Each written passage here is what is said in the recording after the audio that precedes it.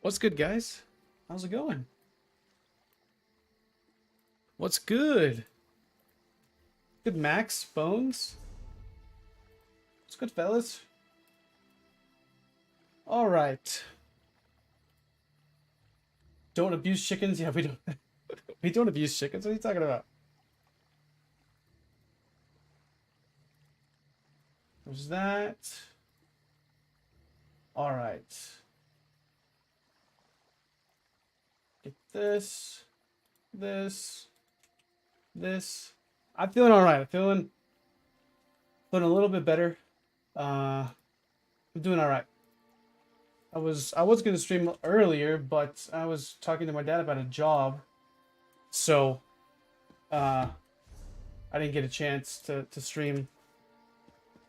At least a little bit ago. Kind of doing like a prices for the job and whatnot. We might have a new job lining up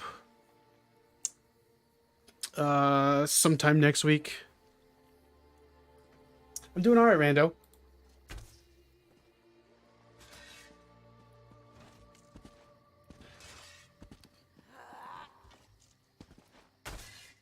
I'm sorry to hear that, man.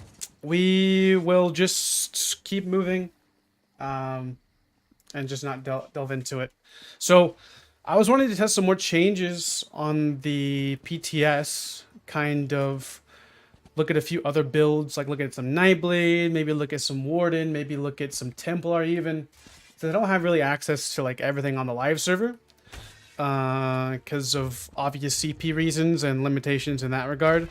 So I was wanting to test out a few different builds.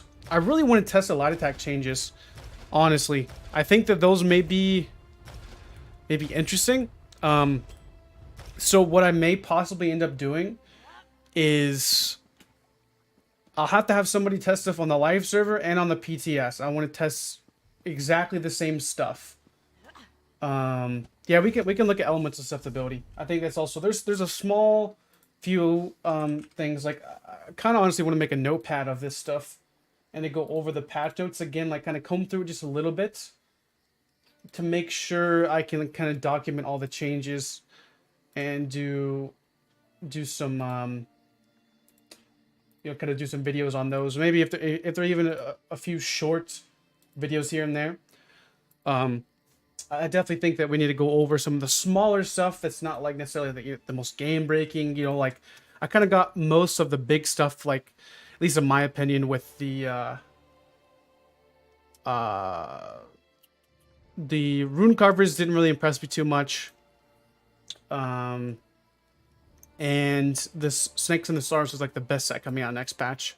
So I got kind of those done, and I talked about obviously the sort changes. But I wouldn't mind even delving into the Dragonite changes and talking about, you know, the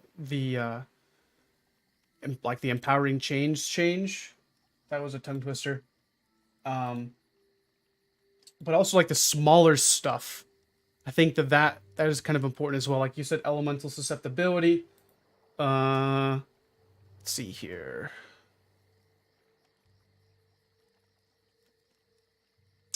The light attack changes I do want to test, so we may need some volunteers a little bit later on. We already tested the Sork shields pretty extensively. They felt pretty good, honestly. I mean, Sork felt the best it has in a hot minute, if I'm being honest. Okay. So there's that. All right. Make a little notepad here. So we want to test elemental susceptibility and kind of see how that changed. What's up, Dark? The light attack changes. I definitely want to test that as well. Because I'm curious on how much relative performance is lost.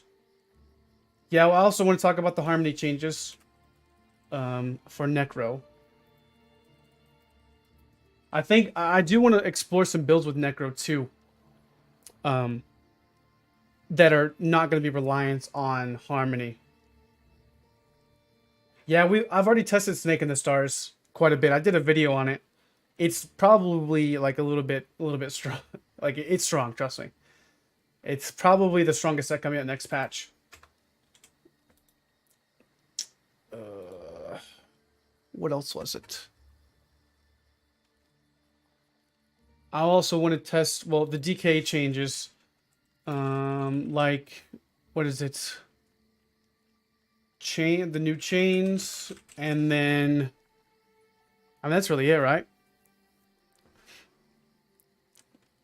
I also want to look at Elusive Mist. There's a lot of things I want to talk about Elusive Mist that I'm going to talk to you guys about. Elusive Mist. If I'm being honest, the change to Elusive Mist doesn't seem that crazy to me. Like, it's interesting and cool, but it's not like, it's not going to change a whole lot of things, and I'll kind of explain my stance on that. I do want to talk about Bloodthirsty. That was a what do you call that? I misread the patch notes. And thought that it said something else when it didn't, and I'll kind of go over that here in a second. They didn't buff Bloodthirsty, by the way. They only changed it for the scaling. So, like, everybody read it the wrong way, and it was just a misinterpretation. It wasn't just me. It was, you know, everybody misinterpreted it. Yeah, Mage's Wrath. Also like to test that. I guess we could just do Sorcerer, because I'm curious, because the build that I was making on Sorc didn't really incorporate it, so it really wasn't that important.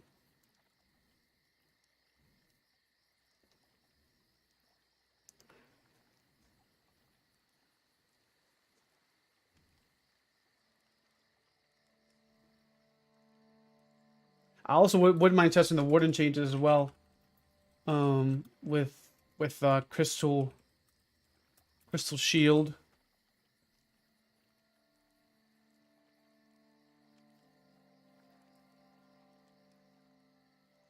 At least susceptibility. That's some, and then Wall of Elements, or Wall of Frost, I should say, was a pretty big nerf to that, and I do want to talk about that.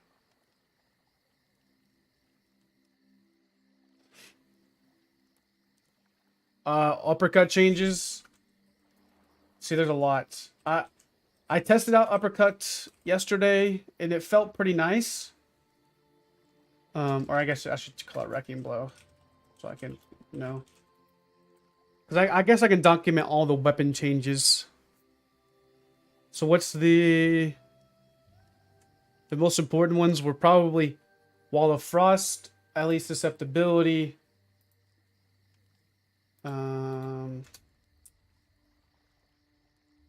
All right. Like the best of the rest changes, kind of thing. We got Misform. Definitely gonna talk about that. Let's talk about the werewolf buffs too. The synergy now grants minor force and empower for 10 seconds. That's not that great. That's for PvE.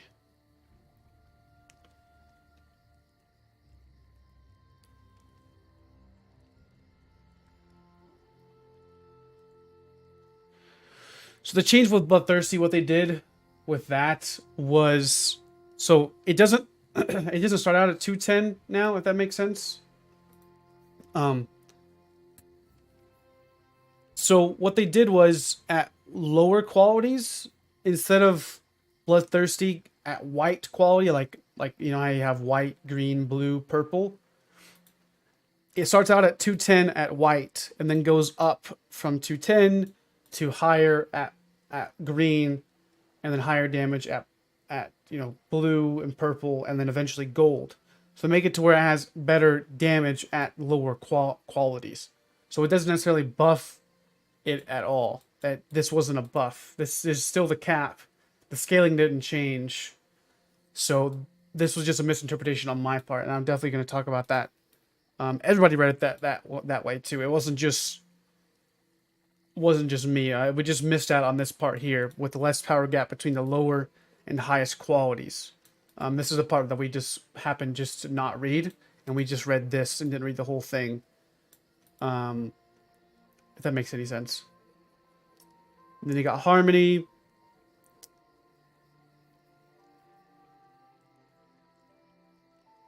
Okay. I think that was everything.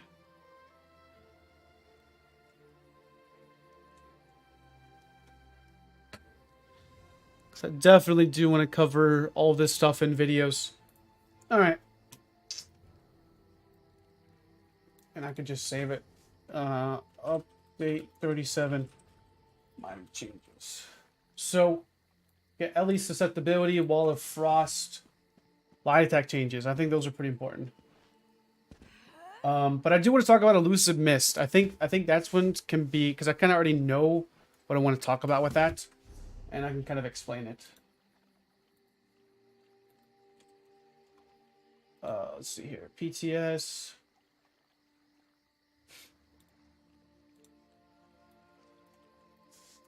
There we go.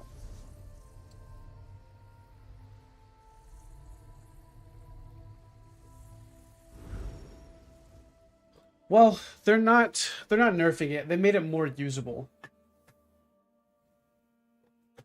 Perma blocking, I don't think that set that's gonna be crazy, to be honest. The blocking with bar swap is definitely a big deal. That's yes, I need to talk about that. That's another small change that I think is gonna get swept under the rug. So I want to look at Elusive Mist. So I guess I'll just probably... I don't know how I want to do this exactly.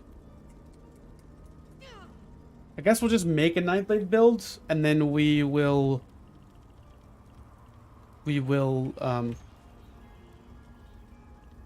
look at Elusive Mist. Because how... I guess the easiest way I could describe Mist form now... Because I need more magic recovery, so I may just... Like, I don't even necessarily need gear, to be honest. I guess we can make a build a little bit later. Get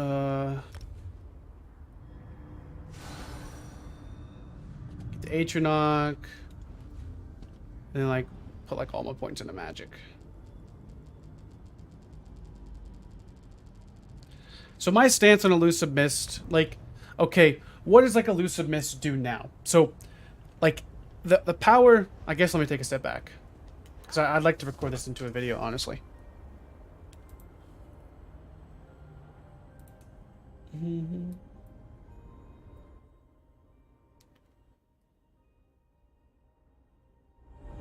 I don't like the freaking... Those freaking bells over there. Those are so annoying. Gosh.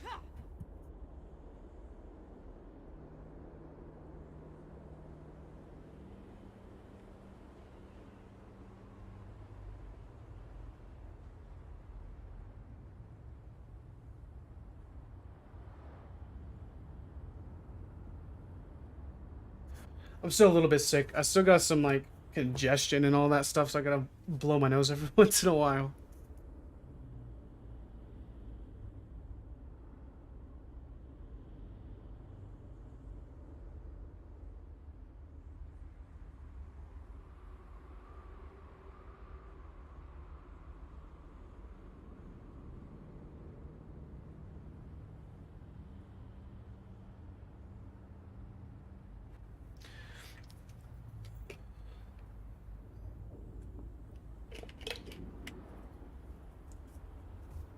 Yeah, see, like, I've always liked the game, and here's my perspective on people like leaving.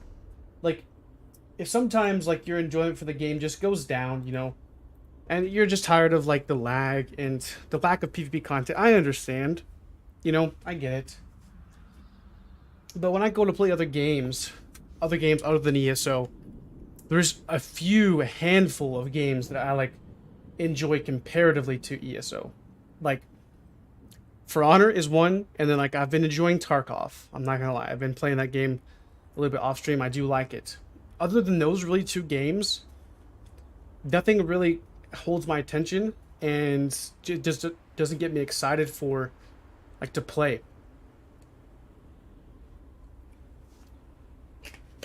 So always like the game. Yeah, I've always liked the game, babe. It just gets annoying sometimes.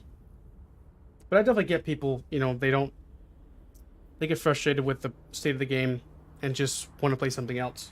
And I totally get it. So, let's talk about Elusive Mist. So what changed? So now Elusive Mist, what it does, if I can find it here, Elusive Mist now kind of works like Streak. That is kind of the functionality of it. It works like Streak. And it also gives you, well, I guess depending on the morph you choose, you have Blood Mist and you have Elusive Mist. So Elusive Mist is like more of your doubling down on movement. It gives you major expedition and also gives you major evasion. But it just works kind of exactly like Streak does. So like Streak, it's however though, Streak is still a little bit faster. This basically just propels you in like a frontal, like it just pushes you like Streak does. Now, this skill, you have to compare it to something that we already have. And I think, like, Streak is obviously a good example, but for most other classes, for the most part, you're going to be replacing this with Race Against Time. Now, I've tested this pretty much extensively, and for somebody that, like, the thing with Elusive Mist, and the reason why I don't think it's going to be as game-changing as most people think, is because you can really keep up with somebody with Elusive Mist with just Race Against Time. It doesn't really change your movement. Now, the only thing that is different between the two is Race Against Time gives you critical damage, so if you want to be more damage focused, and Elusive Mist gives you a little bit more mitigation. But there's some drawbacks to Elusive Mist, which I think kind of makes it balanced. So if I'm like turning my camera like this, I don't mean to make you guys dizzy, but if I'm turning my camera like this and I hit Elusive Mist, I stop moving my camera. It stops allowing me to look behind me. So if I'm hitting Elusive Mist, I can no longer look behind me to see who's chasing me still. I don't like that. I think if they made it to where I can hit Elusive Mist and still move my camera, I would like it a little bit more. That's one thing I don't like about it. If you compare this to somebody like running straight like this, you see how it like stops you for a second? It stops you at the very tail end. It like goes very quick and then it just stops you. So you can keep moving, but whenever you compare it to somebody that just can sprint like this and just hit Race Against Time, you're overall going to be pretty close to the same speed. Maybe Elusive Mist may pull out just a little bit faster, but for the most part, Elusive Mist and Race Against Time, just basically doing this, it'll be pretty much the same. So that's something to notate. Like, you're really not that much faster. The only thing I think Elusive Mist does help with, however, is if you're using something like Sea Serpent's Coil Mythic. Do I even have that on me? I guess most people, you guys know what it is. It basically just snares you whenever you take damage. So I could see the value of using Sea Serpent's Coil with Elusive Mist, mainly because of the damage stacking that you're going to get whenever you're stage 2 or higher. So whenever you use Elusive Mist, and you use it with Coil, it doesn't necessarily snare you. So this streak part of Elusive Mist will make you kind of fast. So you can keep moving relatively decently with Coil. And that's really the only situation that I would suggest using the changed Elusive Mist to. Because it's hard to really calculate. Because you can't, like on the PTS, you can't really test it in duels. It's really not going to give you an accurate reading of how this skill is going to perform. You can only test this once it's on the live server, and that's really the difficult problem of testing defensive types of abilities and skills. I mean, you could take case in point with the changes to Hardened Ward. I mean, yeah, in duels it feels great, but is it going to feel great in outnumbered open world 1vx PvP? Who knows? Because the people that only get on the PTS are going to be some of the better players, and you really can't 1vx good players. So trying to test that aspect of it is much more difficult.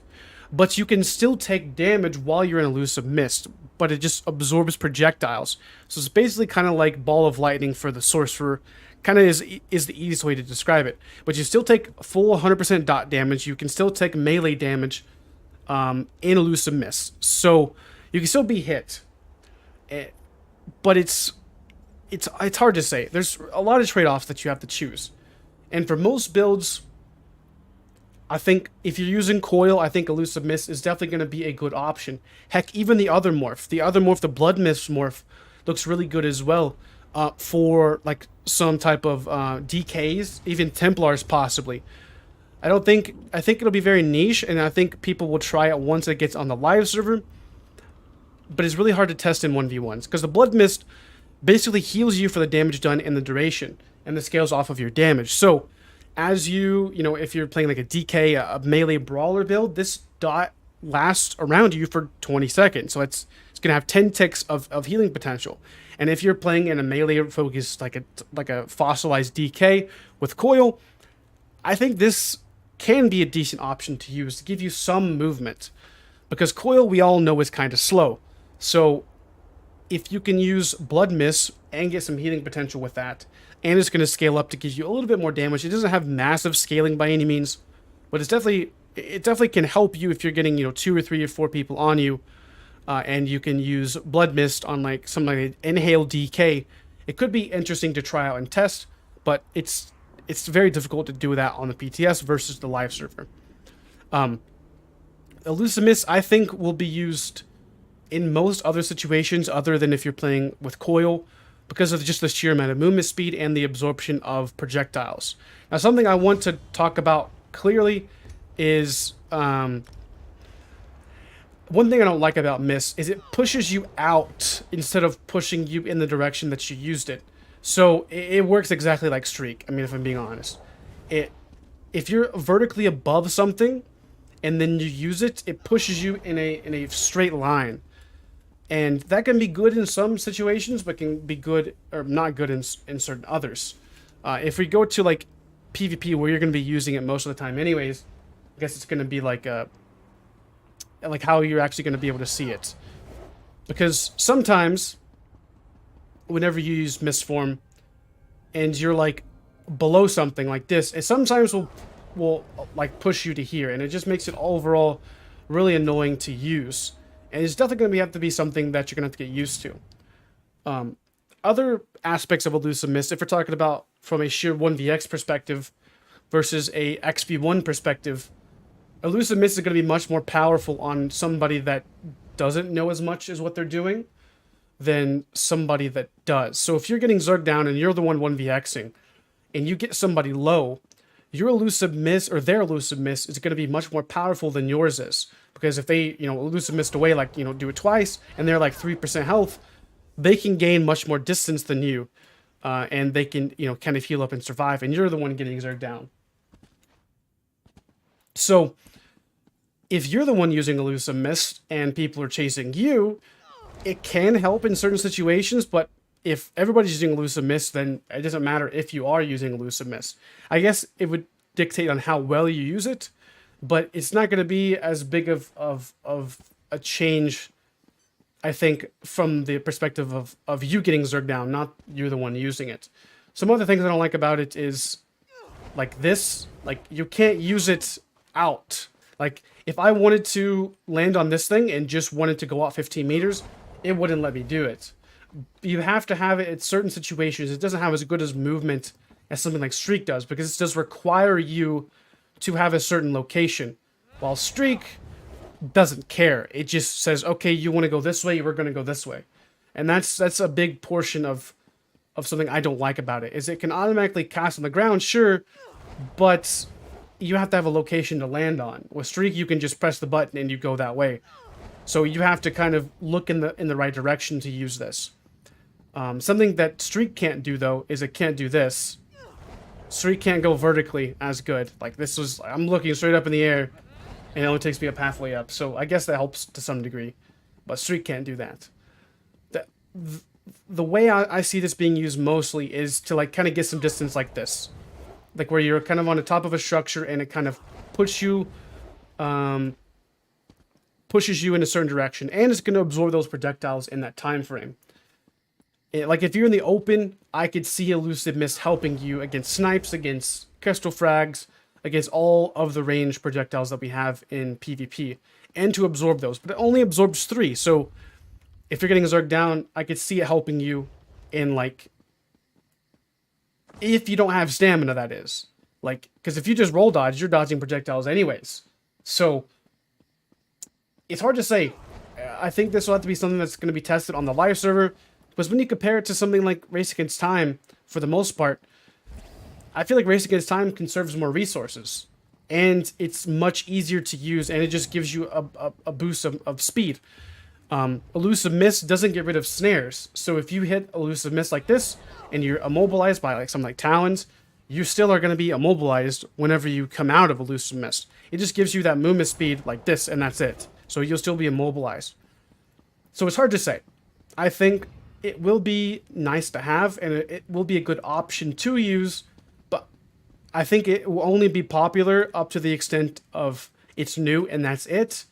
I don't think it'll really change a whole lot of everything. The value from this is you're getting weapon damage and spell damage from the Strike from the Shadows passive, which can be nice to get a little bit of a damage boost, especially if you're using the other morph to kind of sustain you a little bit. I feel like it can be good in that situation, especially if you're playing like a DK or a Templar in melee kind of brute range. But for other classes, hard to say. It's just, it'll be fun to try and test and see how it works.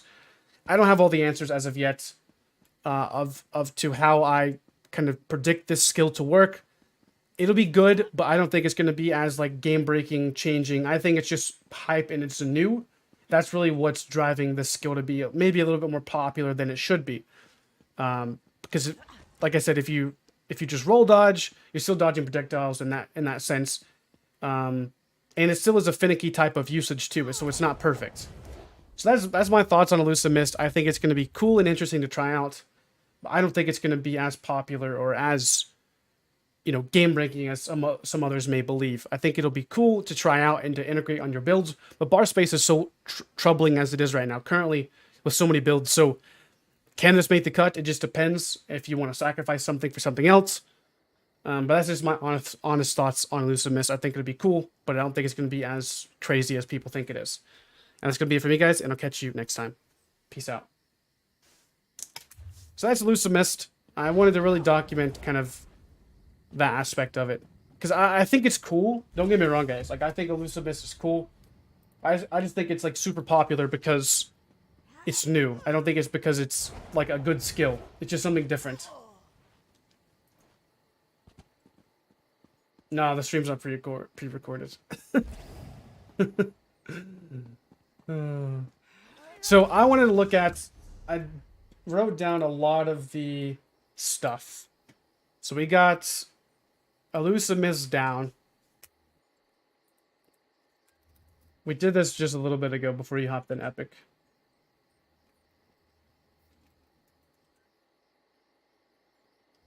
So I want to look at, I guess, LA Sus. Could you block? Yes, I think you can. You can block. No do with light attacks. Interesting.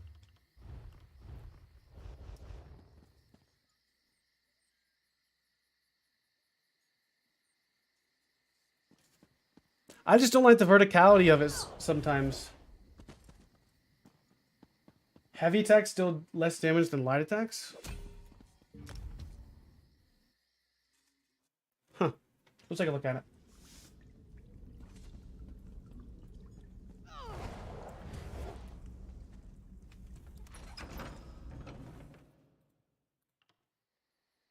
So how are you guys doing today? Well, I might have another job to do. Well, a flooring job. Somebody wants some hardwood installed in their house.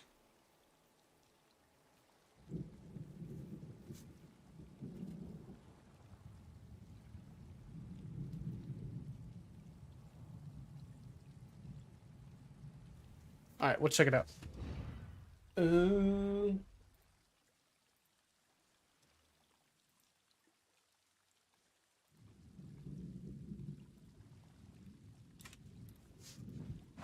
Alright, let's take a look at it. I need to get my Death Dealer's lead too. I need to scry it.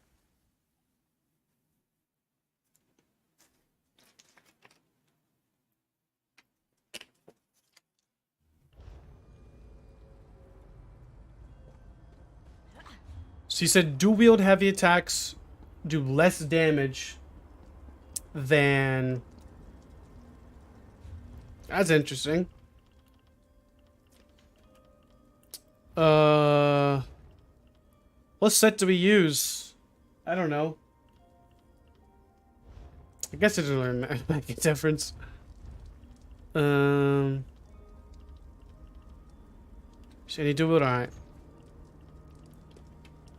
Guess we'll just go with arena sets. I mean, that, like, Master's dual wield. Well, I thought it was going to be Master's dual wield.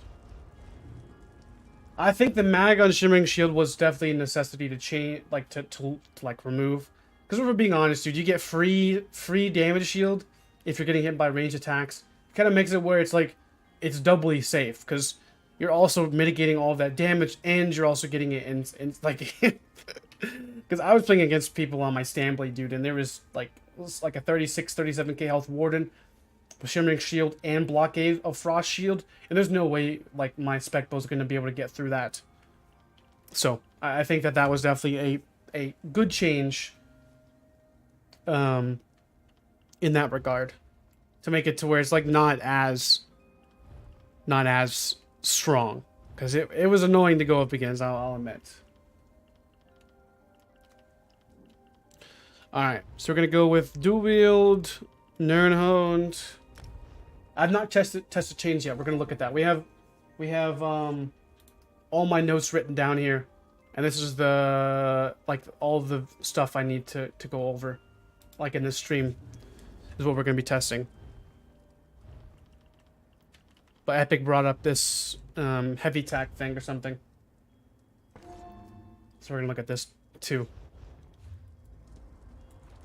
And I want to test the light attack changes as well. So I think what I'll do, Epic, if you're free. Oh, I'm already recording right now. I've been recording the whole time. I'll just kind of slice this up. And do that. So what I'd like to do, Epic, if you're free, I'd like to test light attack changes.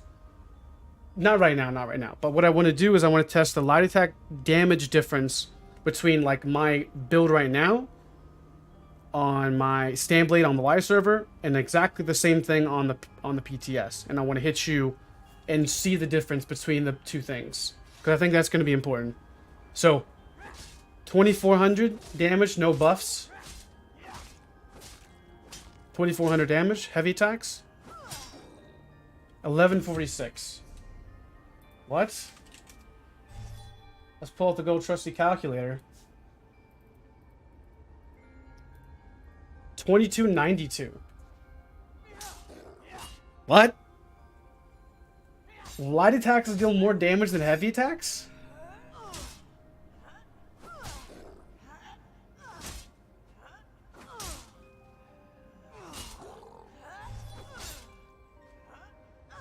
That has to be some bug then.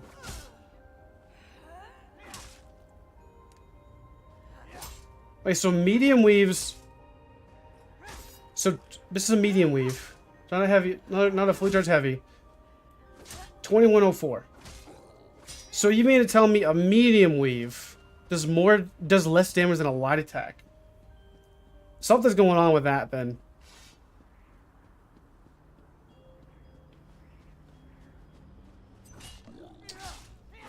$2,500 with breach. 1146. Yeah.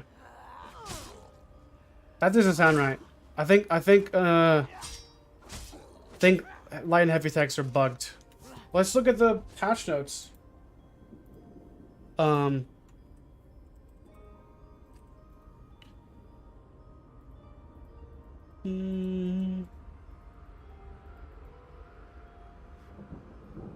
largest widespread adjustment in this update is some iterative work on update 35. Let's actually press lights. There we go. This update, we're trying to keep the power of light attacks within a 5% deviation at the highest production in optimized builds. Okay. We're also implementing a new feature on all damaging light attacks where their scaling calculations of how they derive their damage will be inflated compared to before, with a cap in how much they can reach with the base stats, such as weapon and spell damage, magic, and stam. The base damage will be 30 to 50 for melee light attacks, and 90% of that with range attacks, which is within 100 to 200 damage deviation from the base damage of some of the highest parts that we're seeing in the game. Okay. No, this is not new notes.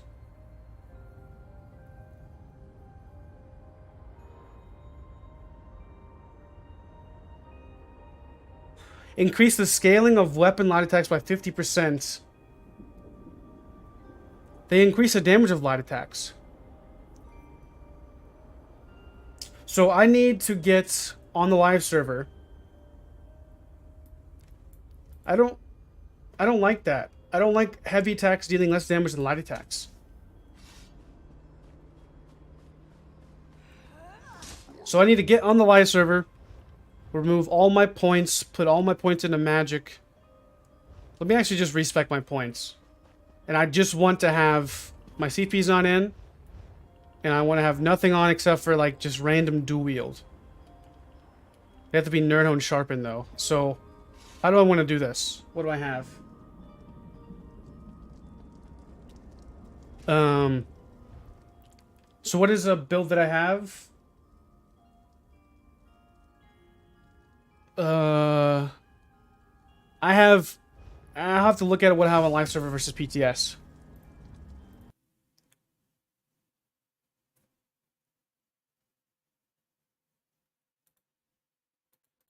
I'll have to see. Because that's interesting. That's pretty big.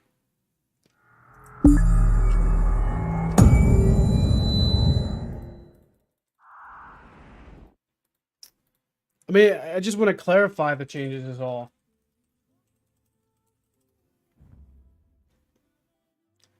So, like, heavy attacks give resources back. I get the aspect of it.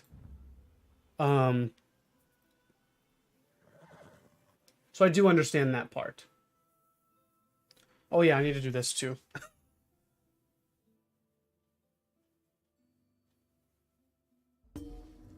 Oh, the Bloodthirsty didn't get changed, by the way, Rampage. It was just a misunderstanding. I'll explain it here in a minute. But Bloodthirsty didn't get buffed.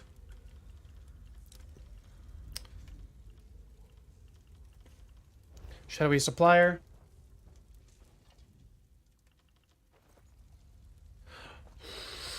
Preserved wax frou feathers, is that it? Is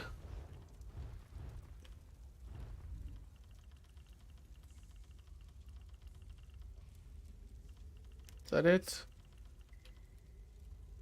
There we go. Well, let's go. Alright.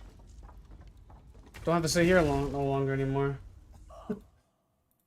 Man, that was terrible to have to do that. Alright, I need to go to here. PTS.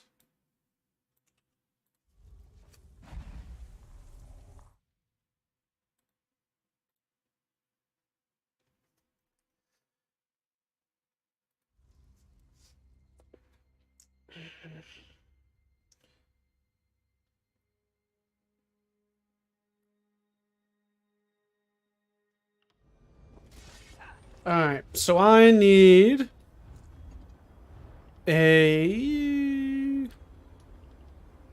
can go Eyr0n sharpened maces then. That's what we'll do. Eyr0n sharpened maces.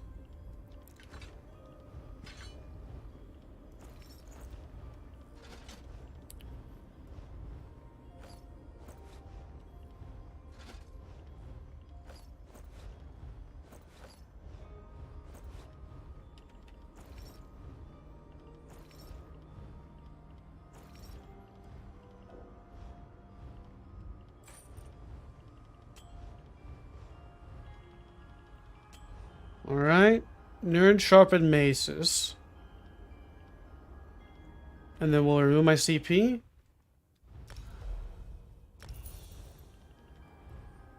I'm a Khajiit. These are my stats. So we'll do 9. So 19.3 or 13.9, 23.2, and 19k. Jewels of Mistral, Vampire Stage 3, Shadow Mundus. So, we need to remove this skill. This is going to give us more damage. I need to, like, remove my skills. At least this one. We'll just remove all of them.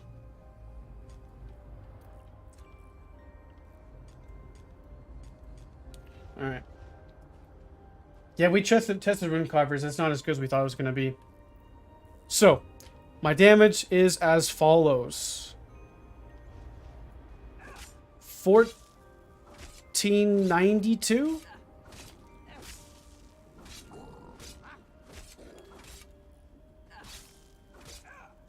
I did remove my CP. 1492 is the verdict on light attacks. Heavy attacks is 1065. 1065 is the verdict on heavy attacks. So 1065 per heavy attack. And then the light attacks were 1492. 1492 is light attack changes. Alright.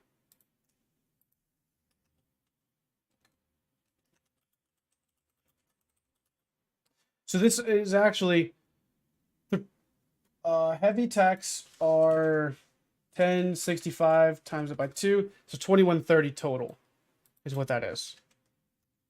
So 2130 is for heavy attacks.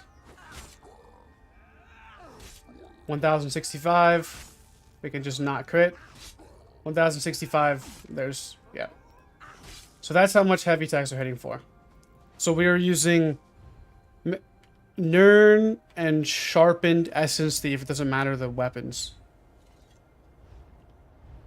And we have 9 and 55 with Jules or Mistral. 9 and 55 Jules and Mistral.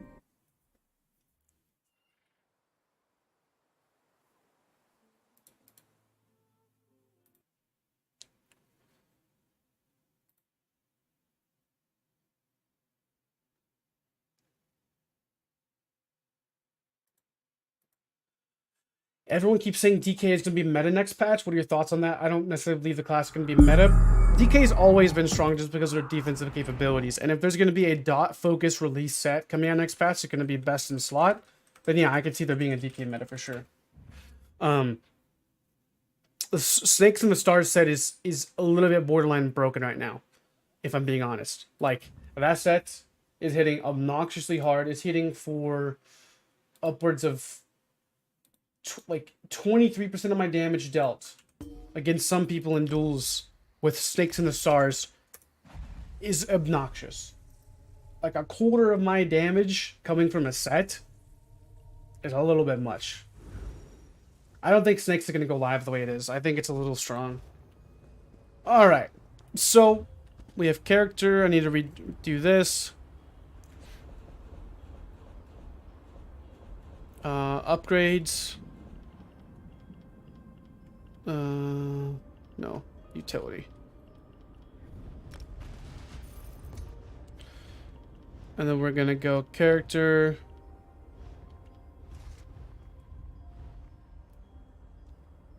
So we had 9 and then 55.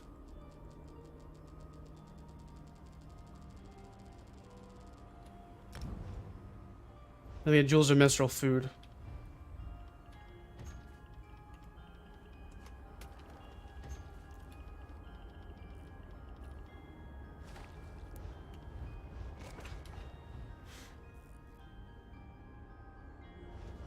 Let me get Essence Thief weapon, Essence Thief maces.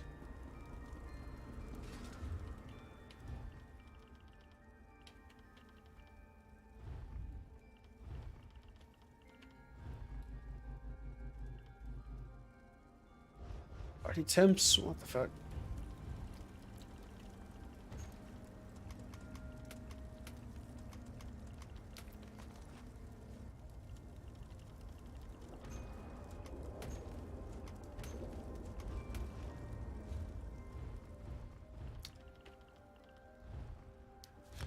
All right. I hope they do, but I don't think that they will. Mars needs nerfed. I wouldn't mind nerfing Snakes if you nerf Mars too, but you're literally just gonna run Snakes and Mars. Is the problem. Snakes and Mars, like, oh, I got something to talk about with Snakes. All right, we'll get into that here in a second though, because it pisses me off. Like, oh, we're gonna go off on a tangent here. It pisses me off whenever they say we're gonna get away from sets that proc with no scaling effects. Like, we want all proc sets to scale off of offensive stats, and yet now they're releasing a set that you can use on a 40k health tank and to deal damage, like a massive amount of damage, higher than most other people's damage, like with running high damage sets and skills and whatnot to boost their damage up to get their proc sets to hit harder. Now, Snakes and the Stars did the exact same thing that they have been trying not to do, and they released it anyways. Like, it goes contrary to any belief of releasing a set that has no proc set scaling, whenever we just had 3 years ago, that they were making it to where all proc sets scaled off damage, and then we got Hrothgar released that scaled off of resistances, which was better, but then you have Snakes and the Stars that's scaling off of nothing now. So it's like, what the fuck? Anyways. So is this my stats? Is this what it looked like? I think this is what it looked like, right? Is this what my stats were? I need to change my HO to the whatever you call it. My stats are different?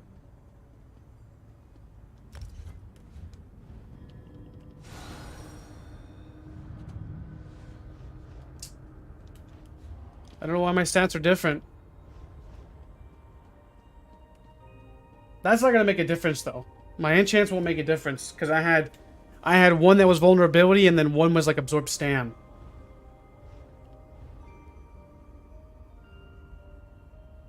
What's up, JT? Skill bar? I guess we just had vigor, didn't we? I mean, it's close enough to the same. I would say, right?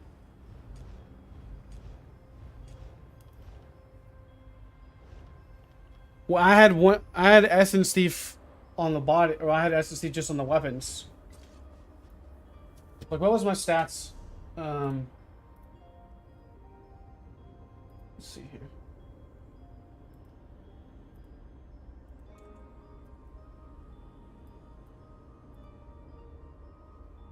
What was my stats?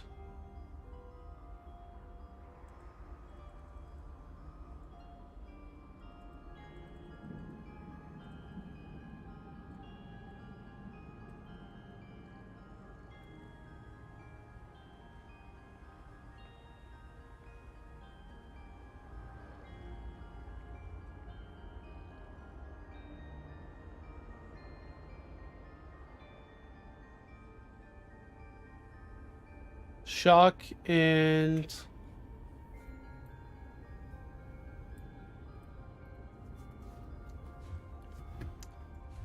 oh, dang it. I guess we'll have to take a screenshot of it then. Try to compare stats and whatnot. We got this. That's all we need. And then we go open up this bad boy here. And then we compare. So, I have more magic. Unless this build doesn't have... That doesn't make any sense, dude. That does not make any sense. 23k health? Bro, what's going on?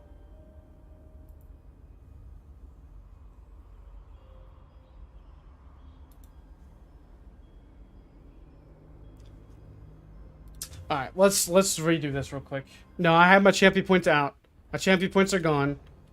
I have Essence Thief, Essence Thief. Wait, did we not have... I don't think we had well, let's just test this. This should be exactly the same. We compare it to my... Where's it at? Doesn't make any sense. Well, it's not the same though. See? 19k stam, 13,948. Why is it not the same? Do I have my racial passives? I do. I don't have champion points in?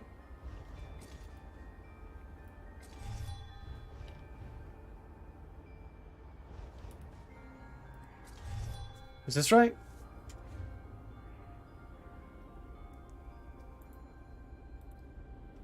have more magic. Why do I have more magic?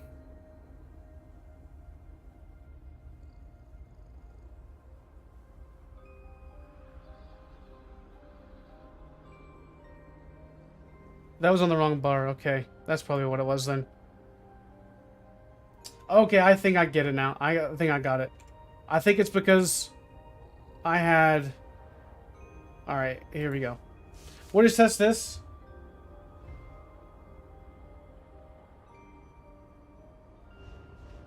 Log in my Dragonite. I think this is right. I think we got it. Alright, what's the numbers? What's the numbers? 2442. 2442. We'll test it again. 44, 42 light attacks. That is almost 1,000 damage difference.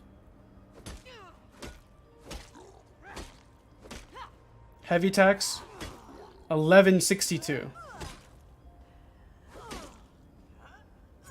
1162.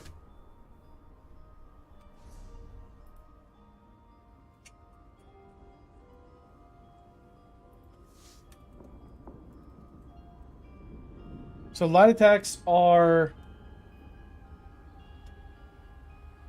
My Dragonite on live is like level 10 or something.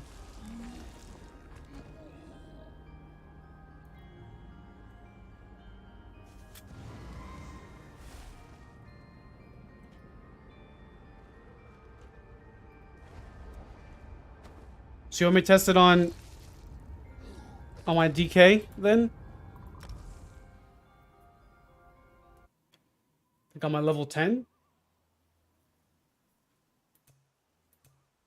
Well, I deleted it. Oh, man.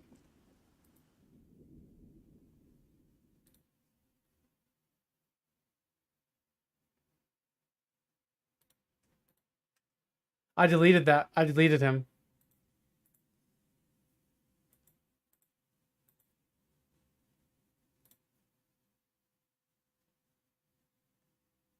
No, I deleted it on the PTS. I can't get it back. On the PTS I did. So I can make room. Right? Or is that the wrong? Oh, oh, okay, it's this one then. This one.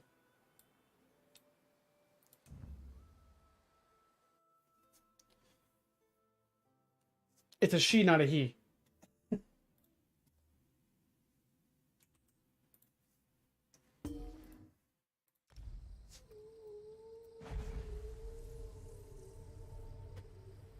Has a PvP looking next update? It's gonna be interesting, I'll say. There's a new set coming out that's gonna be pretty crazy. Called Snakes in the Stars, but it's not been adjusted yet. So, Torix packed.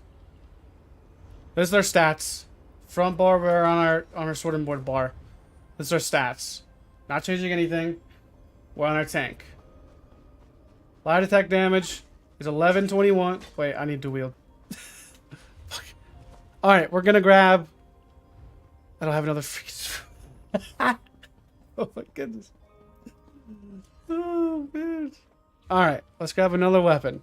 A one-handed weapon.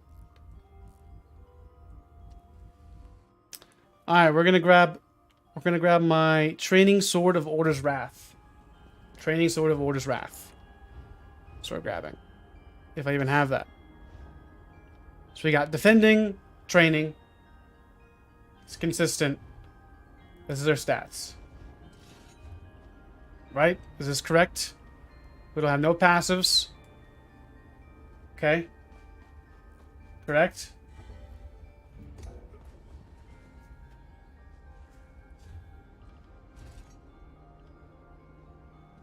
Torix packed sword.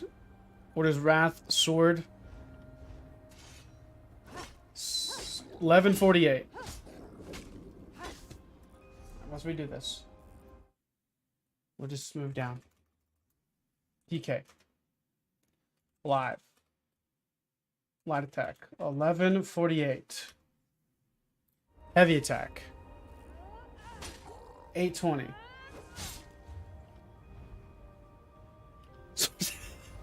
my goodness. Sword did 150 CP. I mean, it'll be the same thing on the PTS. This is why I was wanting to keep it consistent on my Nightblade. If I don't have another weapon, I don't think. It'll be consistent regardless. So, 820 each.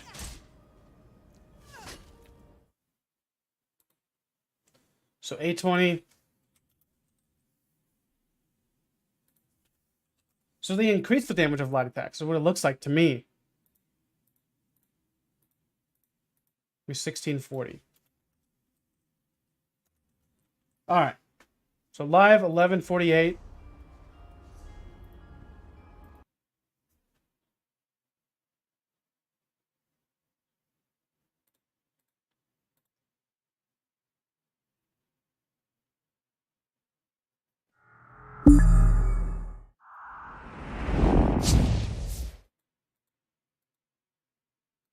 Well, I don't know about stabs. That's one thing I don't know about.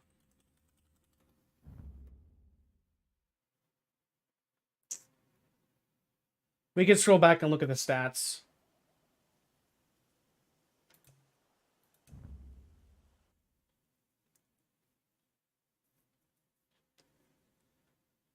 But that was on live, so now we're testing it on the PTS. And hopefully I have my stuff on the PTS. I should, though.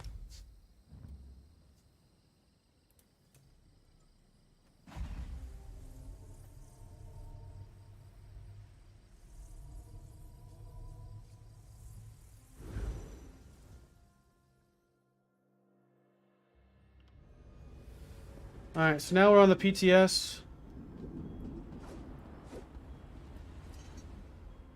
Warning. My 150 sword. Warder's Wrath. Change that out. Boom, boom. Boom. Jewels of Misrule. This is the same stats now? I believe so.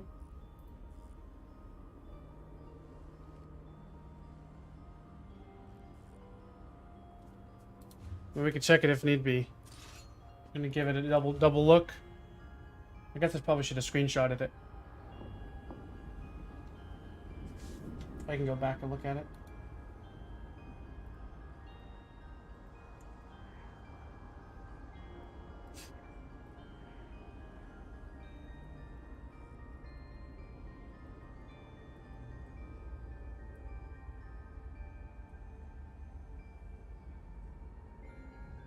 Where's my stats at? Show your stats, doofus.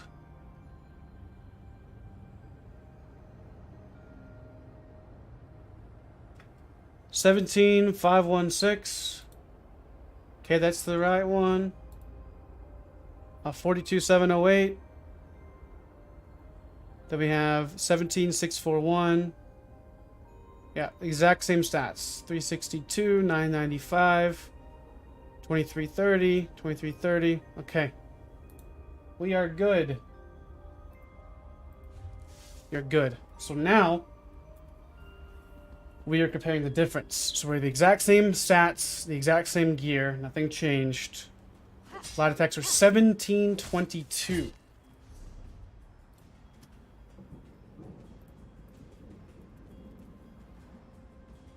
DK, ETS. Light attack 1722. Heavy attacks are 820 on the nose. So, did they nerf light attacks?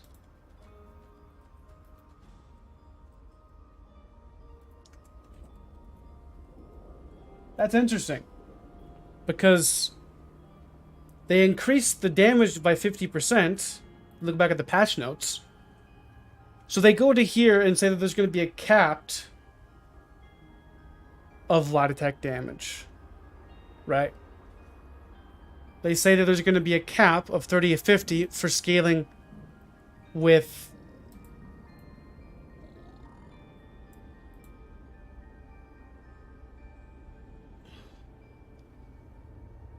So we need to get the captain is what we need to do. So I need to get a build on the PTS. So I'm on the live server right now, right? It's a live server, I do believe. No, this is the PTS. So what I need to do is I need to get on my Nightblade on the PTS. And I need to see what my damage is on my light attacks. So they've buffed, if we look at compare the numbers here. Light attack damage went from 1722 minus 1148. So there's a 574 damage increase on light attacks.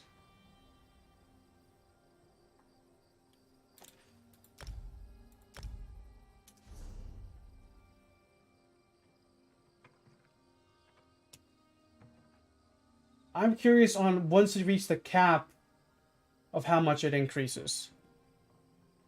So I need to get a house.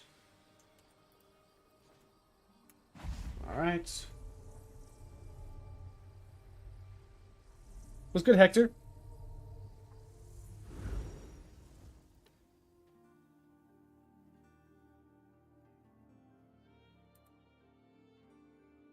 It appears that they buffed the light attacks. Not nerfed them.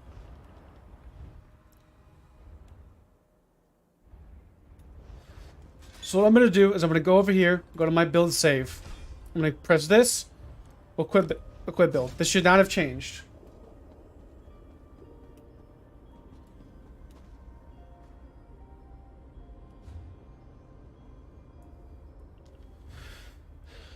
So let's see if we can get to the cap damage.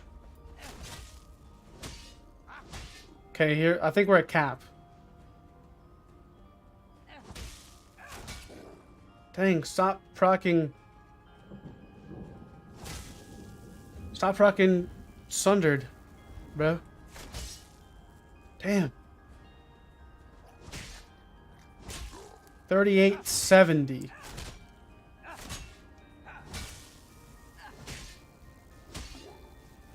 Wait, I need to do dual wield anyways.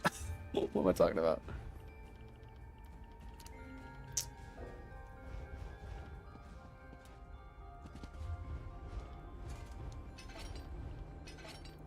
Eyr0n sharpened. I got that thing saved. I'm not gonna change my stuff. This is keep on proccing freaking charged effect. Oh my goodness. I was not proccing these earlier. 3989? Is that what that was? 30.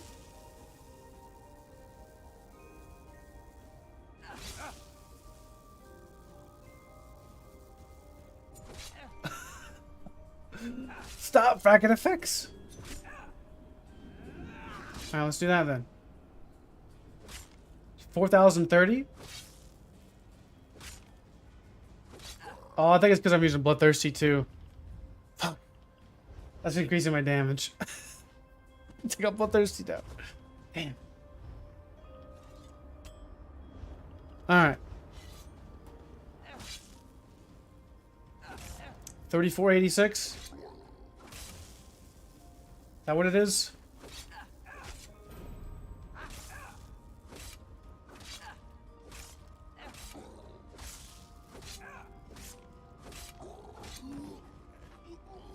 Bro, it's so hard to test. So hard to test. Alright. Because we keep on proccing Sundered effect and this and that. 3642.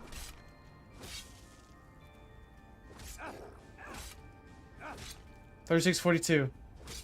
3642. Okay, we're gonna go with 3642 light attacks.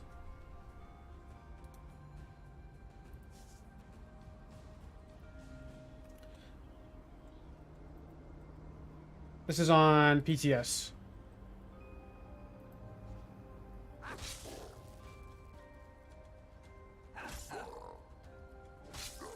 Now it's 3486. I don't understand.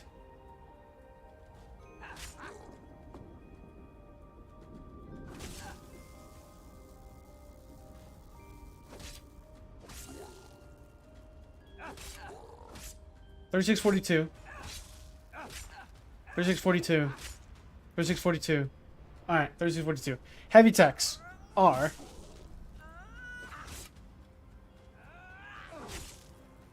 Can you not crit? 1734? 1734. I think that's it.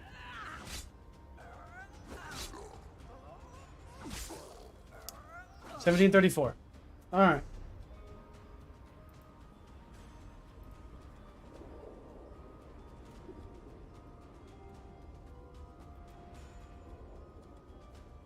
So that's going to be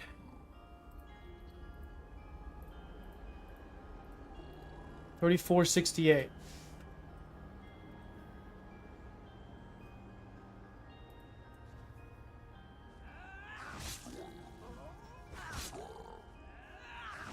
Yeah, there's 1734 right there. All right.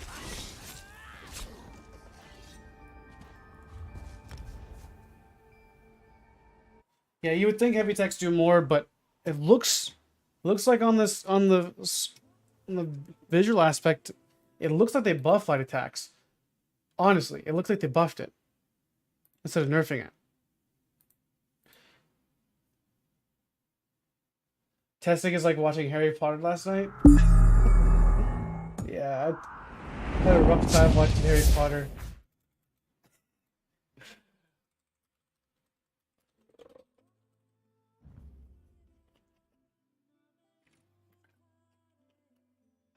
It was nerfed and buffed, kind of. This is live server now. It's hard to say. We'll test other weapons in a second.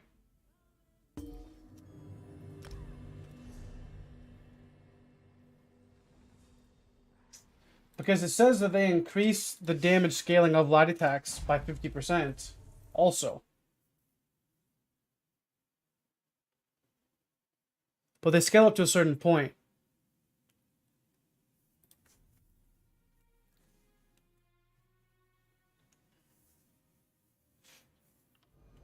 But it also can scale off of other modifiers too. So, here we go. We're going to go over here. And we're going to go like this. We're going to go equip build. Should be the exact same build. Correct. Going to go over here, take off our Majesty. We took that off because it has Bloodthirsty on it. And then we put on our dual wield Eyr0n Sharpened. This is live server. This is the stats. Not change anything else. We're on the dual wield bar. We didn't change our skills. We didn't change any of the placement of that. So, it's a live server. Our light attacks are dealing 24-27. That's a big difference. Iron Blade. Live. 24-27. That's almost 1,000 damage difference.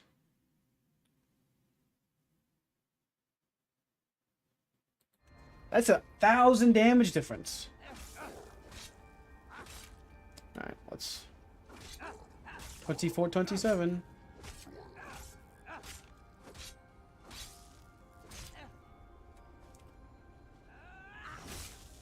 Heavy attacks are...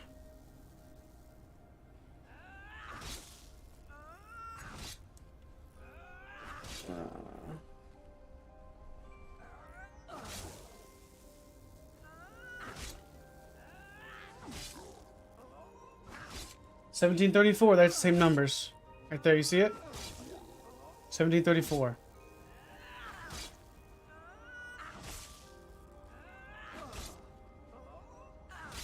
$17.34.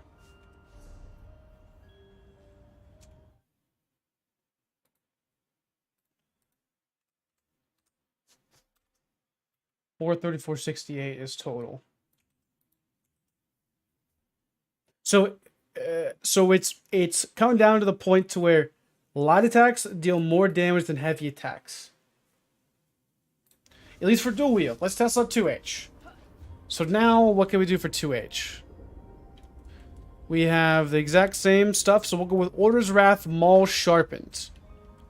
Order's Wrath Maul Sharpened, and we have the exact same testing equipment. So, Order's Wrath Maul Sharpened. I don't want to keep proccing Nine Mothers, so I'm not using that. So, this is testing the 2H. 2333. We have vulnerability. 2437.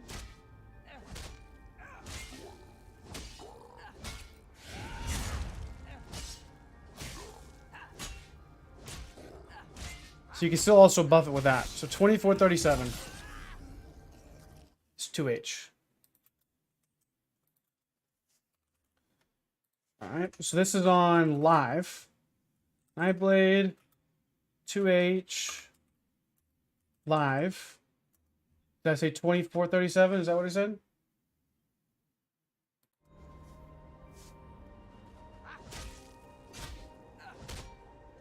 $24.37. All right. Heavy attacks for 2H are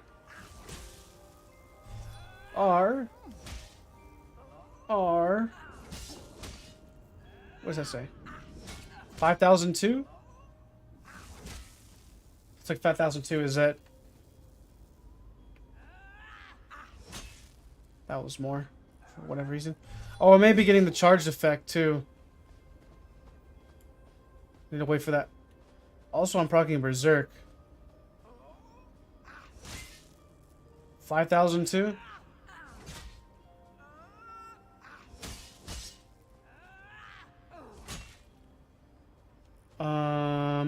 Let's go this way. Let's look at him. We also are proccing that passive too. It gives us the extra heavy attack damage. Alright. 4913 looks like the one. 4913. 4913. Alright. Now we need to redo, make sure the light attacks are alright. 4913.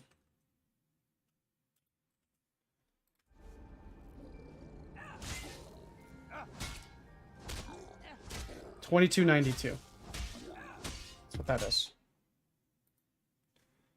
I think it's because we had the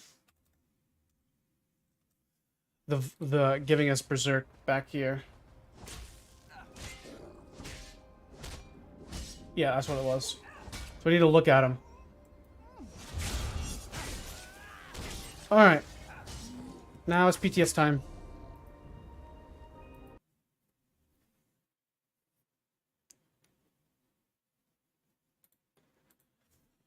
Oh, a whole lot of testing.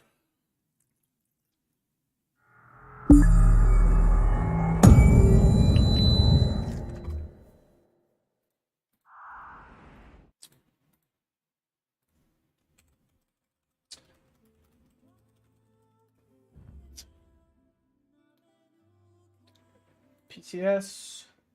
We'll see.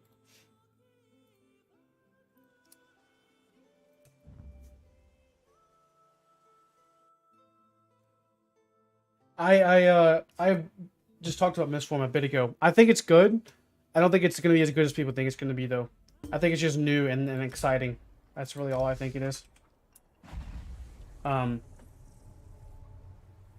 it's not to say that it can't be good or that it won't be. I just think it's kind of getting hyped up too much because of just it's new. Makes sense.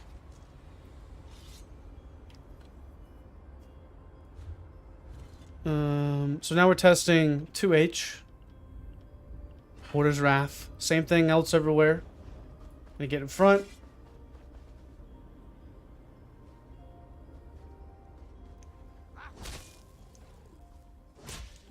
$34.38. I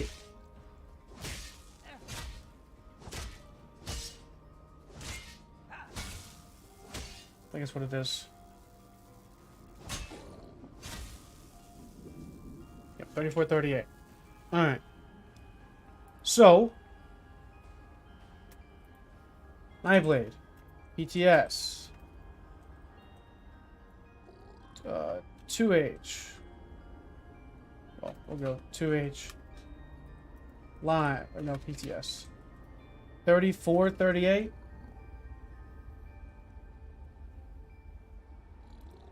that what it was? Well, it looks like heavy attacks are 49, 13.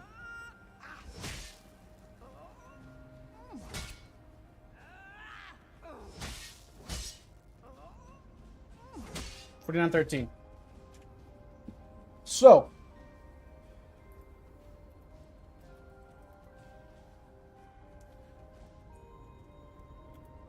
what does this tell us?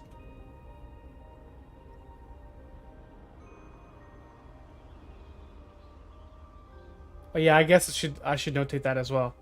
PTS week 1.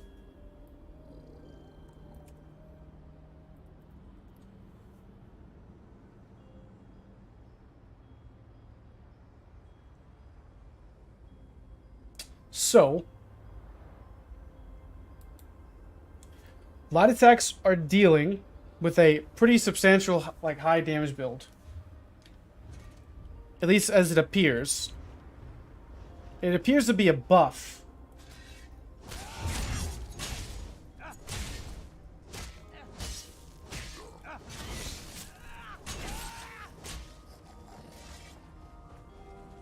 It appears to be a buff to light attacks.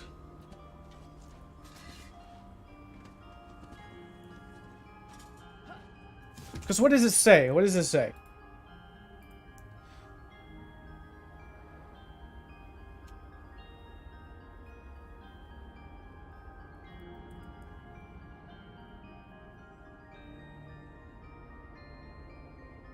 It is pretty insane, Siberius.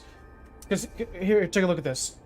Take a look at this. Now, I haven't tested this in PvP yet, so this is just these are just PvE numbers. But this is a PvP build, so it should replicate pretty substantially.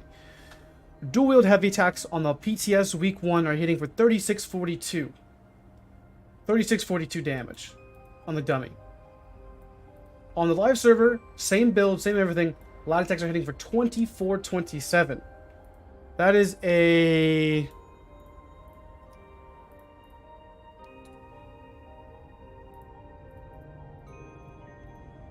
66% damage increase. Is that right? Is that how you calculate that? It's 66% of it. So it's actually, no, it's a 34%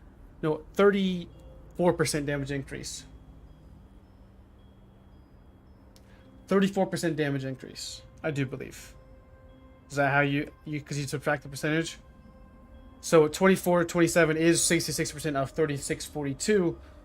So it's going to be a 34% damage increase of light attacks.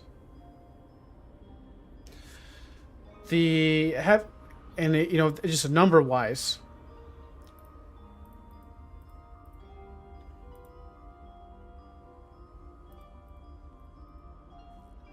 is 1215 more damage.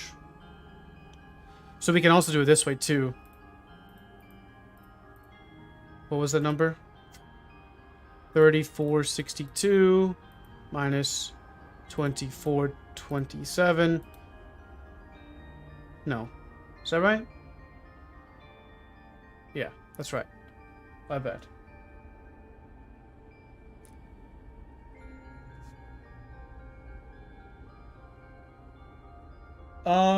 They nerf light attacks in update 35, kind of. But they just conceded on a flat nerf to everything.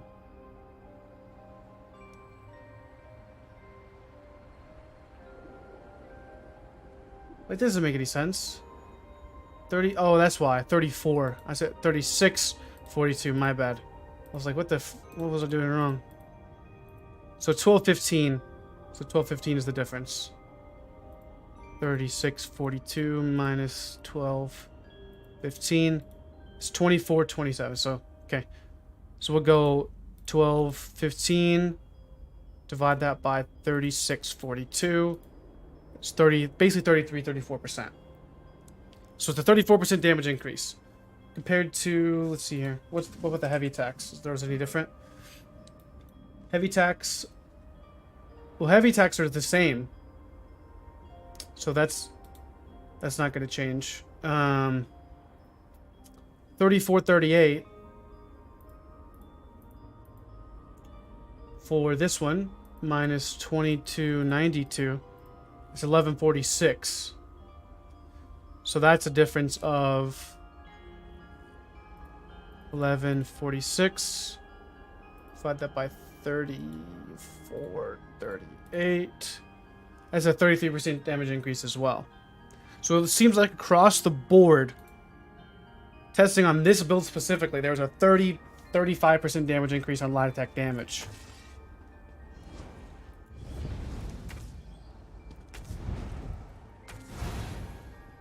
Does anybody want to get on the PTS and the live server at the same time? And you have the same builds? Maybe until Epic gets on? Because it won't take me long to test it.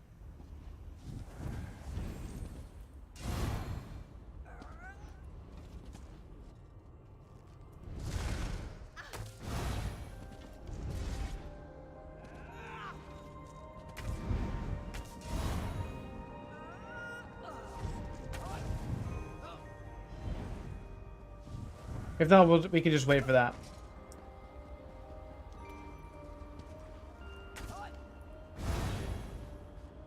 So light attack's got a buff, not a nerf. And to reach the cap, it seems very difficult, too.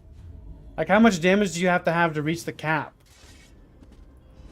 That's the next question.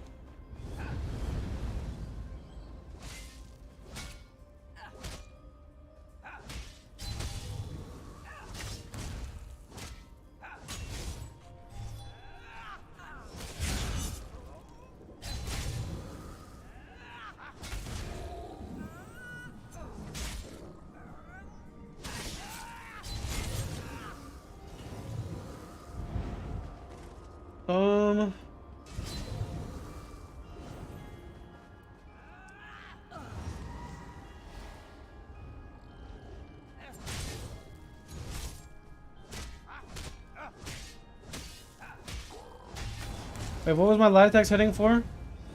Before? We're on the PTS right now.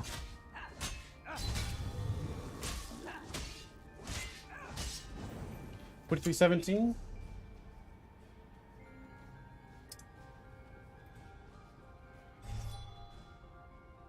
Okay, that's a lot more now. Okay. This was buffs and whatnot.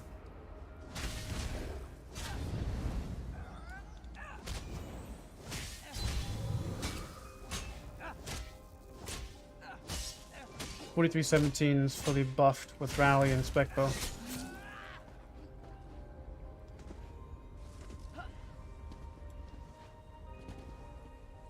Yeah, it's hard to really quantify like what's the cap of damage you need. I would say probably for most builds it's going to be relatively difficult to hit cap. Yeah, because all those things do buff it, correct. So, I want to test one other thing. So I'm going to hit Rally and hit Spec Bow. I'm going to get to 5 stacks of Spec Bow, and then I want to test the damage. So it looks like 4317 is a light attack. 4317. That's all I really care about. 4317 is a light attack. Alright. So this is going to be Nightblade, PTS, week 1. It's going to be also it's going to be Rally and Spec Bow. It's going to be 4317 light attack.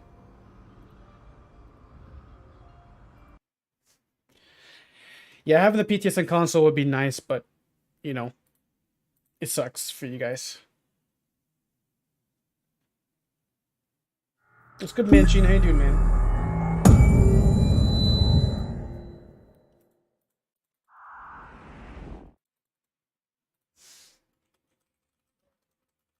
Because I'm curious on like kind of how the cap is What the frick?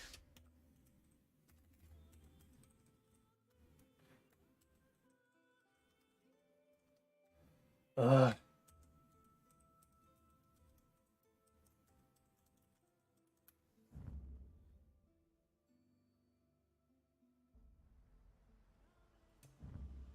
So this is on the live.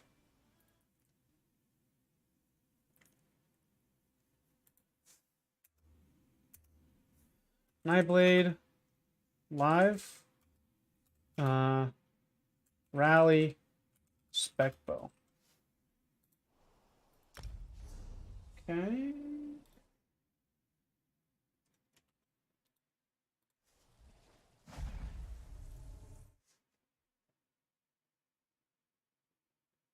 I'm doing all right, man. I'm feeling a little bit better. I can hear a little bit better now from my ear because it's like I always like whenever I get sinus infections or any type of allergies acting up, I always get an ear infection right afterwards. I've had it since I was a kid, and I haven't went to the doctor yet. And I just want it to like just be normal. I just want to be able to hear normally, but it's taking a process, obviously.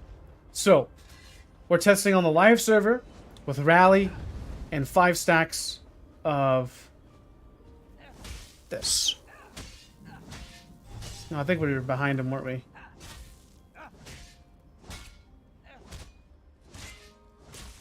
$28.77. Is that right? That's a lot of difference. Because compared to the 2H... Is that right? Or am I tripping? That is nothing.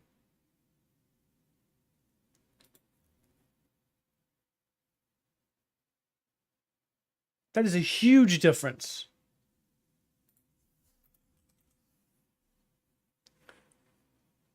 That is 200...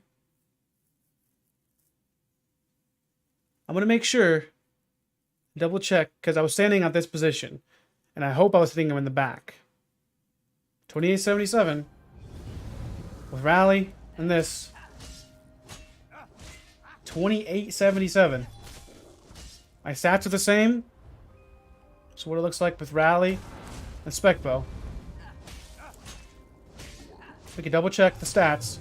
Rally, here's my stats. Right here. So we can check on the PTS again.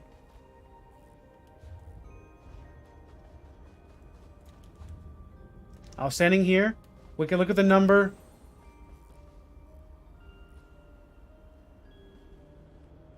I'll hit him with ult too. It should increase with the ult on live. 34.20. 34.30. That's also because I think we have the berserk.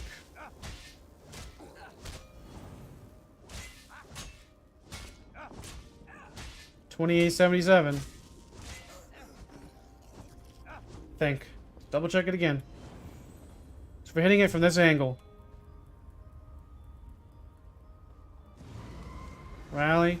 Spec bow. We have berserk. 28.77.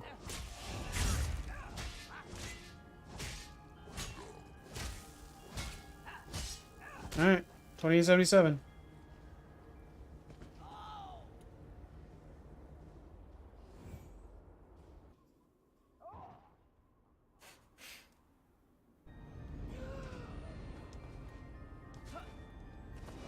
Alright. We are testing light attack damage difference between live and BTS. And it appears that there was a buff, actually, rather than a nerf. I want to check it one more time. Make sure we're hitting it in the right direction.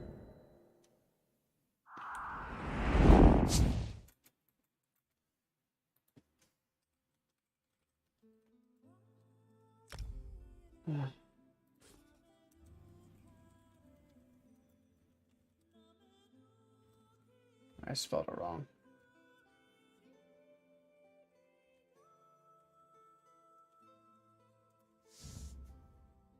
I know it's a 35% damage difference. It's massive. He was like, no. Oh, no. It was nerfed. I thought it was nerfed. And also, here's the other thing. I need to talk about Bloodthirsty. Bloodthirsty was not buffed. I want you guys to repeat that from the rooftops. Bloodthirsty was not buffed. It was a wrong assumption. Bloodthirsty was not buffed. They only increased the damage start of, like, the scaling of white Bloodthirsty jewelry.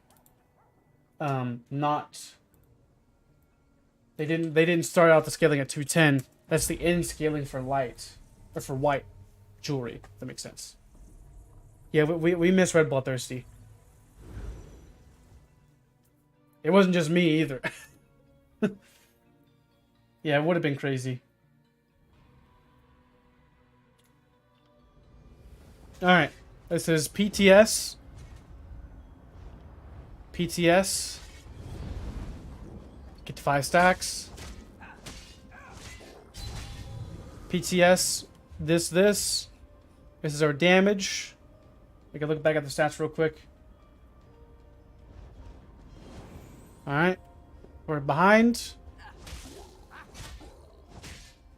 Got Berserk hitting. We got vulnerability on right now. Vulnerability again. 4317 is the number, boys.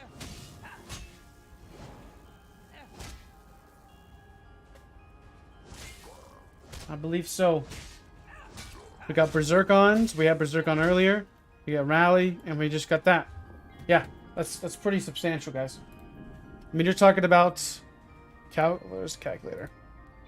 So 4317 minus 2877. 1440. And then we divide that by 4317. 34% damage increase. That's keeping consistent. 34% damage increase of light attacks.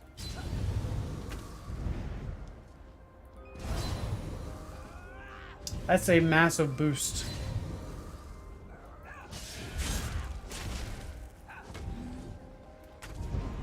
So light attacks were buffed. Not nerfed.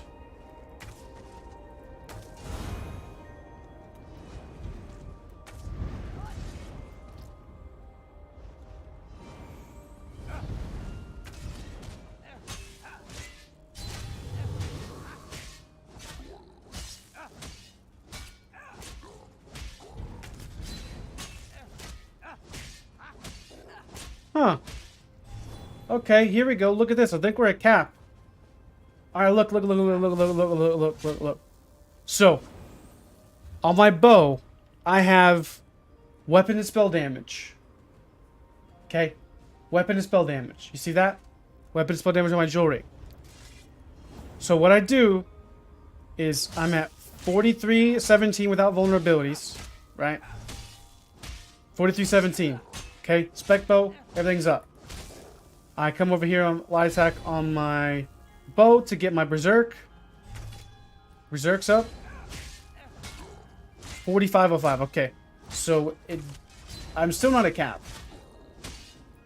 With the bow up. So I believe. Let's check it again. Let's kill it. I would think that cap is like, we're not gonna be able to touch cap light attack damage, I don't think. Even if it is cap with damage. Weapon spell damage. I mean, it may be, but I don't know where the cap is. So we're gonna light attack.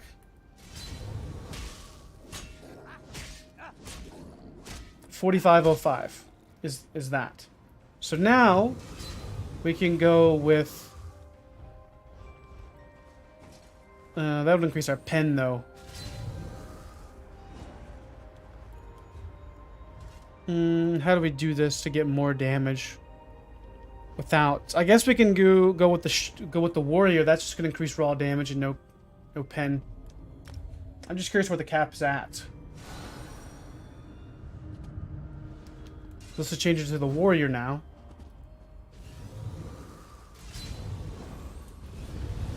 Light attack.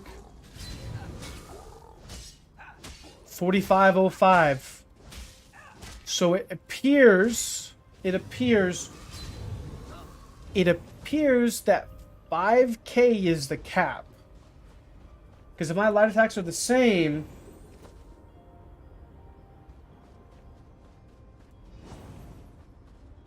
If my light attacks are the same... 4505. Okay. So the cap is somewhere around 5k damage. To get weapon damage scaling. Because if we go from weapon and spell damage from 5200 to like we'll go back to the shadow. Let's see here. So we found the cap epic. Found the cap. I think the cap is at 40, 45, well, at least for this spec and the pen and whatnot.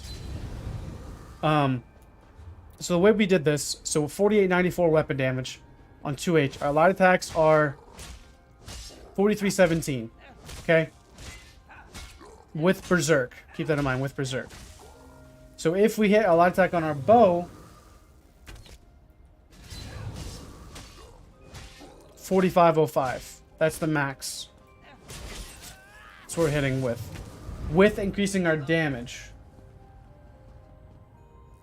It works differently in PvP? Okay. I guess because... well, it just depends. I guess, maybe. We'll have to test it. Alright, so I'm on the PTS right now, Epic, if you want to hop on.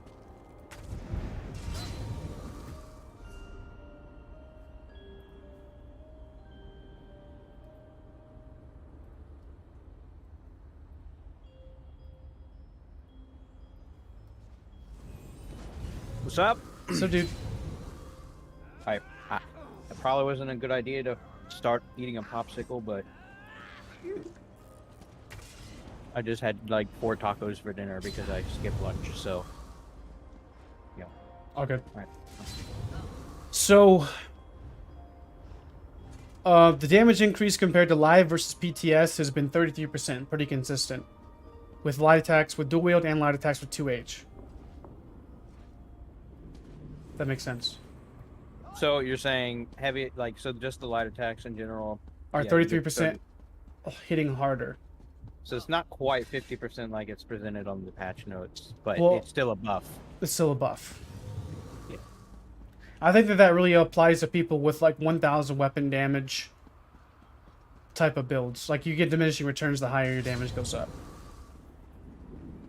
Here's the thing, they can't buff light attack damage and then just not touch heavy attack damage. That's the problem with the dual wield. Now the heavy attack damage is not as strong as the light attack damage because it didn't get buffed. And they nerfed heavy attacks on dual wields because people were running around like me on Sork or Nightblade doing dual wield heavies out of stealth and hitting people for like 10k. And they're like, oh, we can't have that, so let's gut it. 28% nerf. And now look where we are. Well, if their philosophy is heavy attack should be resources and light attack should be damage, then that's fine. It just needs to stay consistent.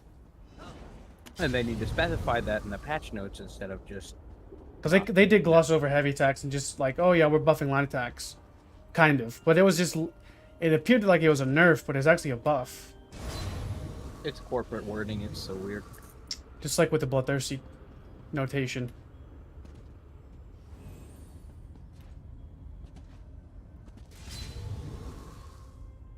They capped it everywhere, not just in PvP, Manchin. Are you traveling to the house? Yep. I think Athletic has a good point. Is buffing heavy attacks for the PvE perspective, like. But honestly, they wanted to make heavy attacks more accessible, so I don't know. Yeah, also Empower does buff. I forgot about that. Light attacks by 80%. So can you replicate the same builds on PTS and live? Yeah, I have my sword. Haven't changed at all. Okay. I'm not on that though. I'm on my wada. Well, you need to be able to get on either or. Translated to my warden for the PTS. Okay, But, so yeah. can you replicate that? The exact same build, CP, and everything? No, but I can log onto my sword if that's what you're asking. Yeah, I think it would be best. So we can replicate it. Okay.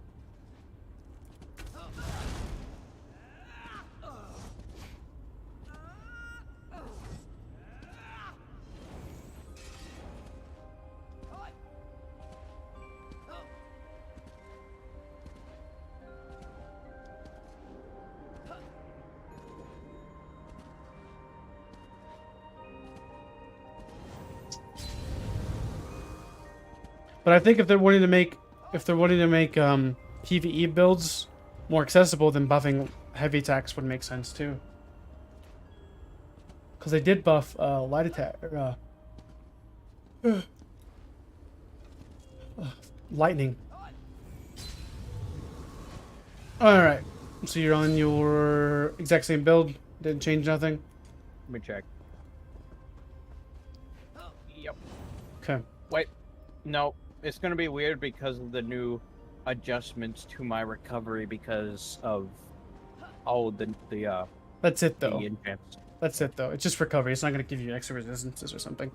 So I'm go. actually missing my Balor helmet. Let me go get that at the bank real quick.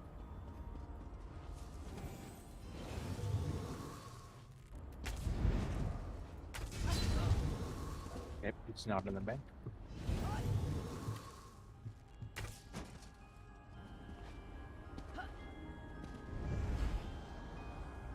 Oh, okay. I just reconstructed it. Make sure you can get on the PTS or on the live too. Yeah, it's the Balor helmet I have. I don't know why he's on my other character though. It's on one of my PTS characters.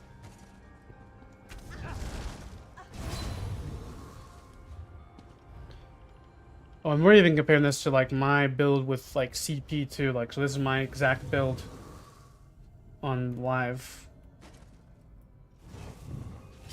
Oakley dokley. So you want me to test my build, or are you just testing yours and they're just seeing PvP damage? Yeah, just seeing PvP damage. Because it's going to be across the board the same way, whatever way we slice it. Well, what I've noticed from just PvPing in general with the light and heavy attack changes, or just the light attack changes, is the cap for PvP still is 3,000. So you can actually build over the cap in PvE and you'll still be capped out like later in PvP. It's really weird. Well, it scales with damage, so... Yeah. But the 50% nerf like you get in PvP with all your damage. I'm not ready. Calm down.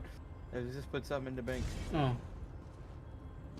So, like, what I'm saying is my light attacks in PvP, like, they can scale up higher than they can in PvE. So I can build higher damage. But the cap is still going to be the same, so... Well, that's interesting. So, like, you're saying the Battle Spirit takes precedent over the cap? And then, so it reduces the damage of the cap before it even gets there? Is that what you're saying? So, like, it calculates Battle Spirit mitigation. So if you're damaging light attacks in PvE for... What is it? 40... What am I hitting for? So PvE light attacks are hitting for 4317 on this build specifically. And so if I go into PvP, those are going to get nerfed by 50%. But it doesn't take into account the cap yet. So I can have more room to go over the cap. Yeah, actually, that's what you're saying. That's the conclusion I've come to just by dueling people. Alright, give me 1 second before you invite me to duel. Still need to get my stuff. You wanted an exact copy of the build I have on live, so you get the pieces for it.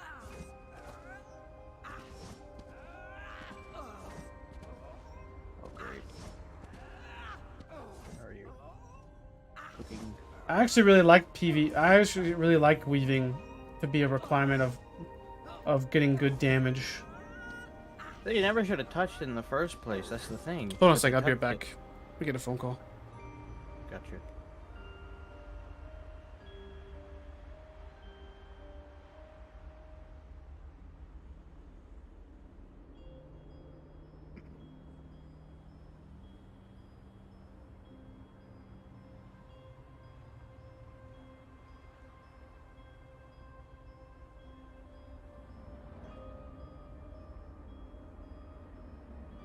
Wait, I have skins on the PTS. Now I don't have to look like a vampire. That's cool.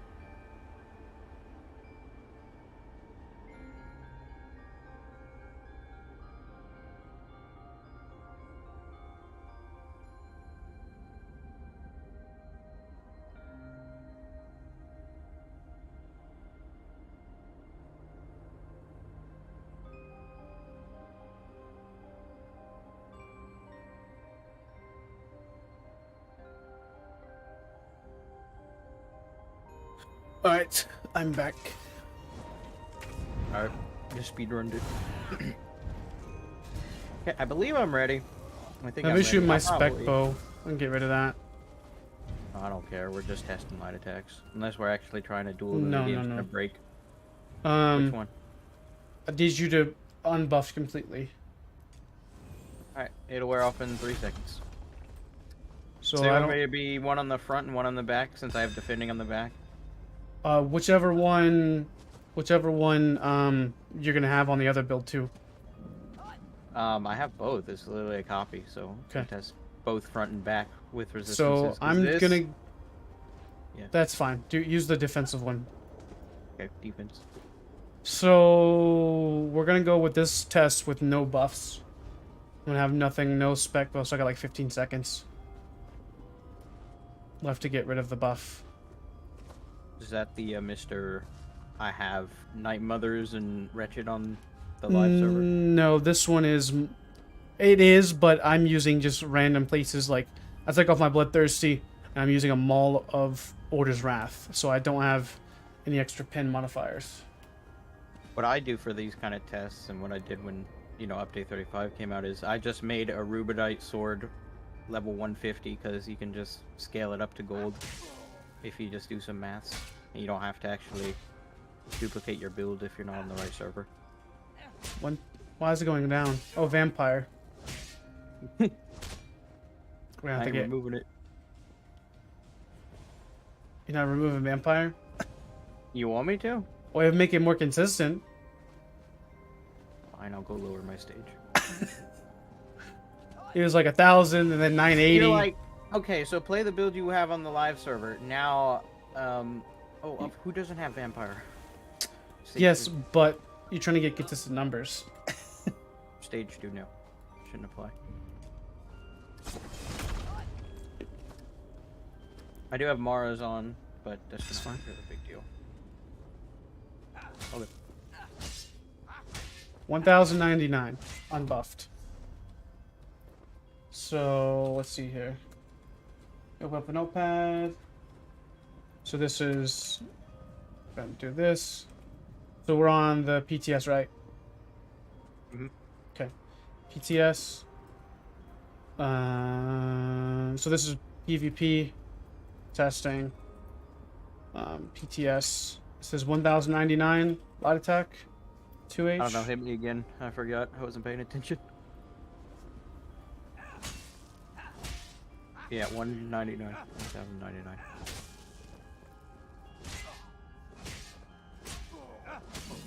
You want to take note of the crits too, or? No, his crits are irrelevant. 1,099 light attack 2H. That's unbuffed. Unbuffed, yep. And then we're gonna do the same thing but just buffed. Just with my defense buffs. No, just like how you are, which is I'm gonna buff. Oh. So 1, 2, 3, 4, 5. So now 1359. 1297.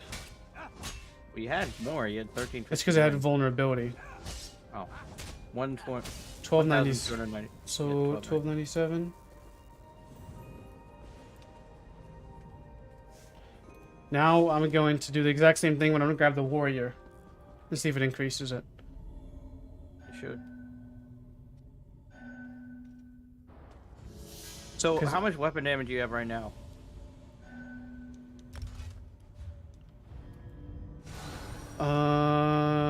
Let's see here. Fully With- buff. This is with warrior. What's the weapon damage at? Fully buff.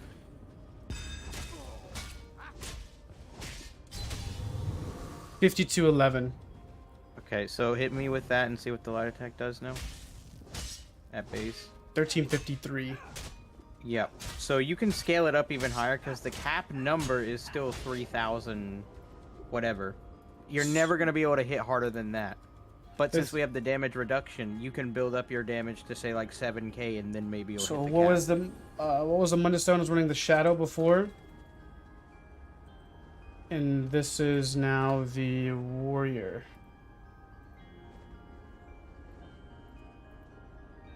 And what was it hitting for?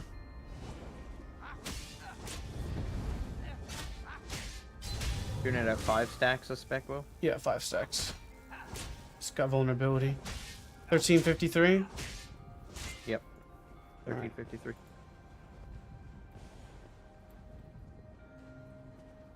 So this means that, because before, whenever I was testing on the dummy and I swapped to the warrior, my damage had capped. So if I go over here and hit 5 light attacks, for example. Okay. So I got 5 light attacks, the warrior, Mundus Stone, and rally. So if I hit a light attack, I'm hitting for 4505. Okay. I swap to, and then why that's important, wait, I don't have to do that. I just come over here and grab the shadow. There it is. So 4505 is what I'm hitting with the warrior Mundus. And that doesn't increase my pen or anything like that, so it's not getting any scaling from anything. So I go over here and do the same thing, get 5 stacks of spec bow. Now I'm hitting for 4317. Well, then I just light attack on my bow and then get the berserk buff. Now I'm at now it's gonna freaking hit the vulnerability, isn't it? Okay. 4505. So that goes to show that the weapon damage is capping at right about 5k in PvE to get the scaling. Because my rally is hitting for 4317. I hit a light attack on my bow to get the weapon damage buff, and that was 4505. So now you need to like get like 7 or 8k weapon damage on that thing. Like save that build and then do that, and then hit me in PvP. You still won't be able to go past the 4k cap of the damage. But that's as hard as you can hit. Unless I put on something like Majesty or something like that, there's no way I can get higher. No, you just have to like make a completely different build. Just to test it. So like save that one. And then run something like as much weapon damage as you can get since you're just light attacking. So like New Moons and maybe Clever if you can proc that. And then do light attacks. But it'll still adjust it with stamina and whatnot too. That's the problem. Yeah, but you still won't... Like, we're trying to hit the cap in PvP. I want to know what the cap weapon damage you need in PvP is. Okay. So that way it doesn't go over. That's what I'm curious about. So I need to get... I'll just bring like Clever New Moon then. Yep. I don't have access to any of the stuff. New Moon? This is not a PTS character. Yeah, just log on to a PTS character and craft it and put it in the bank.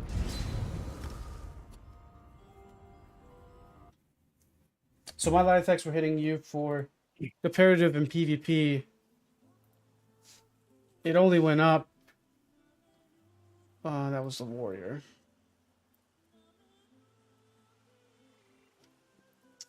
So it was up from 1353 minus 1099. No. It was this one. Or this is what it was. So 1297 minus. That's like 200 damage difference. 198. So that means, well, I don't think the heavy attacks have a cap. So it's a 15% damage. So that, okay, I got it. So you're taking the modifiers. If you compare the other ones to, say, the other light attack damage increases. So they say that they increase the light and heavy attack damage by 50%. And when I tested it to test it like on my build to see how much it was increasing my damage, it was then at 33%, about 33, 34%.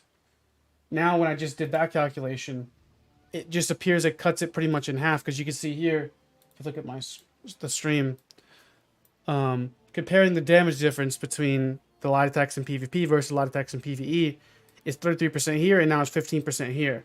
So it looks like it just cuts the percentage pretty much in half. Of Battle Spirit. Yeah, because of Battle Spirit. It's pretty much in half. It's 33 to 15, so it's a little bit more than half. It's like 50. Well, is Battle Spirit half? It's Battle Spirit 55%, right? Yeah, but you were at 33 and it's down to 15. If it was gonna be like actually half, you'd have to have 30% buff. So it's 33, so it makes sense. So 30, 55. because Battle Spirit's 55, right? I'm not tripping. Yeah. So that could be actually 55% because that's more than half, which would indicate, because it's 15 versus 33. Because more than half, like half exactly, would be from 30 to 15. Yeah, you can't get half of 33. That's not something you can do. I mean, you can get Close. You can get But, yeah, because 15.5. But 0.33 divided we're by already in 2, decimals. it's a 16 and a half. If it was directly half, so that's right.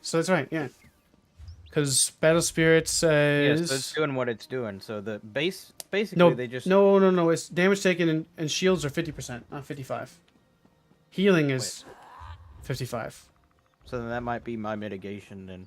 Yeah. Okay. So, yeah. I could have sworn it was 55, but maybe I'm just They've changed needing it. to be re-educated again. Right. So, PTS. All the intricacies of testing crap. So I guess the basic core conclusion that we're coming to is light attacks were buffed by 15%. Not nerfed. Yeah, but they have a cap value now. Alright. So I need but the capped value is only for weapon damage scaling, not for pen scaling or anything like that. It only affects weapon spell damage scaling of light attacks. So it can actually go a little bit higher. Through outside. pen, through vulnerabilities and whatnot. Okay. So crafted sets, New Moon. I guess we could do this build, honestly. I mean, it doesn't really make a difference. I Yeah, guess as long- CP wise. Try and hit like 8k damage if you can. So we need DLC crafted. It's going to be Gold Coast, Hughes Bane. Where is New Moon come from anyways? Southern elsewhere. Clever Alk. New Moon. Clever Alk. We'll need just like medium and weapons. And then New New swords. Moon will go with medium weapons and jewelry. The cap is on both weapon and spell damage Irish.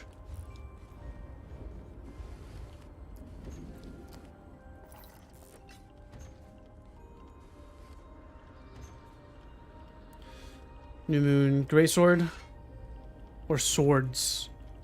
Both. Because you're gonna get higher damage with dual wield than you would with two-handed, but see, we might be able to see a sensitive cap at that point. For alchemist weapons, we'll just go with the bow. Alright, let's see what we got here.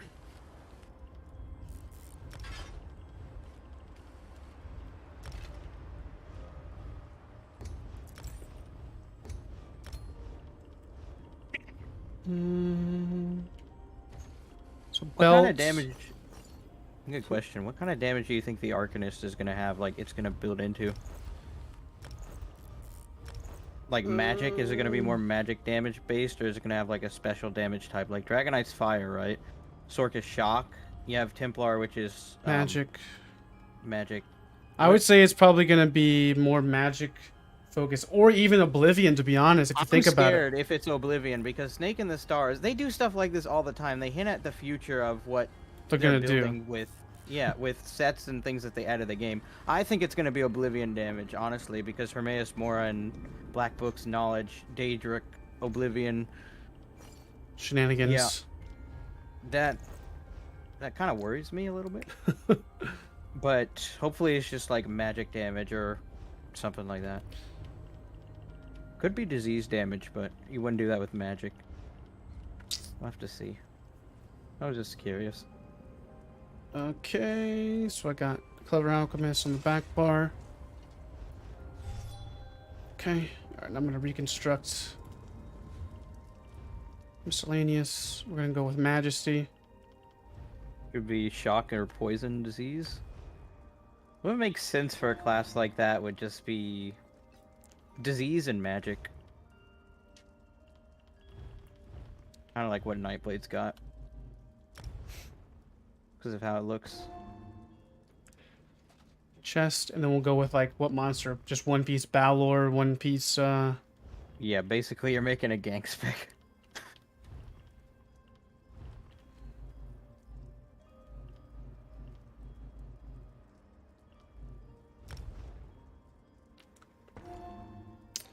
Velodreth, then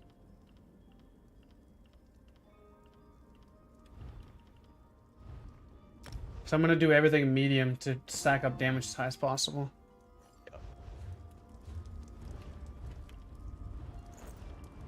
We should do Sea Serpents as... Wait, no, Sea Serpents would break it because you get Berserk. This is all damage. Oh. Wait, fix your sword. They're How known. far behind is my stream? Goodness gracious. They're known, I guess. Yeah, Eyr0n. I can take off all my armor so it's like you're full pinning so you can see the cap. You said light attacks got nerfed and buffed. Yeah, but it's different for PvP. Yep. You can build higher in damage before you hit the cap, basically. Because I'm testing it right. I mean, I've been testing it right now, and everything that I've seen has been a buff to light attacks. Yeah, realistically, how often are you going to be hitting over 4K in your light attacks, like rotation-wise? Is it 4K? I thought it was like 38. For, like, wherever, yeah. That's like you said, 5K in PvE. If you're building higher, then yeah, it's a nerf for PvE. But it's a nerf for PvE, but it's not really a nerf for PvP. It's a buff for PvP, where it's a nerf for PvE. Which is interesting. You know what's good, Odin? One shot SSD on Warden with dual wield. Is there any other spam I could use other than raining slashes? I mean, for like dual wield, I guess you got Arterial Burst or Flurry. Arterial Burst, Flurry. Flurry's kind of cracked on dual wield Warden actually, because all the status effects on each little tick. Yeah, I would say. Yeah, Flurry. I've not really messed with it too much, but that's definitely worth a try. Flurry It's looks so much fun. It definitely feels looks a little bit more fluid too. Yeah. Like you can tick each tick for like 1,200. What's good, Zon? It's like 4 or 5K with a full channel. Okay, I need ultimate crafting crate. Where's my glyphs? Fuck. Where's my glyphs? There they are.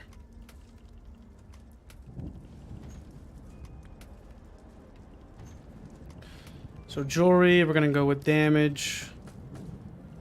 And What then do you think the cap's gonna be? Like predictions? like weapon damage wise?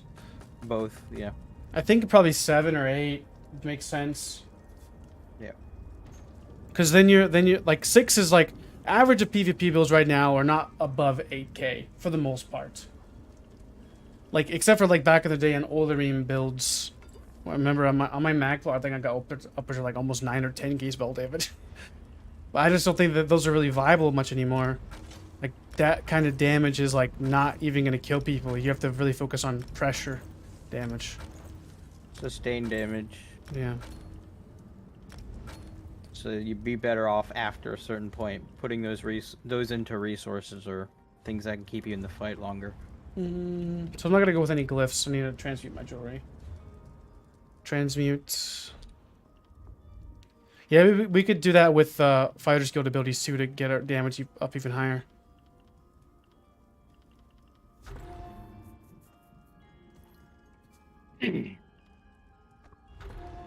Yeah, you may get to 11k spell damage, but how consistently are you gonna be able to get 11k spell damage, like in an actual fight?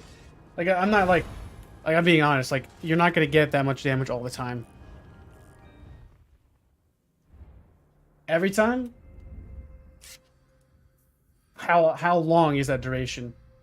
Okay, yeah.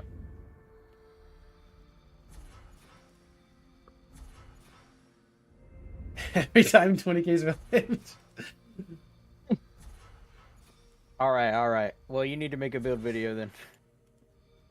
You know something we don't. So you're using 500 damage Valor then. That's not all the time unless you're only using Valor at 500 ulti. Which is not a very... Or he's doing something like you would in Oblivion where you wear multiple sets like of the same kind. So he's wearing like New Moon 7 or 8 times. This guy wants to duel, I guess. Should I go with CP or no? Go with CP. Okay. Not percent damage increases, so I would say. Like not direct damage? Not like deadly we can aim? do one with CP or without CP. I think without CP would be... Let's go without CP. Yeah, and then we'll do that with CP. So I need to go with Rally.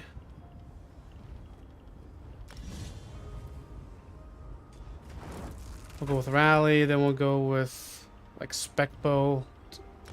Give us more damage. And then we'll go with like Fighter skills, right? Camo Hunter.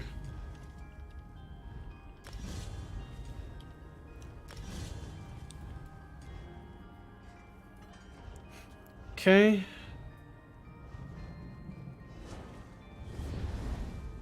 So now I use stealth as well, just like crouch with vamp, and then get the extra damage. Do I have vamp? I do. I'd have to get it real quick. The consumables. Where's my...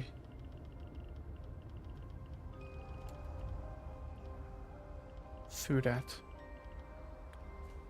Not the portable pantry. Fuck, where's it at? Tester's lunchbox. Tester's lunchbox. I don't see no Tester's lunchbox. Then it's in consumables at the top. You gotta pull it out. All this testing has your brain like confused. It's not in there? No. Did you break it on No. accident? There it is.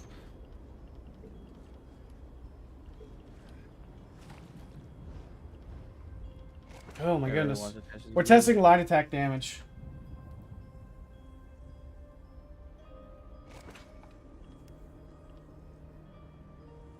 I'm trying to figure out what the cap is. I don't know if this guy's trying to beef on me because I declined his duel because we're about to test something. I don't know what's going on in chat. He's an EU player. He's playing a dueling spec with everything. So we have 7k damage. And then we'll go use cloak. Use the sap essence to get minor courage as well. Power extraction.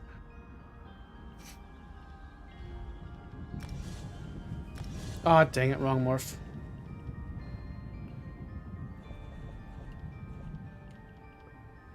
This is the only place where these attributes respec scrolls are useful. Right. Okay.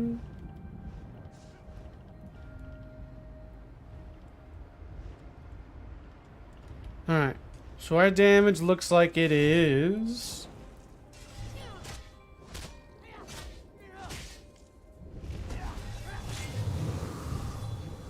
70 or 8k. We're at 8k damage right now.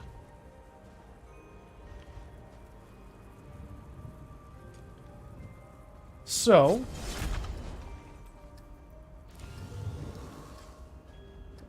the cap should be like 3,000 something for you. So we got this cloak. 1, 2, 3, 4, 5. Not very much without pin. 1122. And CP. I can take my armor off. I want to see what, like, theoretically the weapon damage cap would be. No, My pin is 4400. not a lot. Doesn't make any sense. Try it with dual wield. I'll take my armor off so that way you can full pin. You don't have to build for it. Just to see what you want to aim for.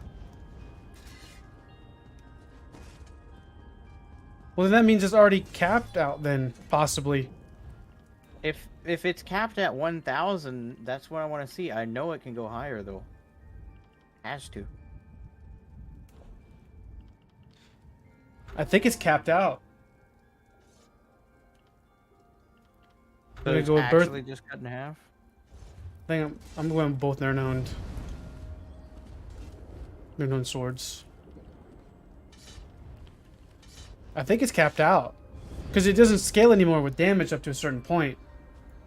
Took off all my gear. Let's see if it hits with everything.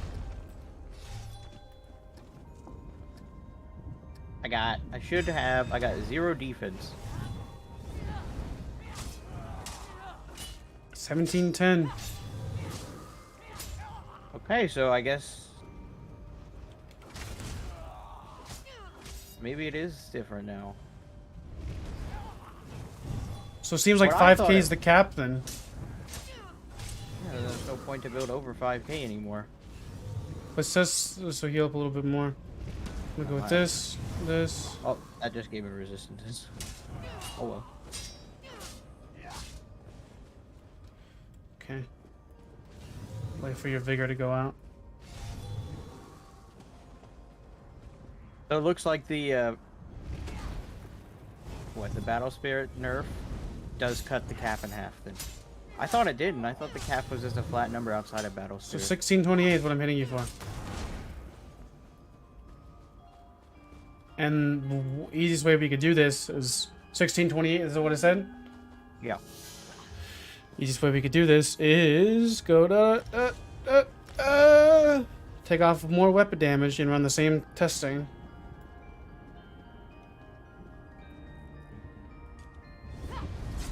And I also think it doesn't even increase my damage with like Now we're backing down. 1628. 1628. Alright, let's back down on more damage then. Because I'm also getting sacks of Specbo too, and my life attacks aren't going up. Wait, They went higher. What? did it proc breach? It may have. Maybe I hit you from this way. Yeah, that's what it was. Yeah. It's flank. The flank. So what was it? 1728? Or 16? 1628. Write it down. 1620. 1628. So that looks like that's the damage, like the max damage you can hit for with a light attack. Overall, When, because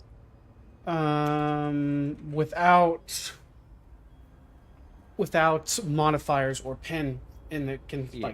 like minimal pen is what we're really going for on this, because we're running damage, everything damage, all damage, everything, and we have a minor amount of pen with New Moon of giving us 1487. So we're trying to minimize all the I'm not- modifiers. I'm not wearing anything, so Yeah. I have 0 resist. So yeah, the pen doesn't make a difference. So we Drop now it down. okay back to right just now okay right now I'm at 5905 with no buffs. So I'm just gonna light attack you.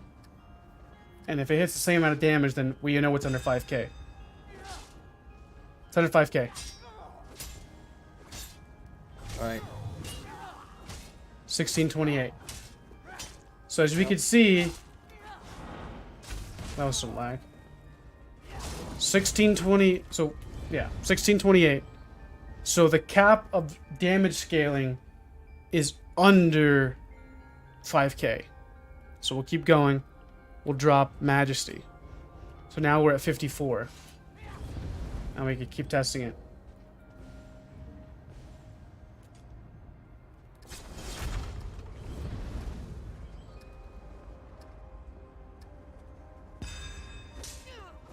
Yep. 1628. So now what do we drop? 5 piece of New Moon. Now we're at 45. So we can put back on Majesty to be right at 51. So we'll do that.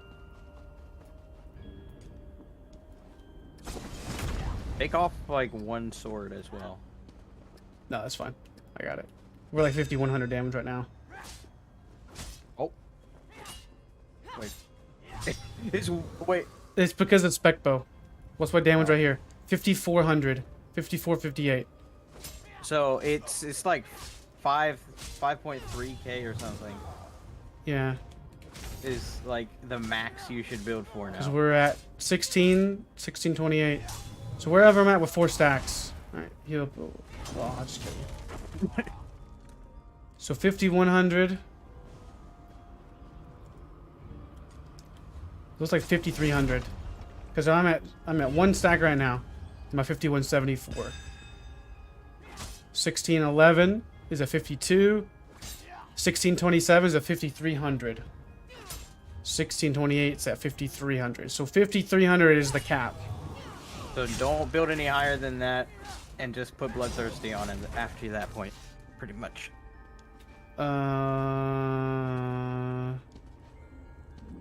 I guess so.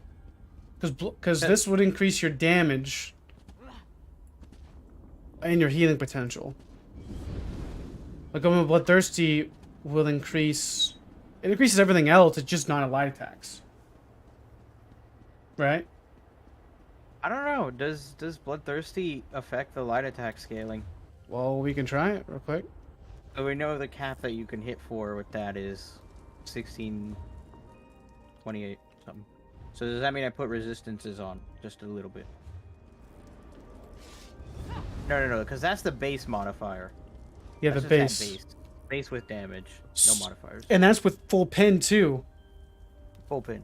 So you have no armor, and I have full damage. So my pin is at 100,000, for example, because like I'm over, you know, like I have massive pin, right? I got the biggest pin of all time. And then I have 5,300 damage with 2 stacks. Can we get 5,300 damage somehow? Yeah, you could reduce the quality of the jewelry if that's doable. I think 5,300 is the number. Maybe we could change from my... How do we do that?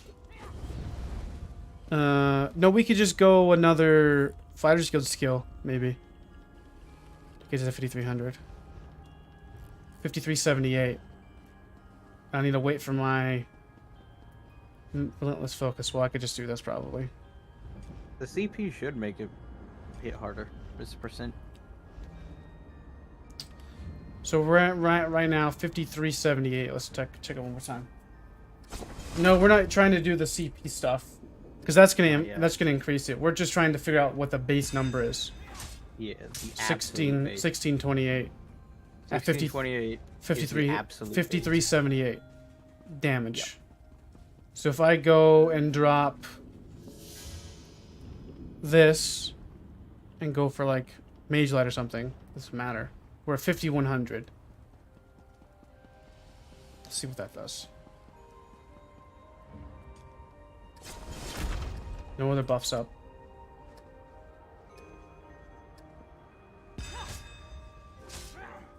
Yeah. So, 5100.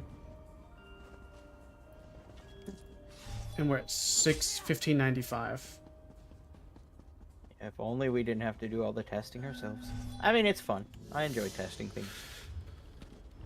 Just trying to figure out all the math part. Maths. On the maths. So how can I get my damage up higher without freaking... You're trying to get it on the nose, exact yeah, damage. 5300. I guess I could change my... Quality of the jewelry. I could change it or transmute it from infused to, like, swift.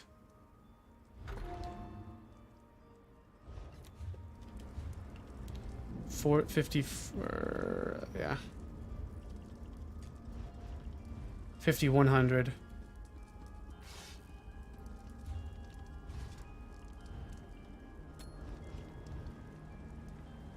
That's way too much. Fuck. What am I at with full stacks of spec bow?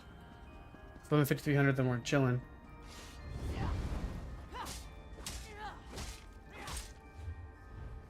$54, $54.70. So if we need to drop. So 53.25 is 3 stacks. So we need to go with. Take off Veladreth and then put something else in its place, like with the jewelry.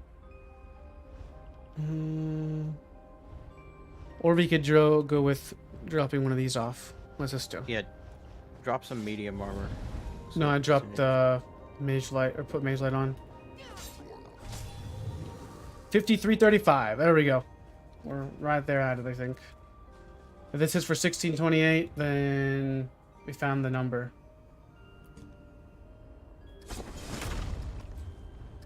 So 53.35. Yep. That's the number. Oh, only 5k on an unarmored target with an end cap? Come on, bro. So 5300 is the number of damage you need to get up to get the most benefit and value of weapon damage on your light attacks. That's the number. So here's something we could do. Does a light attack also scale with stamina mag? I don't know if I want to find the exact amount of stamina you need to hit cap with damage. It's gonna be a whole nother book. Okay, let's go with glyphs then. Let's see if that goes up. We'll just change our armor glyphs to stamina to the prismatic. I don't think it will, because the cap is 1628 at base, no modifiers. So I don't think it's gonna make any difference. So okay, here's something we can do. What was the number on the cap on the PTS? Oh, 1628. What's the And cap of PvP. light attacks on the PTS on the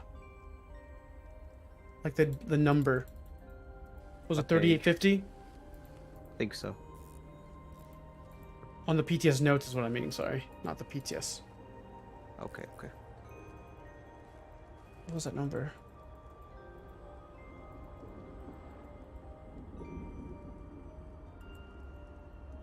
It had a number of what it's scaled up to. Am I tripping? The base cap, damage cap will be 3850. There it is. So what is 3850? Divide that by 2. 1925.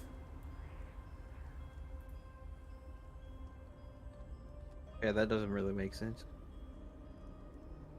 Unless it's also forgetting to scale off of my stam. Well, not forgetting, but I need to increase my max stam. So it pulls from both to hit the cap, you're saying? It might. So what's my stats right now? 21.8 case, 21.8.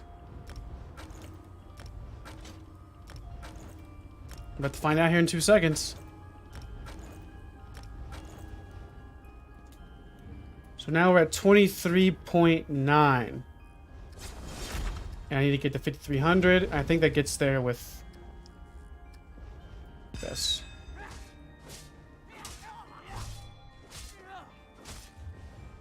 Still 1628. Still 1628. And we went from... Yeah, we could remove all attributes too. Oh, wait. I know why. It's I have CP in for defense. It's fine. No, it's been consistent though. I know, but that's probably why it's not exactly half.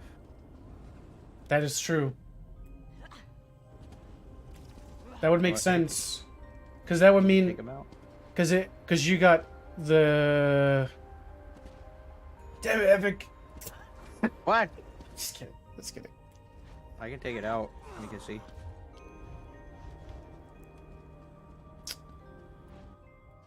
Or it's 5,500 damage. No, maybe 5k, because the 300 damage could have been equating for the extra armor you had. Well, you know, the CP. Okay, so what if I actually put on a little bit of armor that you still full pinning? 1710. I think you're hitting me in the flank. Yeah, I am. 1628. So no, So it wasn't. Yeah, how much pin do you have? Wait, I didn't. I have- I didn't fix my CP. I have 1487 pen. Here, let me add a little armor. 1445. What resist am I at now? I'm at 9k resist. How are you 9k resist? Major and minor resolve. No, battle experience is at 50%. So I have I no know. no armor. No armor. Yeah, I'll take off everything.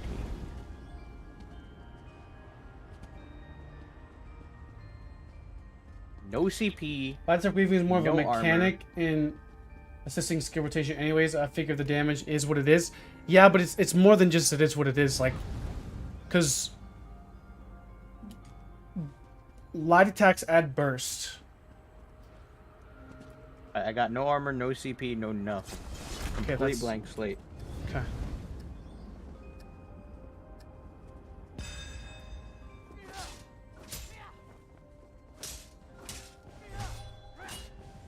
$17.32 the cap. That's I guess we can test it with this. It is. so without any percent CP defense modifiers. Yeah. 1732. Which is not exactly half. 30 at 50. Yeah, it's not. So then where is that coming from? Where's the extra 200 damage going?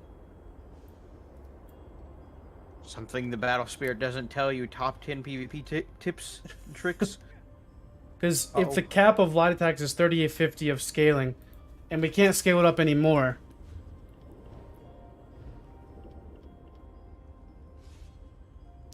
Like, because I'll put back on, for example, of my new moon, and I'll still be hitting. I'm at over 6,200 damage now.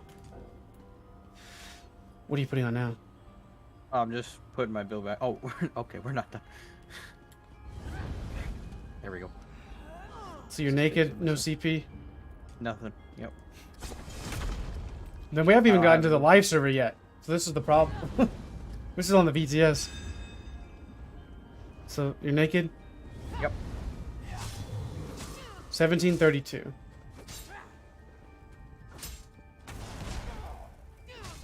Oh, maybe it's because I have ESO plus. I get 10% inherent damage decrease. Ugh. That's Berserk right there, I think. I got no mag. Why is he hitting for 2k now? I ain't got no mag. Probably because, I don't know, execute or whatever. That doesn't make any sense. What are the Nightblade passives? Do they do more damage if I'm lower on health or something? No. Okay. I'm confused now.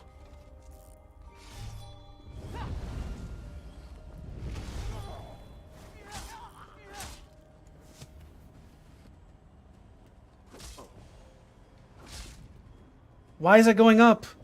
I don't. What? Why is that going up?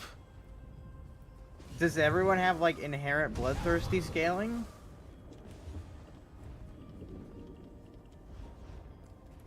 I hit can't power hear myself. extraction. There we go. Power extraction. I have major damage and minor, like major brutality and minor. What is it for? Whatever it's called.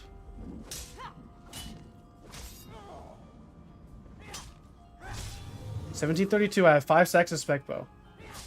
Why is that going up? I think it's because I'm under a certain threshold of health and it just hits harder. I don't know. It looks like everyone has inherent. Unless, damage. but you have no. What? You have. Do you have no armor, right?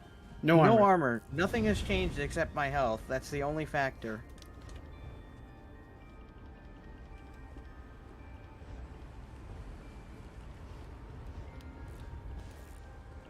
Alright, let me go back up to full now that I can do that. Almost. Okay, I'm at full. Nothing in here gives me more damage the lower health you get. We might have just found something hidden in the game. It seems that, yeah, it seems to be having a 25%. Alright, I'll let my health drop. Alright, so now hit me. Hit me. Right. Oh, it had to be a crit, didn't it? Yep. No, everyone gets passive scaling under 25% health for some reason. Okay, interesting. That's interesting. 1732, 1732, 1732, 27%. That was a crit. Now hit. Wait. 1732, 23%.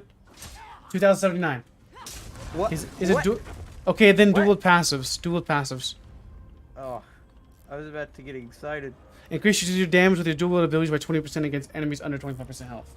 Thanks, and okay, I was getting worried there. I was about to say we found something interesting, but this man is just he's on another level of cognizance right now. Okay. All right. So what was the damage number? 1732? 1732 is the base. Okay. Now we're going on live. Okay. 1732. Oh, I don't have this cool skin on live. That's not going to affect the damage. 1732 naked. But I don't think I can replicate this on live. You can see what we can hit for. Like, okay, then we might have to do like a naked build where you have over 5.3k damage. Yeah, I can do that, I think.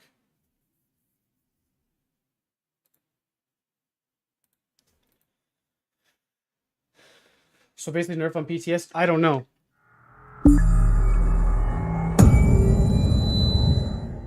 Good night, I thought it Irish. was a buff for PvP.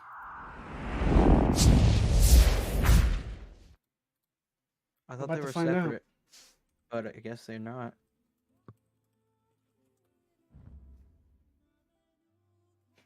Can we stop there and just assume nerf? But that would be... Well, we'll see how much he hits for once he has 5.3k damage on the live. And your computer is insanely fast, and mine is just old and slow. Still logging in. Yes.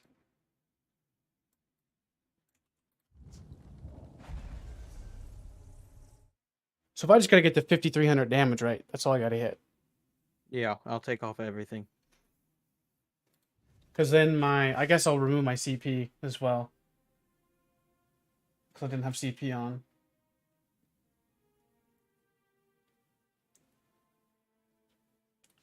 $17.32. Not that. So my damage right now is 44.95.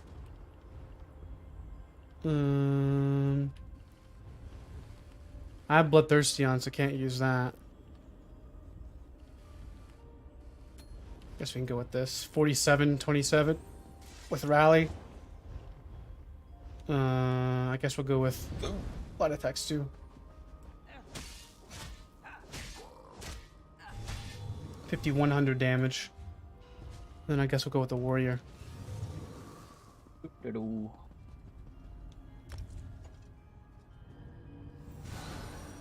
Wait. Let me check and make sure. Because this is the actual live server. I don't want to have things misplaced.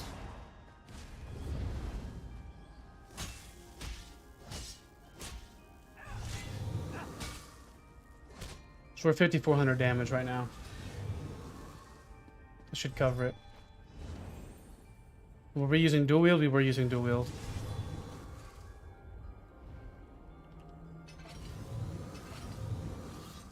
Alright, so my damage is a 5,700.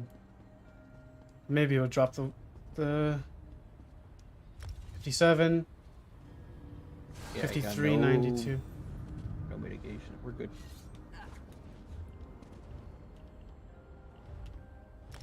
Take off your CP. Yep, no CP. I have a blank build saved in the armory, so I can always remake stuff for free. No CP. My weapon damage is at... So no CP and no armor. Yep. Weapon damage is a 56.78. Do I need to drop it a little bit lower, you think? 56.78. I could drop the Ring of Trainee. Now we're at 54. That's close enough. I don't think you'll be hitting as hard.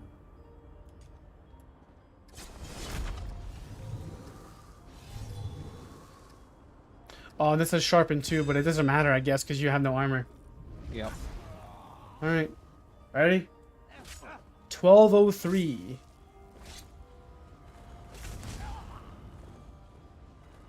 So 500 damage difference. I need some stam to heal myself. What? 1165? Oh, it's because it goes up because of 5 stacks. Because it keeps scaling, that's what it is. Yeah, right? we still have scaling on We the still live. scaling on live. So 1203, I think.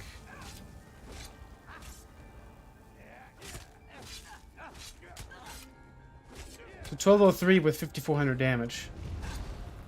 So 1203 with 50. What did I say? 5400 damage. So that's It's a buff nerf. It's really weird. so 5400 damage. 1203. So comparing it to live versus PTS, it's a. So what is it? I don't even know if that's a. It's hard to say. That's a buff. Light attacks. We can do heavy attacks. Let's do heavy attacks because those didn't change at all. But then you'd have to run the same build on the PTS. Yeah, that's the problem. Now we're all over the place. All right, let me just hit you unarmed with absolutely nothing to see what my heavy attack damage is. I have armor. Okay, okay. Well, then you take everything off too. We'll just do unarmed attacks or something. Or I might have a sword I can use on both. I think we I have found a it. Rubinite sword. I think it is a buff.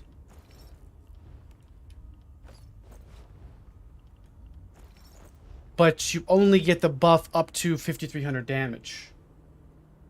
But still, it's still a buff at 5300 damage, though. Even if it is capped. Yeah. I just want to see heavy attacks too, because they didn't say anything about those. So do those still scale? All right, so Specifically dual wield. Let me get a second sword with nothing on it. In the bank. so naked, no CP, Shadow Monostone. I do have vampire though. Okay, we'll go lower your stage real quick.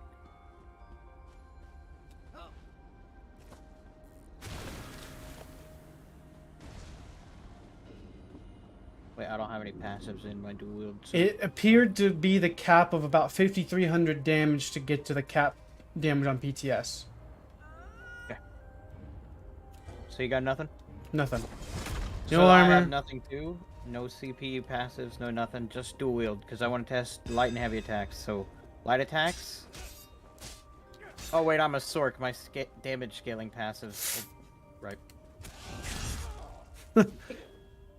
I guess me then, huh?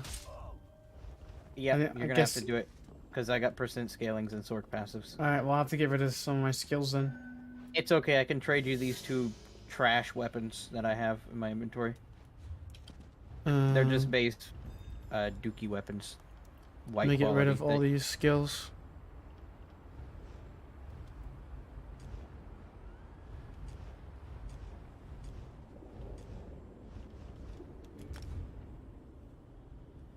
And you're not gonna have passives in on the PTS, so you can just test it like that. I don't have dual passives on this character. Okay, so then So I'll have yeah, to the same remove. thing. So I need to put the axe and mace. No passives. No passives. Do you have this on the PTS? Yeah, you could easily get that on the PTS. Just empty your build, and then you have no CP in, right? Yeah. No CP. Okay. No dual passives either. All right, easy to replicate on the PTS then. 634. Okay, so 634 heavy attack, 453, so 200 more damage with a heavy attack. 634 and 453. So about 996. No, 900. 634 light attacks. Hit me again with the heavy attack. I think it's 453. Oh, we've been live for about 2 hours and 45 minutes. 453, so yeah. 906 heavy total. So what are we trying to find out with this test? I want to see the dual wield and how the damage scaling works because, like we saw, light attacks hit harder than heavy attacks. That's what we're looking at now, specifically for dual wield. Well, we already know that. I know, but I want to see like how dramatic it is, even at the lower levels. Because So I it guess seems to, it goes backwards when you start channeling it, which is stupid. So you guys are going back on the PTS now? Yep. So we need an axe and It doesn't matter. You don't have passives in, so it's not gonna make a difference.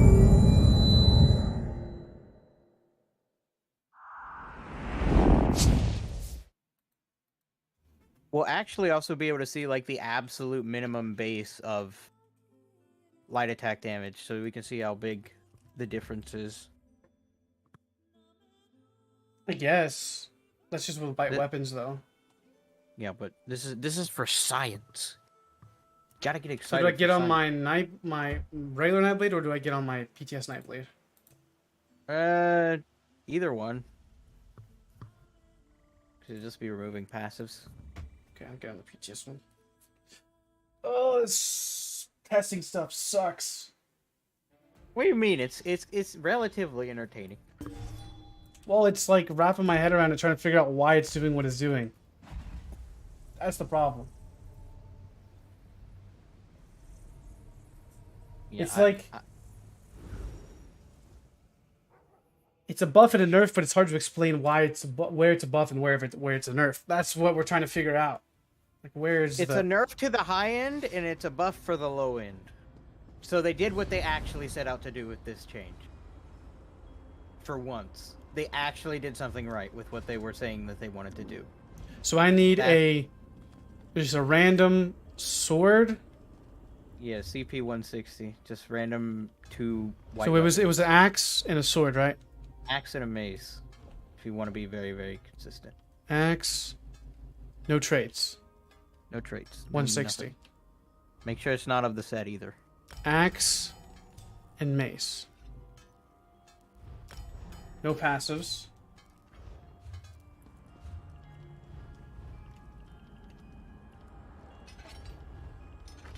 Because dual wield is bugged, and that needs to get looked at.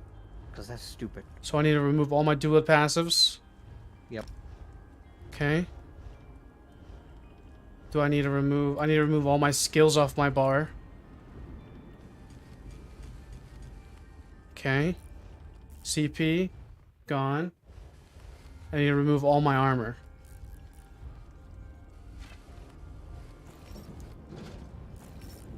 I'll kind of summarize it here in a second. We're in the information gathering phase. You have nothing on, no CP, no armor. Yep. My attributes are the same too. Nothing on. Wow, that's almost 1,000 damage with absolutely nothing on. I mean, you're full pinning, but still, that's ridiculous. Alright, now do a heavy. 453. Yeah, it's 453. It's the exact same. Oh my gosh, okay. That's kind of stupid then. So, what is the light attacks? 952? It's 952. It's so sensitive. That adds 20%.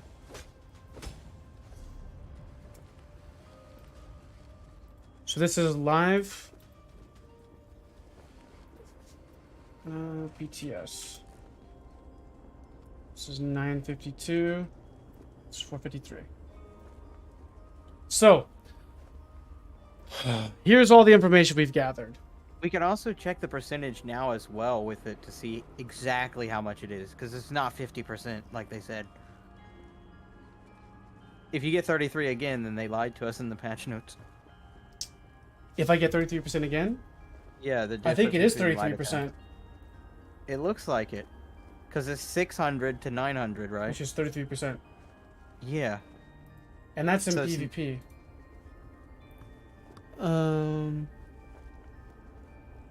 So what is that? 952. Divide that by 634. 1.5. Actually, no, we need to go 952 minus 630. 634. 318.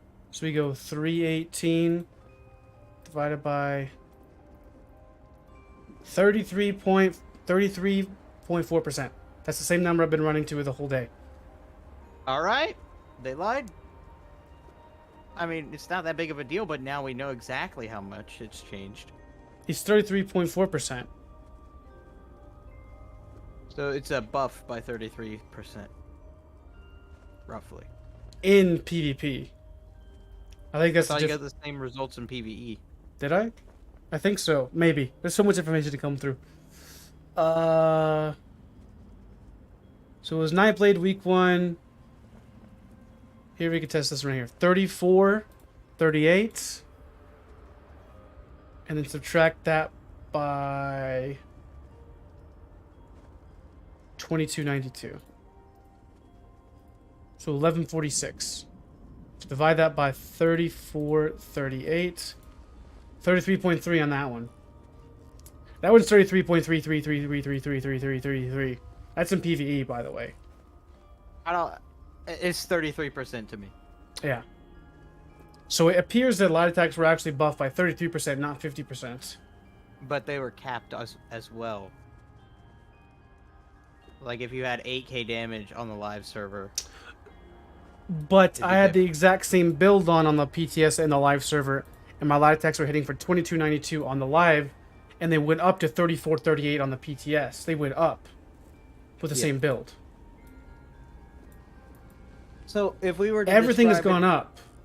If we were to describe it in a single sentence, it has been buffed to an extent of the cap. But it's just a buff because you're not realistically going to meet those expectations of weapon damage. Well, you are, because 5,400 damage is we got to cap. For PvP and PvE? Yes, and what was the cap that we had kind of arrived on in PvP? What was that number? 5,300? No, 5,300? Oh, for the damage? Yeah, for the damage. What was our live attacks hitting for? 1738? 1732. Is that what it was? I think it was. Yeah.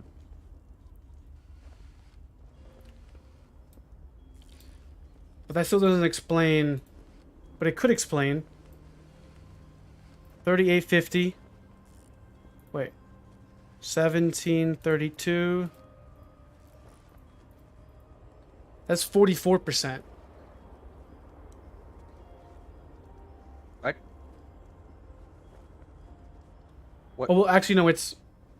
Hold on. I'm trying to figure out the difference between what we got in PvP with nothing on versus what is supposed to be the base cap. Oh, the difference. Okay. So the base damage cap will be 3850 for melee attacks and 90% of that for range, which is been 100 to 200 damage deviation from the base damage of some of the highest parses we're seeing in game.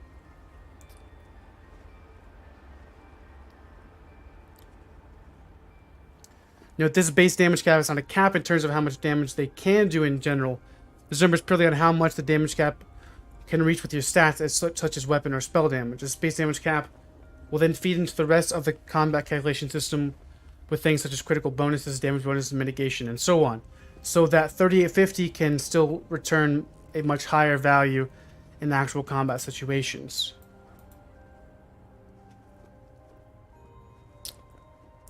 So I guess the conclusion I've came to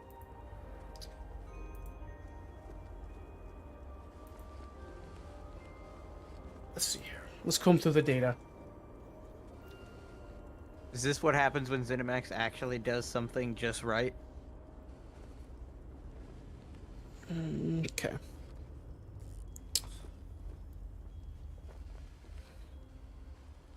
So my damage on the PTS on the dummy was 1,000 more. When we first started the testing, my damage was 1492 on the dummy of light attacks, and then on the PTS it was 2442. So it was 1,000 more, I believe. Wait, so why are your heavy attacks different? The heavy attacks shouldn't change. They haven't changed this whole time. It may have been Berserk then. That could be incorporating it. Because my testing got more refined as we went. This was like the initial part. So live DK, this is on my tank. So this is on my tank with my PTS versus live. On the dummies, it was hitting 1148 and 1722. So it was like a 600 damage difference there.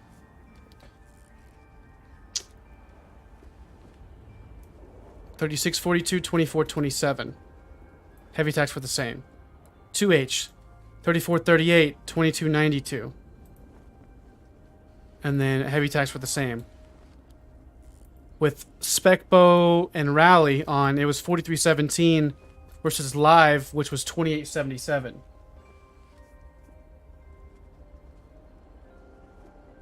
So at what point does this not become a buff anymore and it becomes a nerf?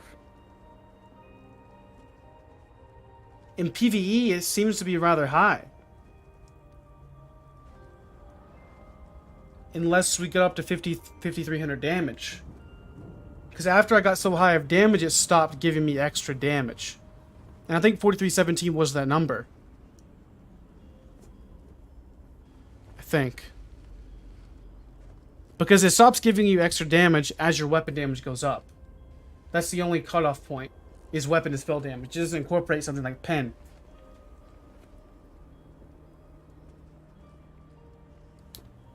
PvP testing unbuffed. So when we first started, light attacks with 2H were 1,099. With the Shadow Mundus, unbuffed. And then buffed with Rally. And I think... So this is where things get confusing. So you were buffed, but you had the shadows, so you didn't have as high weapon damage. Yeah, I think this was with Rally and Spec Bow. I think it's what it was. Should have wrote down the character sheet like damage stat. Oh, that's that. Yeah, we didn't know that at the time. But we got to the cap of 1732 damage here. Yeah. With 5,400 damage.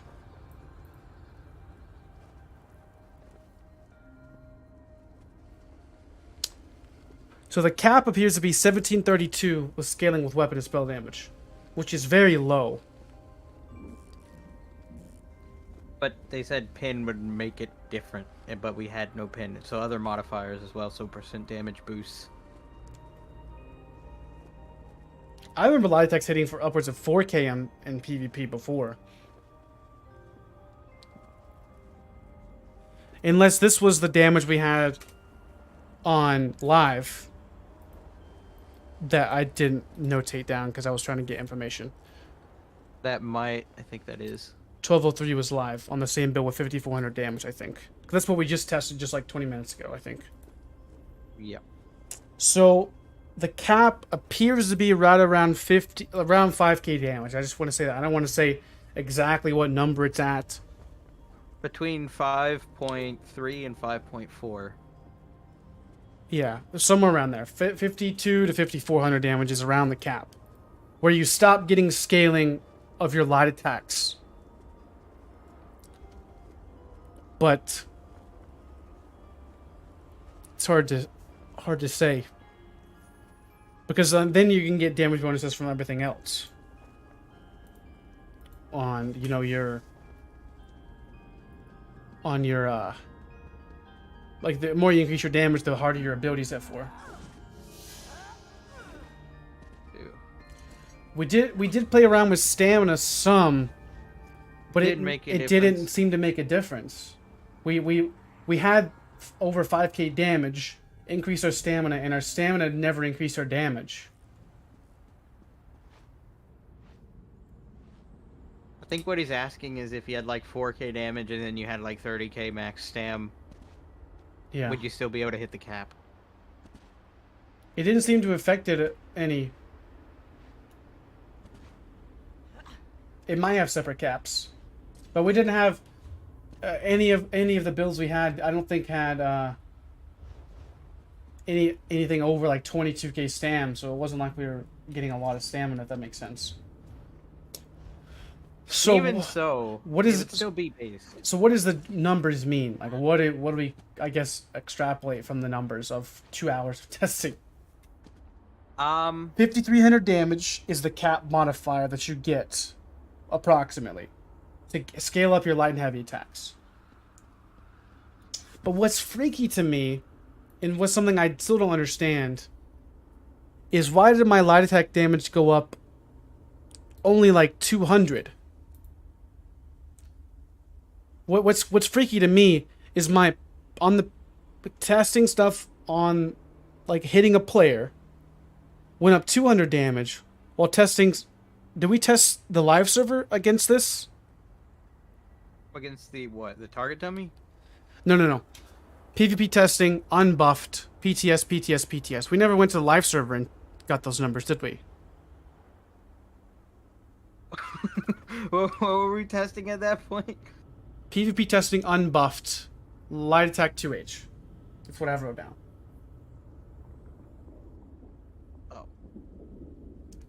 Because I was testing Rally and Specbo to get a cap, and it still increased it to the Warrior. But then we ran up to the number of testing. I think this is it then. I think this the naked test is the cap. It's the cap weapon damage. Yep. And then we tested, okay, this is what this is. So this is cap damage on the PTS with scaling with weapon damage. 1732 is what we got to, with no armor on, no CP on. The damage we got with a very similar build on the live server was 1203. I think that's what it is. So the damage difference between 5400 damage, somebody with no armor, and no resistances, right? So they have no CP, no armor. Our damage is 500 more on the live server, or on the PTS versus the live server. So it is a buff. Anyway, shape, form, or fashion. Yes, damage is higher on the PTS versus the live server. Mm-hmm. That is 100% fact. Yep. Anyway, shape, form, or fashion, it is a buff from the. I think that's what we take away from it. Whenever you try to go into the core details of this and that, it may be a nerf. It's a nerf for players that build insanely high weapon damage, like 8 or 9k, and are full glass cannon. But for everyone across the board, it's a buff. So they did exactly what they intended to do, which was lower the ceiling, but bring up the floor, or whatever it is. So if they you're actually building did something 5,300 damage for light attacks, you're losing healing potential from going over 5,300. No, you don't lose healing potential. Your weaving just becomes. Your weaving becomes less impactful through So it's weapon like- damage. What and is spell it? damage. What do they call it? It's diminishing Diminishing returns. returns. Yeah. Diminishing returns. Well, it's After not even that diminishing returns. There's a cap of returns at 5,300, approximately. So you have to take into account. I mean, I guess it doesn't at the extent of everything. It really doesn't make a huge difference, because like I seen somebody just said, I don't know, it just disappeared, but when you add in Battle Spirit on top of that, it really doesn't make a huge difference. Because like my light attacks on him were hitting for 1,700 with Battle Spirit. Whenever we were testing it against him again with Battle Spirit on like a less weapon damage build, I want to say it was like 1,099 damage. Well, no, here's exactly the same thing. Exactly the same build. He had no armor. This is what the damage difference was. It was 500 damage difference. Which, when you compare it to, I guess it makes sense to some degree, because this is a 500 damage difference. So if we were to technically, for example, take 1732 and multiply that times 2, that's 3464.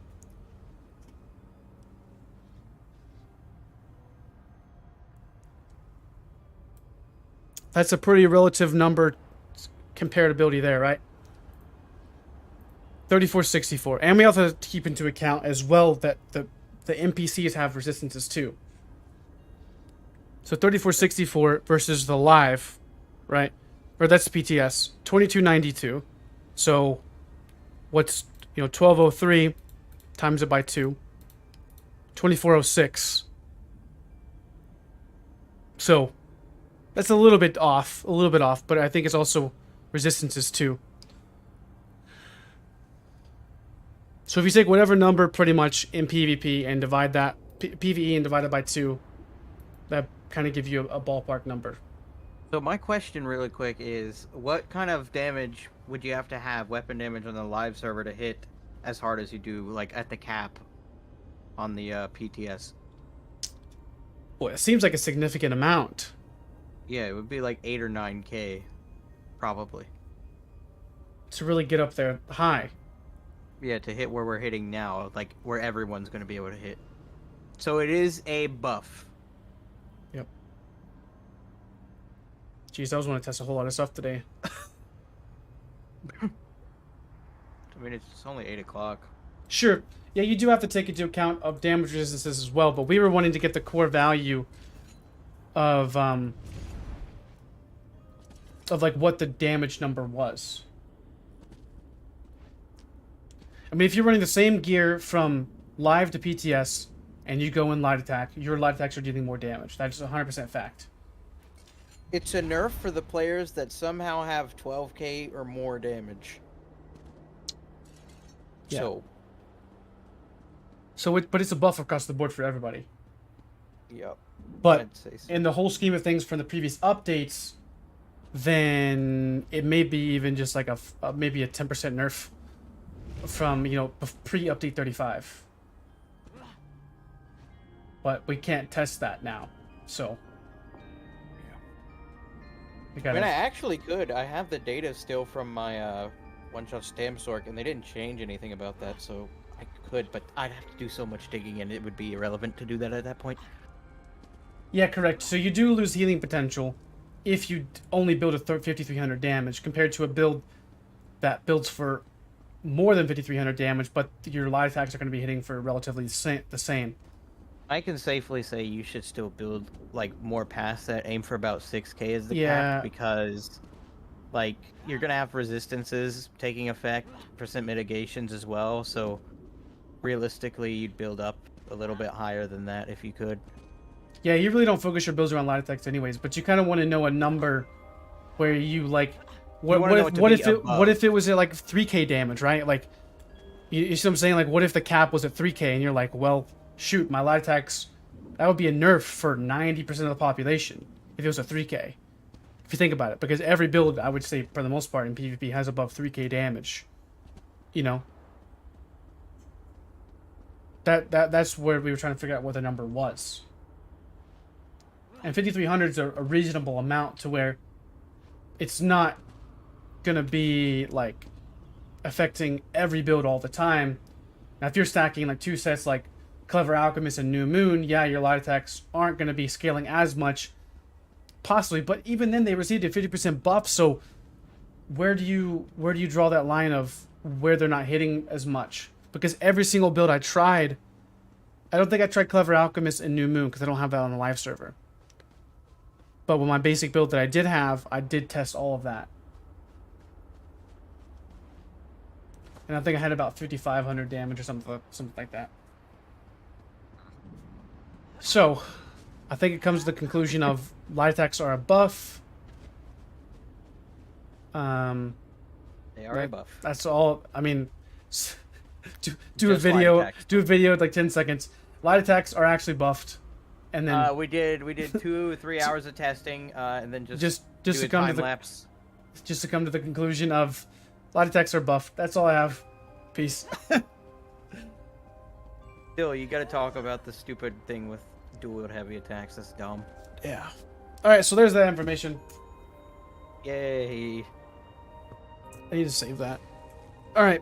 I want to test. I guess I really don't have to.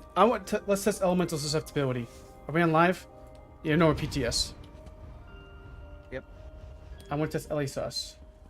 Like, what are we looking for though? Well, they changed it to where it's. I've noticed the timer is a little bit off. Normally, it would apply 6 seconds before it expired. Now it just doesn't apply at all within like the last 10 seconds. Well, they changed how often it procs. Yeah. So you need to reapply it more often to keep more uptime on the status effects. Like, you can't just let it wear out over the 30 seconds.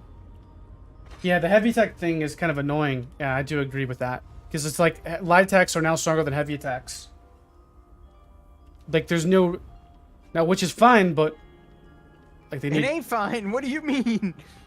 Well, heavy attacks are supposed to give resources. No, they're supposed to be fully charged. Like, they're supposed to be big damage. Like, it's a risk-reward kind of thing. That's how it's always been. So, LA-sus now... procs once every 7.5 seconds. Every 7.5 seconds. So 4, 1, 2, 3. Okay.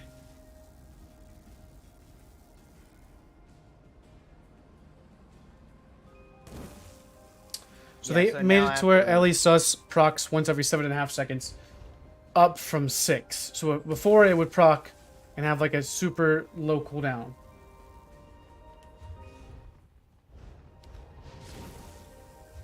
Like to the extent of proccing and having a very high uptime.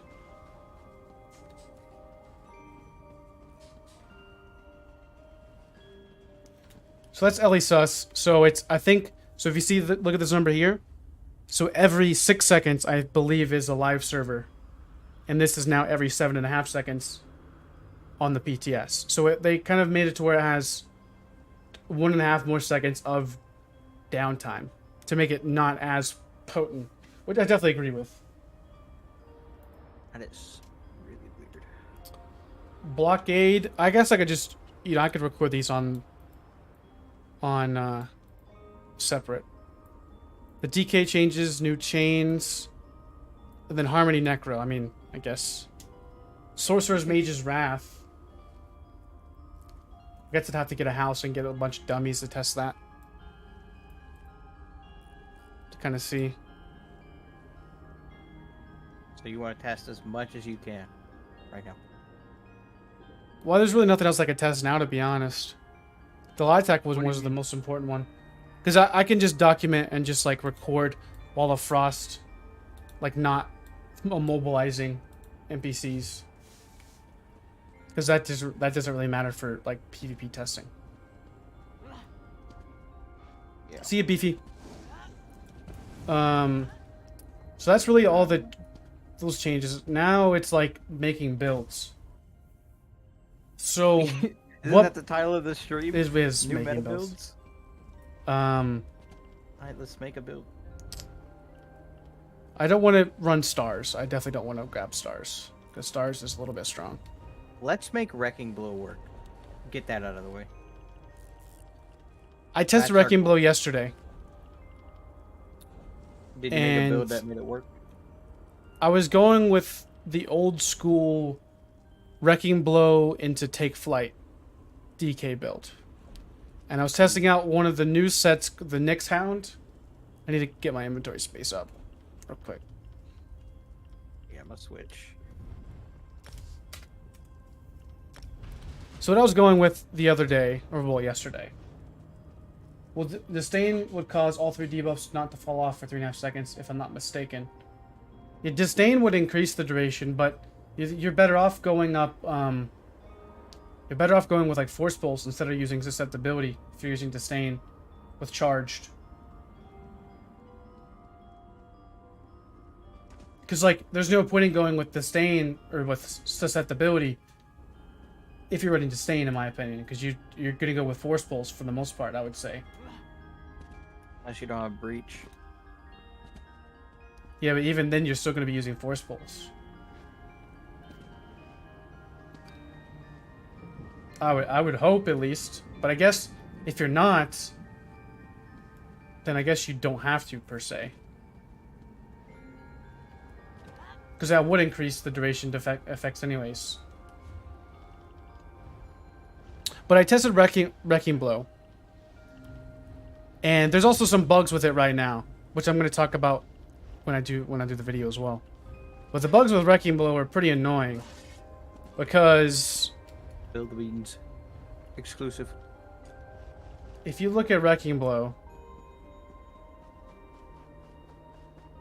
so it looks normal, right? Looks normal. Okay. But now if you go something like, wait, see this? Brought the good old bug back. Oh, if they move out of range while channeling, Yeah. it cancels it. That was never the. Is that the case with Dizzy? Yep. I No, don't- no.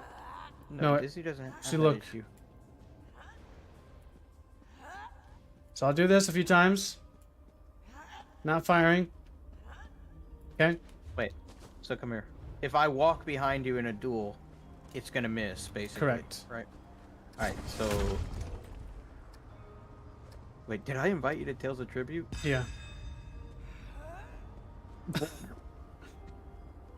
You want to try that again?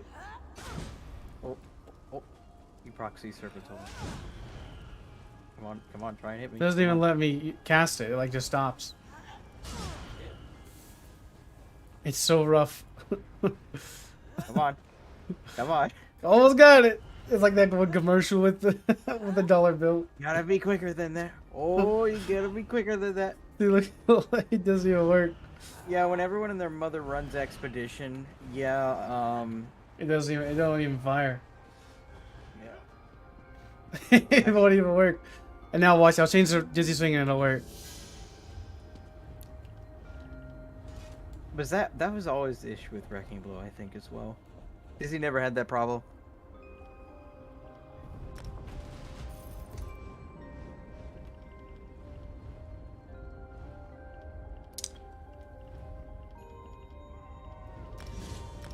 I'll change the Wrecking Blow.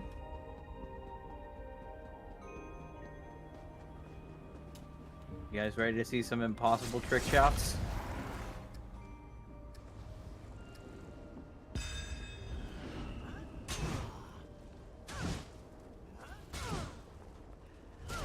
Turns your character's face for you.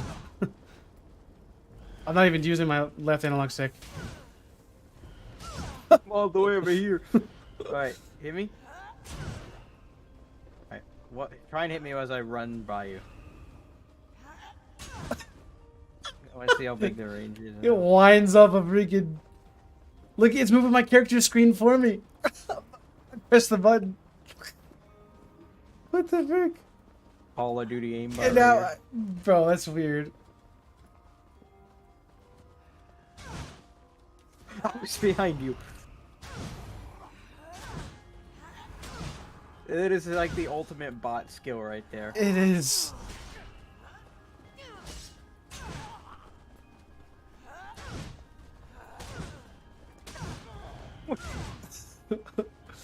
Yeah, okay, Wrecking Blow. See how much better it is?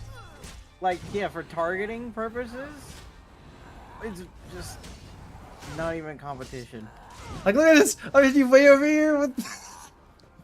Okay, that time it canceled because I just moved out of range, but...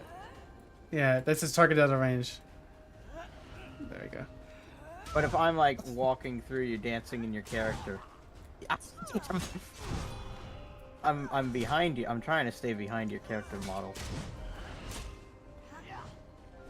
See I him was- swinging my sword. That...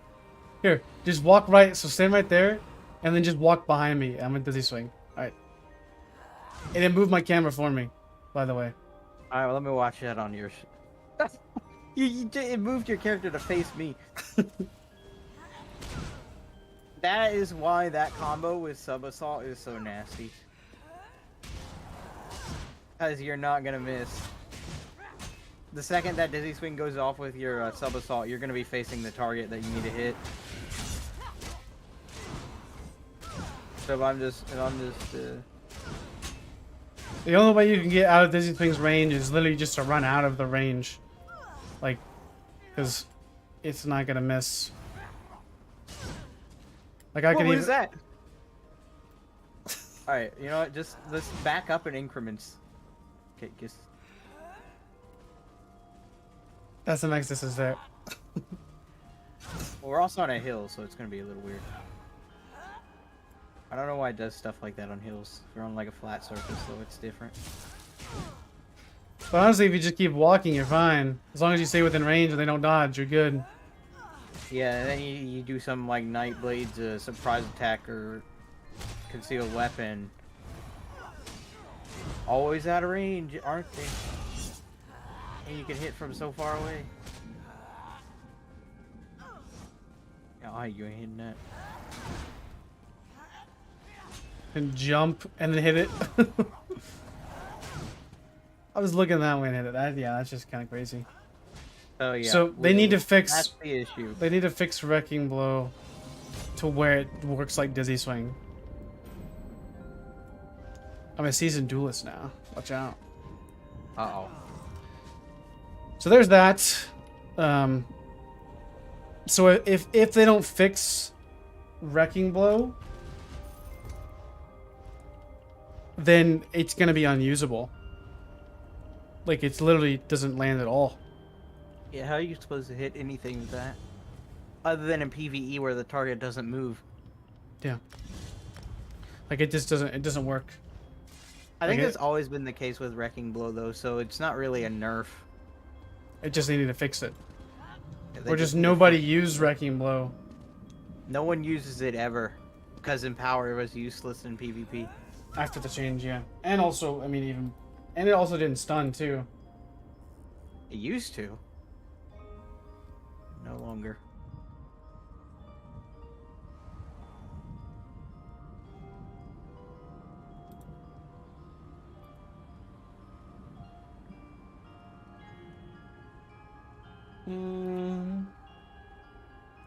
What other thing we want to test?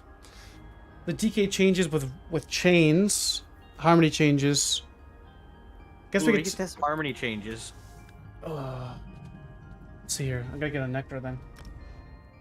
Riff. I'm gonna look at the sets again. Remind me. There was one I wanted to test. What if I tried to make an infinite block tank with the new set? I guess Like, you could. So where I just let me get on a DK and just become an infinite, just infinitely block. I don't even need cost reduction anymore for spamming what's it called, the ash. I'm just cloud to get my curious. spam back. I'm just curious on how much it's nerfed. Because can't you block and Like- spam ash cloud at the same time? Yes. So basically, you don't With need cost cost reduction, reduction. with cost reduction jewelry. It's free, but you can put that into defense now, or something else, with this new set. Yeah, I just want to look at it and see like what the harmony proc may even hit for. Like I know harmony's like not going to be great for a trait now, but I just want to see like what's the scaling on the grave robber. Because like I don't even know if that's even worth using. No, probably not.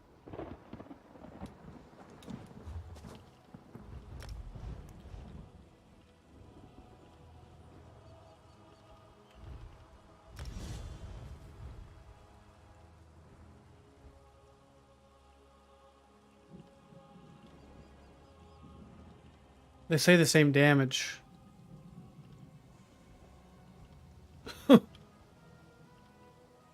So Wait, you said you tested MixAmp? yeah, it's not that great. It didn't impress me too much, I should say. So the major courage isn't something that you found too fun.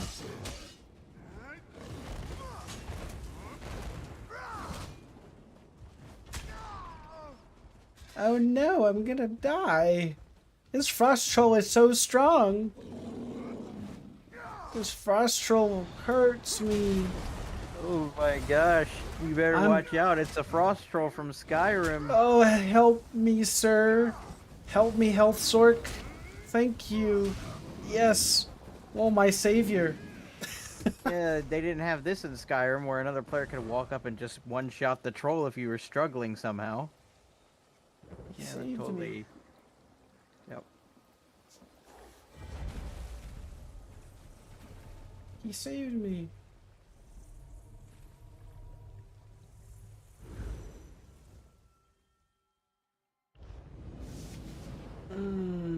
I just think Necro's garbage now, to be honest. Like, what do you even do with Necro? You just run Snakes in the Stars and dot build with Vadishran? It's just too slow. It doesn't have anything anymore. Maybe you'd have to run like the new Mist form so that way you keep up with targets just to get a little bit more speed, but then you're reaching out of the class's toolkit to fix something that shouldn't be an issue. So, like, what do we... So, probably Snakes in the Stars is the best mythic, or best set to use, I would say, for the Necro. I'm scared for the mythics in this new update. Oh, yeah, we're getting mythics, too. What, this Q2, right? Oh no, we're not. They're gonna be. What we're gonna go beyond mythics this update.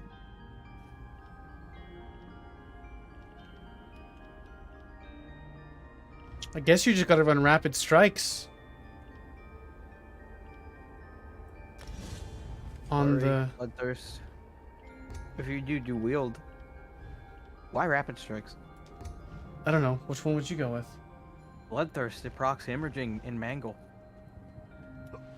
But why wouldn't you just go with, like, Blood Craze or Rending Slashes? Because it's also a better spammable. I guess.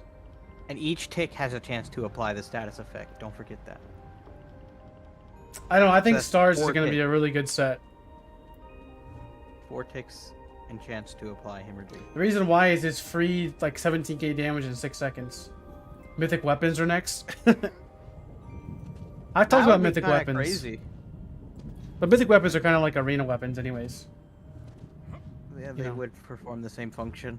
I'd like to see it though. Imagine the cool skins you could get. It would, like an actual skin that I'd use other than at an outfit station. But then they probably monetize it. Never mind. Oh, you don't have the new mythic weapon? Oh, let's just sell the skin for you. What so makes that me way- mad though about the Necromancer is like the Ruinous Scythe is alright, but it doesn't really do anything. Like they have a passive that gives them what? The passive that increases their damage over time effects? By 10% rapid rot, right? It's like, okay, why don't you have a dot in your class toolkit? Hello? You want someone to explain that to me? It is what it is.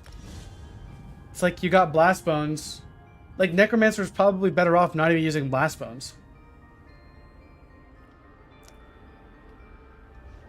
Like, what do you even? How do you even make this a build?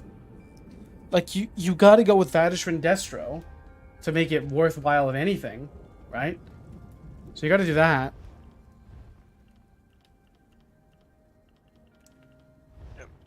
What is it? HyperX Destro. So we got to go with that. And we got to use like an eye staff because we're freaking big brain players. Wait a minute. Wait. No way. Telvanni Enforcer could be insane for a Bash Sork. Telvanni Enforcer? Yeah, the one that when you're blocking, you get magic back. And when you're not blocking, you get stam recovery. That could be insane for a Bash Sork. Like, normally you'd run something like Wretched to keep up with the Sustain or Deadlands, but you don't have to anymore. You can run Deadland or Demolisher and Telvanni, and you literally can just bash indefinitely. I'm gonna make a build right now. That might actually be cracked. And then I can use the new shields because I'm stacking health anyways, and then I just bash while I have a shield on. Ooh, this could be fun. So Telvanni Enforcer? Yeah, so, look. It gives magic whenever you're blocking? Whenever you're blocking, and convert that into stam with Dark Deal. And all you'd have to do is pop it once. Because in that period where you're converting your magic, you're also getting stam recovery because you're not blocking anymore.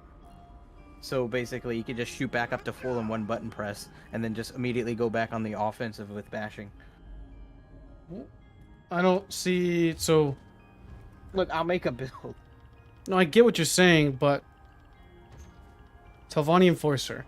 While bracing, you gain recovery, mag recovery. While not blocking, you gain 369 stam recovery. You can toss the magic you get into stamina. Sure. And it's basically infinite sustain. Especially for stam, so you can just bash. You don't really have to worry about costs. So I'd run Deadlands, Demolisher, and Telvanni. I'm gonna try that right now. We want as much heavy as we can get our hands on. And I don't even have to worry about cost increases anymore. This is actually amazing. I can run all heavy, and I don't have to worry about working in like too light or something to fix the cost.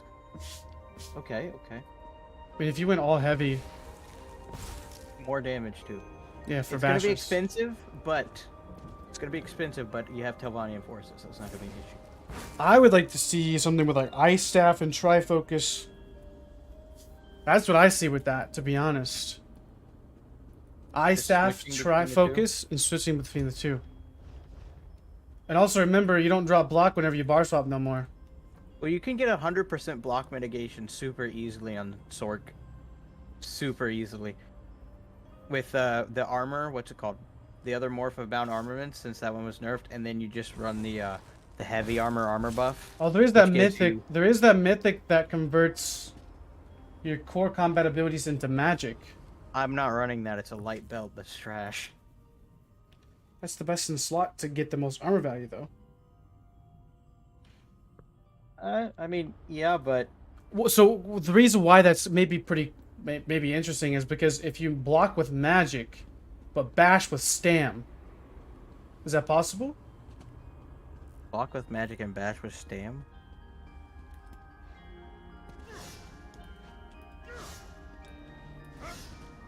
I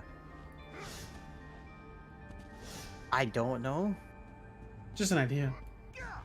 Yeah, what does that do with the ice staff? I'll just toss the set on real quick and block with an ice staff. And you hit me a few times. Like the I just Fawn see Larks. some potential for this. It may cost magic to bash, but if you're blocking and with that set, and then you're getting magic recovery, but I guess you can't gain recovery. So yeah, it wouldn't work maybe. Ice staff. So, not blocking, I have a buff that's giving me a ridiculous amount of stamina recovery, basically wretched. Blocking, it converts to magic, even with an ice staff out. So you're getting hit me. magic recovery? While I'm blocking with an ice staff, yes. That shouldn't work. It is. Okay. It might Okay, so then I get... My recovery stops when I'm holding block, though. That's Correct. the issue.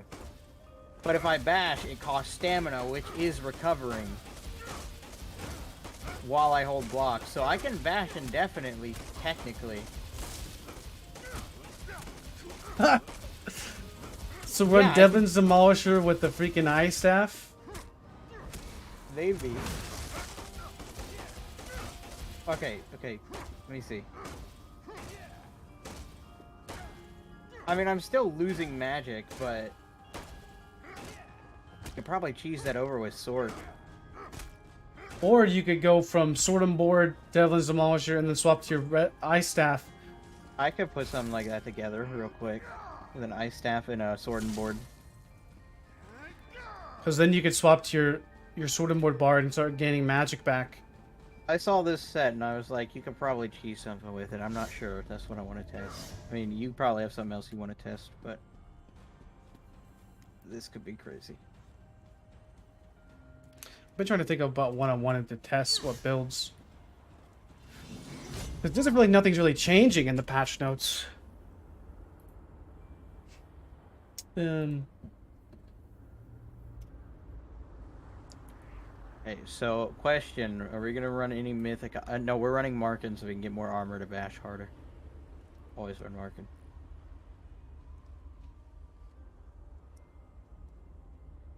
We do protective. This most bash you can get. I don't have to worry about anything now. I can build full tank. Then you have a shield as well. Scales off your health. It scales off the health. Yeah, Boneyard's is bad. Yeah, I was like maybe it could be good, but probably not. So we want Telvanni in the body if we can. There's no front bar, back barring. But if we're gonna be running it on both bars, because we're switching between an ice staff and a heavy, or like ice staff and sword and board. And I don't run monster sets with bash builds anyways, because there's no room for them, so it's fine.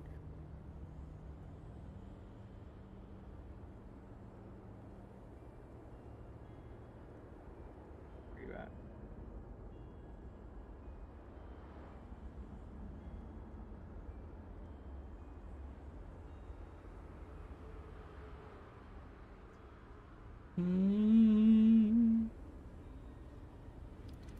Well, I guess it's really. I mean, I think we've really. Are you running Void Bash on it? Why would I run Void Bash? That's what Sam was asking for. No, I don't think I'm going to.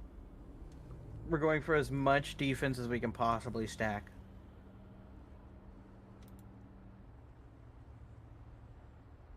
So everything heavy, everything reinforced. We probably don't even need to do sturdy.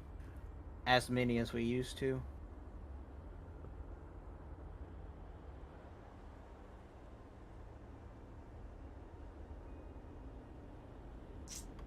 I mean, I guess it's really everything we wanted to test.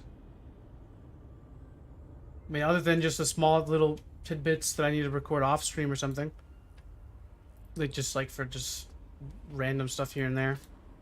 What do you mean, background footage? No, just like, you know, talking about the DK chain, like change the chains. Holy, that was a tongue twister. Change the chains. You know, stuff like that. Like just documentation wise. You can do it now while I'm setting something up. I won't interrupt. Well, no, it's all good. I think it would be better to get pictures and all that stuff done, and then record. Yeah. I mean, I think Stamstork may survive better with the shield. I think it would definitely be very interesting. It's just so hard to test in duels because like you don't know how it's gonna like work on live. I'm reminded with a smile on my face that on the bash build I was running before, I did have a flex spot, which would be perfect for hardened ward. Yeah, I wouldn't mind looking at what you got going on there. Let me go ahead. I got a huge smile on my face because I'm like, oh boy. I just wonder what other builds like. I think that C set is nasty. The whatever you call it. Not C set, the Snakes and the Stars set. Yeah, that's gonna chew through anyone, but it's less effective with players with really high health pools because it just has to chew through so much. Yeah, true. So there's that, but I mean, still. What's going on, Miguel? How you doing, man?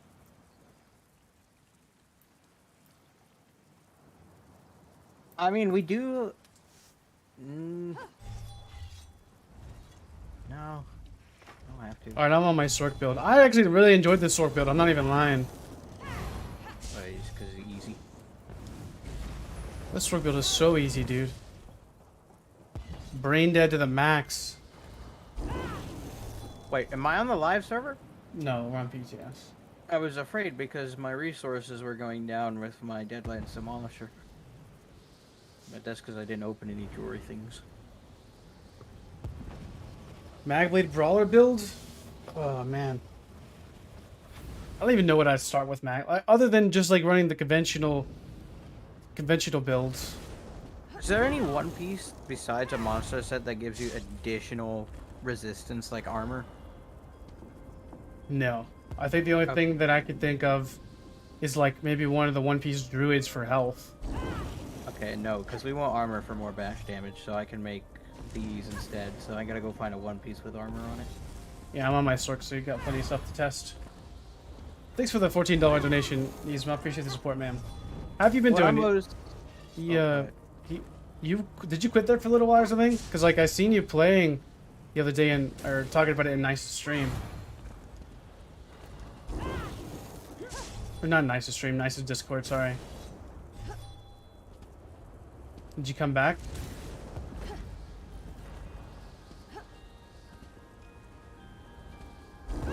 Took an extended break.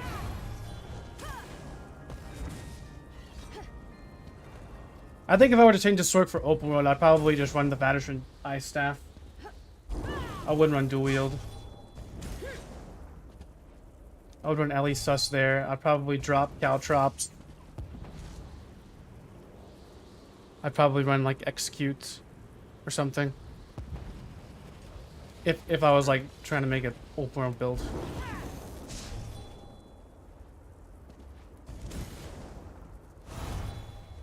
And we got 42k health and 11k freaking hardened ward.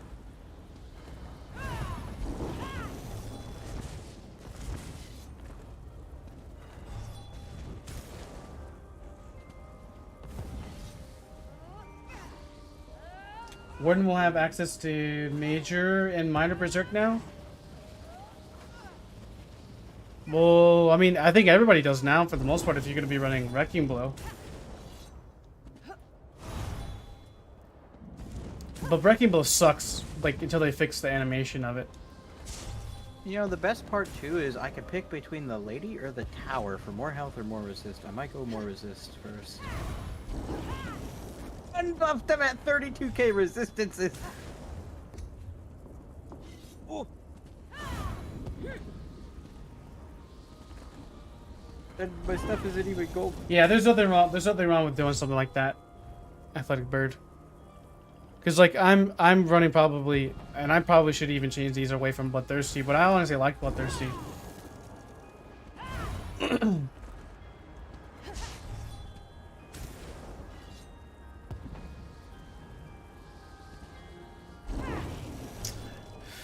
Yeah, until they fix the animation of it, though, that's what I'm mainly saying.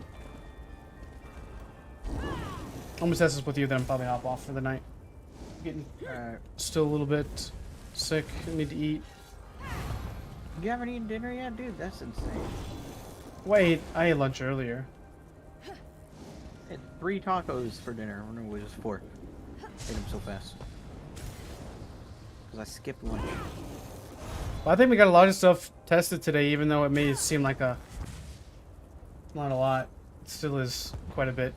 To finally figure out the light attacks. That was pissing me off.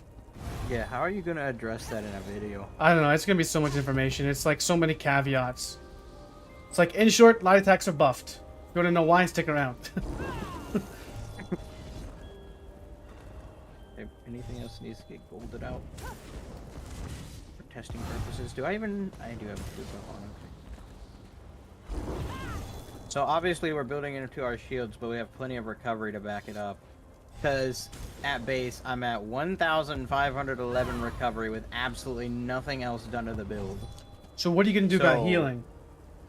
I'm gonna be blocking with 100% block mitigation, and every time I cast Dark Deal, I'm gonna get a lot of health back. So, yeah, I gotta figure this out. But in theory, I should have indefinite sustain and plenty of. Well, this is the most toxic single target build in the game, so if you can survive against this thing, then you'll be fine. Well, if you're running stars, probably not. Because, well, actually, no, I have plenty of health. Never mind. You think it's too late to start with a group of people on console? If I was being honest, I'd say yes. I mean, we're getting server upgrades for console like 1 to 2 weeks later than we anticipated, at least was us anticipated. So that means like mid-March, I think, is what the time frame is now. And I would say, I mean, honestly, man, if you're looking to play ESO, I would get a PC, and I would start on PC. And then when ESO starts to kind of like lose its luster, or you want to play a different game, you have a PC there to play a new game that's better than on console. Because like, when Ashes of Creation comes out, it's like, that's where most people are probably going to swap to try it out, see how it goes. And they can't play Ashes of Creation on console. There's Throne and Liberty coming out here in like a few weeks, probably.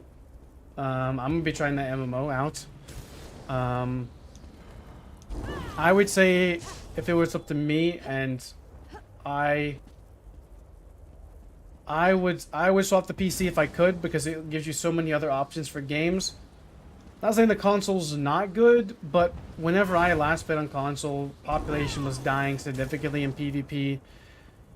You only had people in Grey Host, and Grey Host is unplayable on console. Like on PC, it's like kind of playable up to a certain extent, but the population's a little bit higher on PC, significantly higher, where I can queue up into Cyrodiil at like 2 or 3 o'clock, and get PvP action. And you could do that in console, but you couldn't find enough PvP action. So that's ended up why I switched.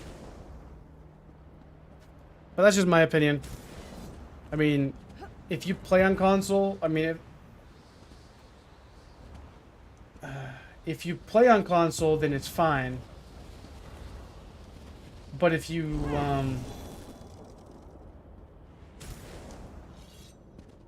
don't have an account on console,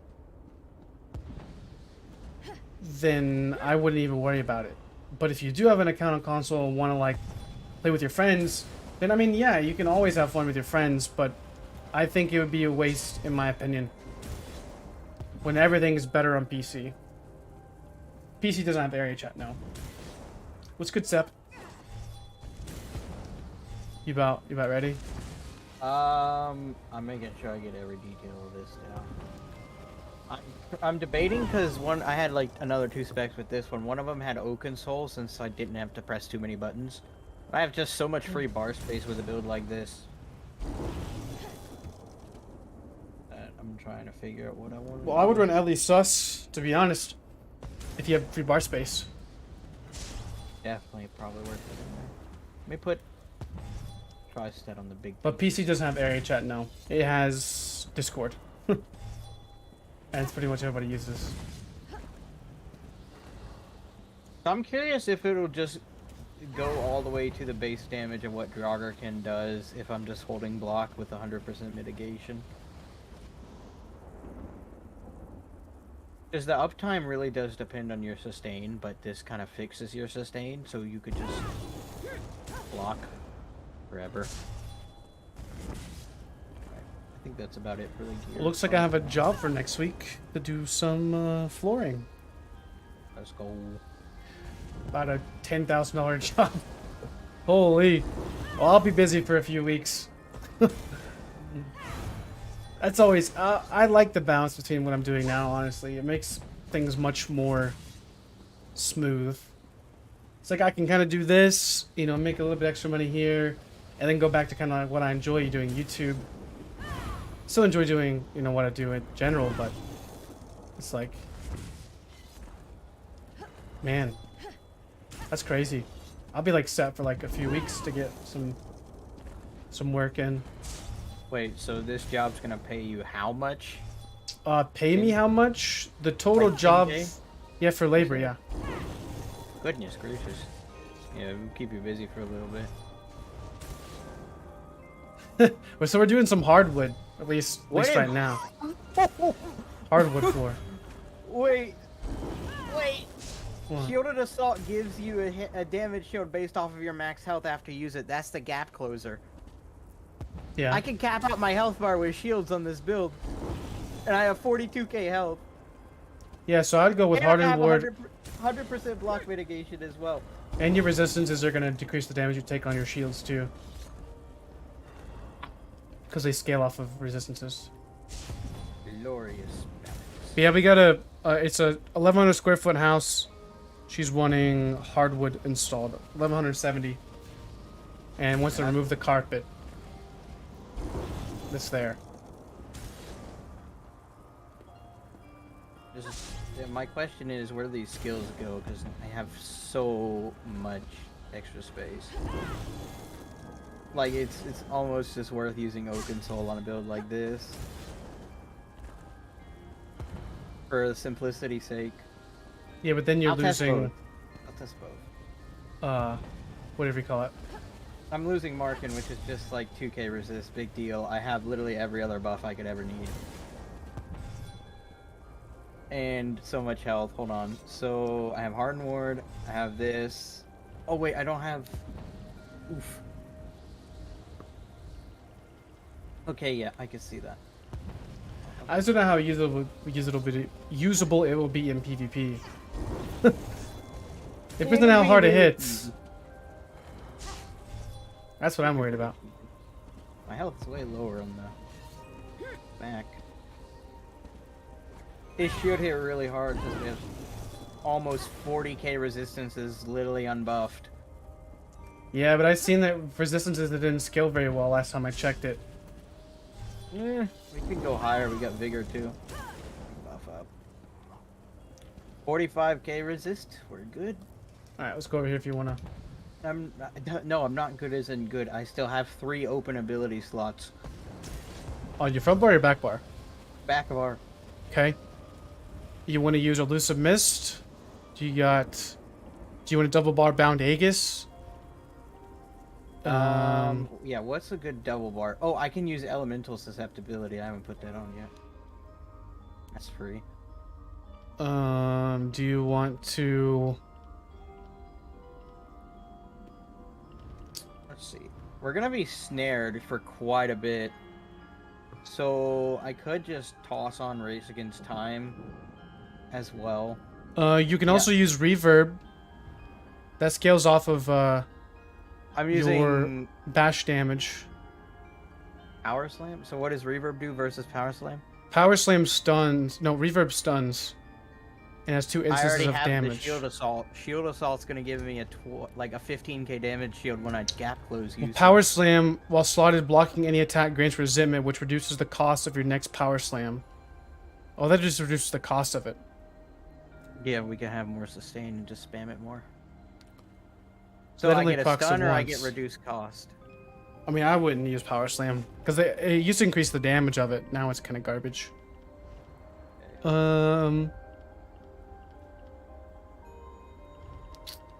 You got Elusive Mist. I can put that on. You could go with Eviscerate if you wanted another spammable with the other morph that gives you I could cost run health. blood for blood, bro, but it's probably not gonna hit too hard because it's not resistance scaling. Yeah. Hmm. The initial damage is half, but it stuns the target. I already have a stun. If I just spam my gap close, I think I'll keep power. You got Meditate if you wanted to have that for resource sustain back. You'd also have Bone Shield if you wanted some armor. The scales off of your health. Or more. A shield. Is there any other ability I can slot on just to temporarily bump up my max health? No, I got a better idea. You could run flare. No, I got a better idea. It's called pets. I guess pets would increase your health too. I'm gonna have a pet. I'm gonna have the Twilight just to be that one annoying guy. So even I'll if go you with do Twilight. somehow manage to get me low, I'm just gonna shoot back up to full health instantaneously. And I'll have Dark Deal. Yeah, it works. There's some bar space for you. I gotta pick a backbar ult. There we go. All right. My health on the back is pretty low, but let's fully buff and see how it feels. Make sure you hit your shield. That'll give you more health too. Wait, no, I think your pet gives you shield actually. It gives my pet shield too. Hold on, let me put some potions on. Just You got your Everpoint into health. I'm not a vampire, but Do you have all I your don't think attributes into health? all of them are into health. Yes. Yeah, let's go down here. So I can't hit my caltrops up here. So I'm just built to be as annoying as possible. Hold on, before we do, let me check my block mitigation. 109%. That means that blocking should cost nothing, or that mean blocking... No, it means blocking 109% of damage. So let's see. Alright, you want to hit me? Yeah. Hold on. Blocking, 100% mitigation. For the shield. It's Let's- 97 damage. Your dots are the only thing that's bothering me. And I have Twilight. Okay, just, nope. I got a damage shield. Okay. Let me get some of this. There we go. Just, some of that.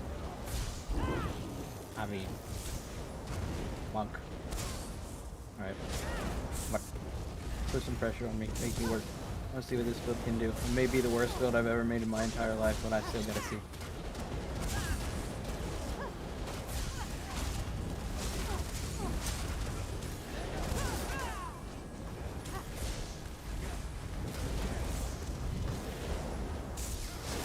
Oh wait, I gotta go to my back bar to get my stand back. Okay, no big deal. It's really difficult to crack your shield. The Twilight doesn't scale off of max health though, that's the problem. Yeah. It scales off of your offensive stat, which I don't have a lot of. Did you use CP? No, I don't have CP. No, I don't need CP. I can stay alive. I'm fine. You can increase the damage shield if you're using CP. I know I can. You also have ranged attacks, so have fun.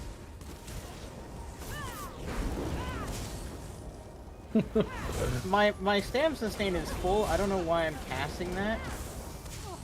I don't have any stamina heals. That's my problem. When I get low on health, I don't have anywhere for my stam to go. I do have shields though, and I don't have any stam shields. You can use Vigor. So my Vigor is not enough for what I'm taking. I need a stam heal. Yeah, this is a dot focus spec, so it's really gonna eat you. I could always put Mara's on instead of Deadlands, but then I wouldn't have as much damage. Oh, nice, Kirk. Well, welcome back. The game's still fun. It's annoying sometimes, but it's still fun. Let's see, what else can I do with my We're testing stam? some stuff on the PTS, and I'm probably gonna wrap it up here in a minute. I'm still Okay, a little I got bit, an idea. still a little bit seek, but light attacks are buffed rather than nerfed. But yeah, I mean, ESO's. I've enjoyed ESO. Like, if you can play it before prime time, and you're just like chilling, then ESO's like a lot of fun. Wait, it might also be a placement issue with my skills, because I have Dark Deal in the back.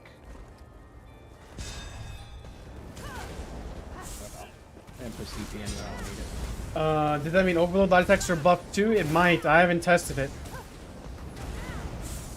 It might. See ya, bird.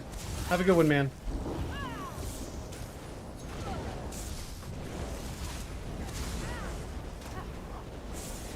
That's the problem with your Force Pulse. It takes all my stam because it hits me 3 times. What does it? I guess so. It does. would be more insane against a single target build.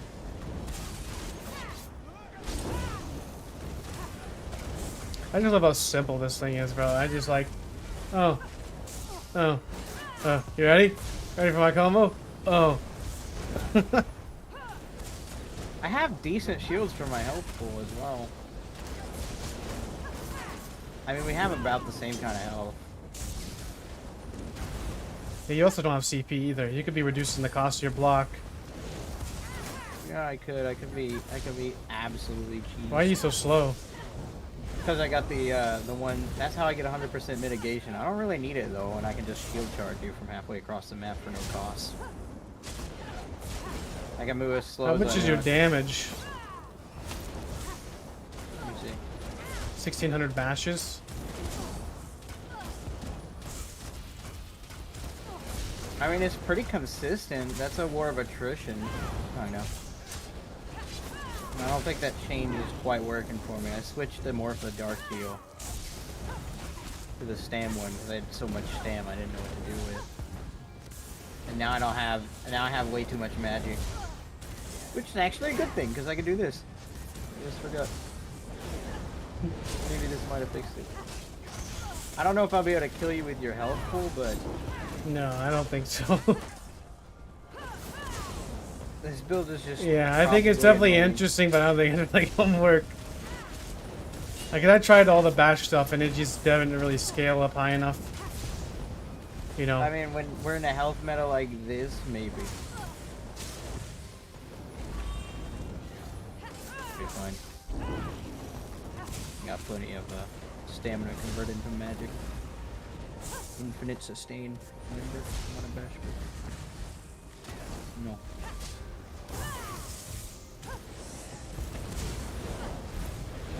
Does it reflect mean, force pulls? Good, nice. Huh? Does your shield wall reflect force pulls? I don't know. Let me get it up. It looked like it. I feel like I might need a bigger stam pool. That's my problem with the build like this. This is just a concept build. This is like, what if I tried this? What if I did that? And we're trying out some wacky stuff. I mean, you're playing a build that's kind of finalized. I don't know what the heck I'm doing. Alright, I got my shield pulls. Alright. And just look at that damage shield. Alright, here goes. Yeah, I'm doing no damage with. So force pulse is considered a projectile then, Yeah, it is. but it used to not.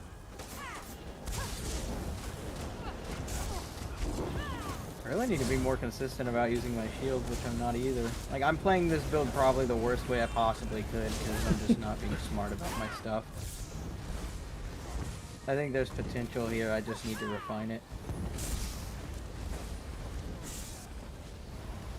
Oh. See, in that situation, I wanted to go to my front for some reason, but no. I literally have infinite resources, I just don't know how to use it properly. These are like new buttons. Yeah. Yeah, as soon as my magic is gone, my stamina is back to full, and as soon as my magic is full, my stamina is back too, because I have the other morph. I don't run out of resources, but I have to constantly be active about applying them. I feel like too much of a hassle. Okay, my block is bugged. I can't block anymore. My block is bugged. Your block is bugged? Oh, I can block now. You stunned me and I can block again. Oh, that's interesting. Yeah, I got a block bug, guys. It didn't get fixed. I don't know. I don't know. If I'm not blocking, then yeah, but I have 100% block mitigation. I think I need to fix where my bar stuff is. I can even try an open soul build with this. Well, the conclusion that we came to in this stream is light attacks were actually buffed, not nerfed. That's a pretty interesting conclusion. But they didn't buff it. I'll try this spec, and then I guess we can call it. I want to use the open soul spec I have. Okay. So, the reason why that's actually a buff is they actually buff light attacks here. They increase the scaling of all light attacks by 50%. So they buff light attacks for the vast majority of builds.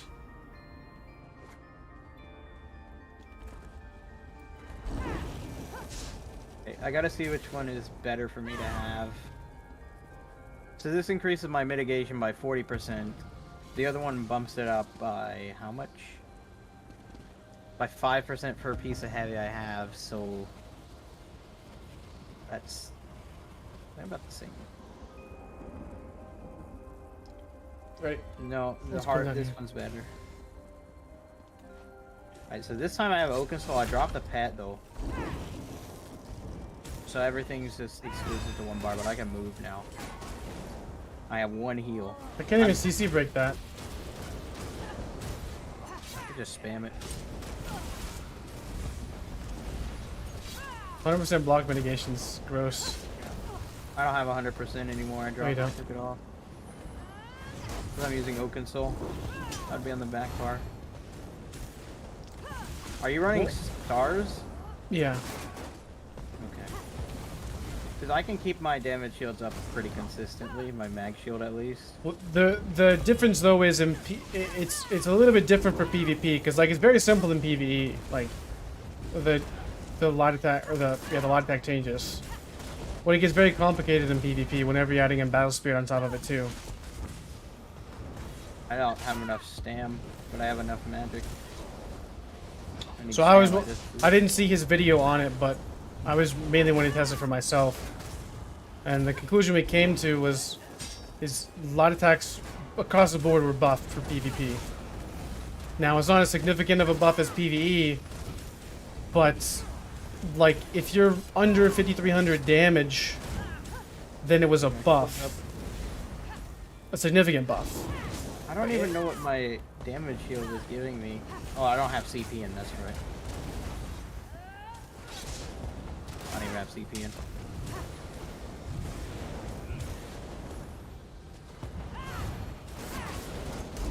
Yeah, I don't know. I mean, I'm tanky, but I'm just testing the defense of it, trying to figure out if sustain. Like here, I should just use shields instead of trying to get my recoveries back. Am I blocking or is it bugged again? I think it was bugged for a second. you're blocking. You're blocking.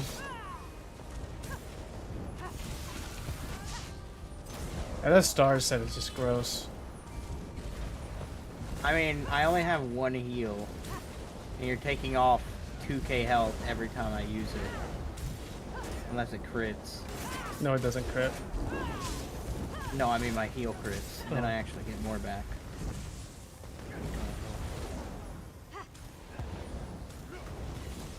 I don't know. I feel like instead of making this a bash build, I can make this an insanely annoying tank with damage shields.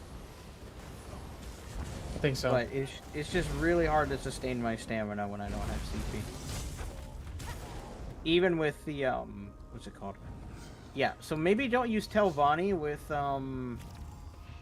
Oaken Soul because then I have to stop blocking. Star's which means I'm Venom very did 2% of my damage in that duel. 2%? 2%. That's because I'm not healing as often because I only have one heal. The rest of it would just be dots going right through block and eating me alive. Yeah, Rending Slashes is doing most of it there in the last duel.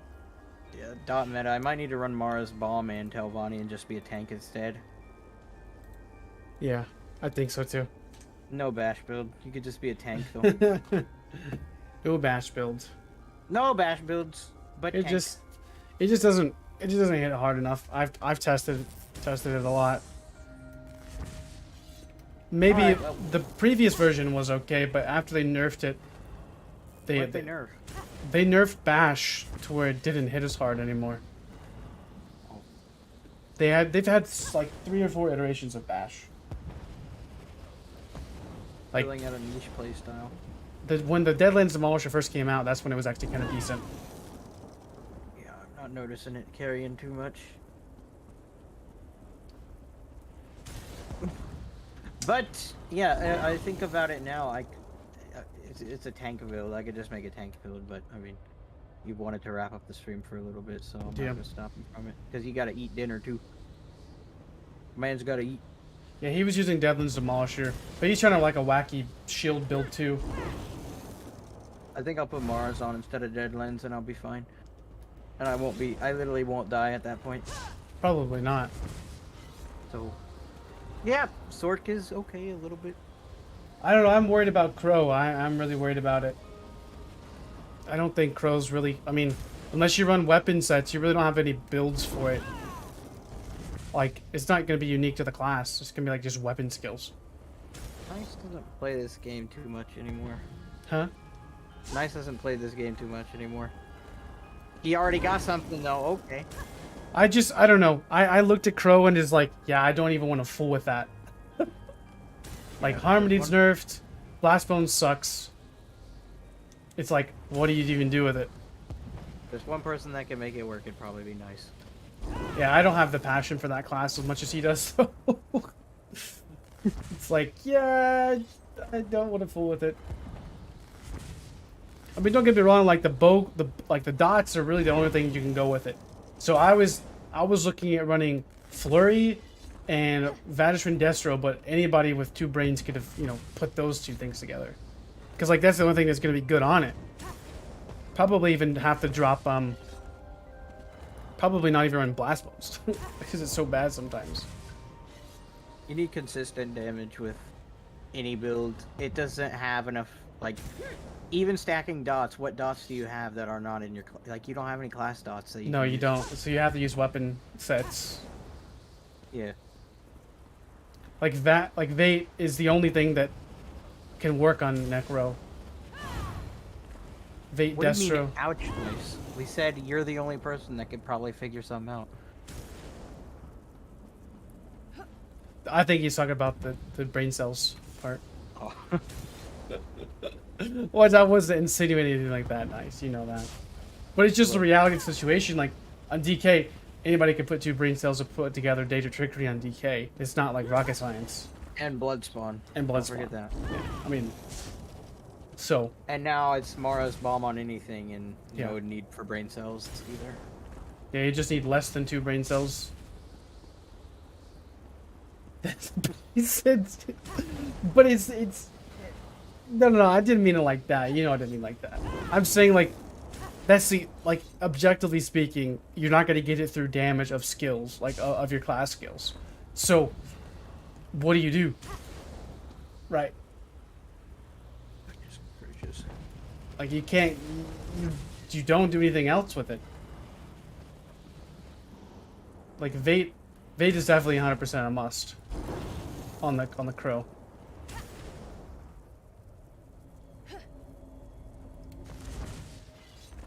Maybe Like- we 2 have to work together to figure something out for Crow.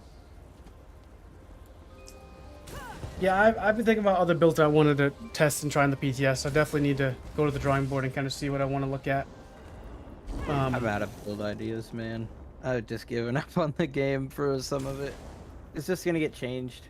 Yeah, that's true. Hard to be encouraged to make something new, and you make a new build, post it, and then next patch, build's radically different. That's why I'm hesitant to upload any build videos. Unless you're playing Nightblade. Oh, that's Rich's favorite class, isn't it? Yeah, Nightblade will never be nerfed. Like, I literally will... If Nightblade gets nerfed, it'll be... Alright, do a challenge for if Nightblade gets nerfed in the next 2 patches within this year. Like, Oh man, I big gotta nerf. do like a freaking, like what Nephis did with like getting a tattoo or something like that, or what was he? No, don't do something that'll permanently alter your body, but like a stream challenge that you have to fulfill if you mess up. So like, or, if you Nightblade get doesn't unlucky. get nerfed throughout the next year, then I have to do a 24-hour stream or something like that, right? Is that what you're trying Oh, to say? dude, yeah, that would be A 24-hour Nightblade stream. 24-hour Nightblade. Yeah, do that. That would be good. I mean, people would definitely be tuning in for that. You'd be like 24 hours Nightblade stream challenge. Can I play Nightblade for 24 hours straight and it still be a very good class to me? Or does it just become boring at that point? I could play Nightblade forever. Who are you, Rich? Yeah. All right, guys. Well, let me go over what we kind of established for people that popping in, Right. don't know what's going on or whatever. Well, I'll leave you to that. I'm gonna go play some Minecraft because the game actually works. So, All right, buddy. all right. See you, Zilla. Take care, you. bro. So what we established, basically in conclusion of the stream, is we tested this for like 2 hours. So light attacks were buffed on the PTS. We tested all the damage numbers pretty significantly on multiple different specs and over time. And what we came to the realization of is 5,400 weapon and spell damage equates to the maximum amount of damage you could get with weapon and spell damage on light and heavy, or on light attacks, I should say. And that damage was 1732, and that includes no buffs to vulnerabilities, no types of, like, he was naked, and I was attacking him and seeing what the damage was. And that's the max we got. It was about 52 to 5,400 weapon and spell damage is the maximum we got to. We tested this on the PTS and the live server, and compared it to the same exact setup and the same exact build, and we were hitting for 1,203 light attacks on the live server. So we got an extra 500 boost of damage at 5,400 damage, and that is the new cap of light attacks. So you can still get extra damage with light attacks through vulnerabilities, through pen, and all of that, but this is the baseline. So you no longer get light attack damage scaling past like 5,400 damage at PvP. So yeah, that is basically the conclusion that I've came to. You no longer get scaling anymore. Because I was worried if it was going to be like at 3,000 weapon damage, if that's when it stopped scaling. But 5,400 is like a 52 to 5,400 damage is a reasonable amount to have good damage on your build and not like, you know, not be like the end game like 8k, 9k weapon damage builds.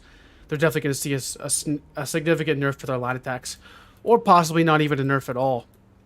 Because at 5,400 damage, if you had like 9k damage, you may get a similar damage number to 1732. So it may not even be really a nerf at all. It may just be like they just basically transferred over. So yeah, that's gonna be it for me, guys. Got a lot of stuff to record and talk about, like the elemental susceptibility, the wrecking blow, and the wall of frost. I definitely want to do specific videos on that. And talk about the DK change. So yeah, guys, that's gonna be it for me, and I will catch you guys later. What is tomorrow? Thursday? I may end up streaming tomorrow. We will see. But definitely streaming on Friday. This one was kind of more of a relaxed one. I'm still kind of sick and didn't want to do anything crazy. I just wanted to kind of hop on the PTS and just test some things out. But I should be back to my normal self maybe Friday. Because I still got an ear infection and whatnot. But alright, guys. Well, that's gonna be it for me, and I'll catch you guys later.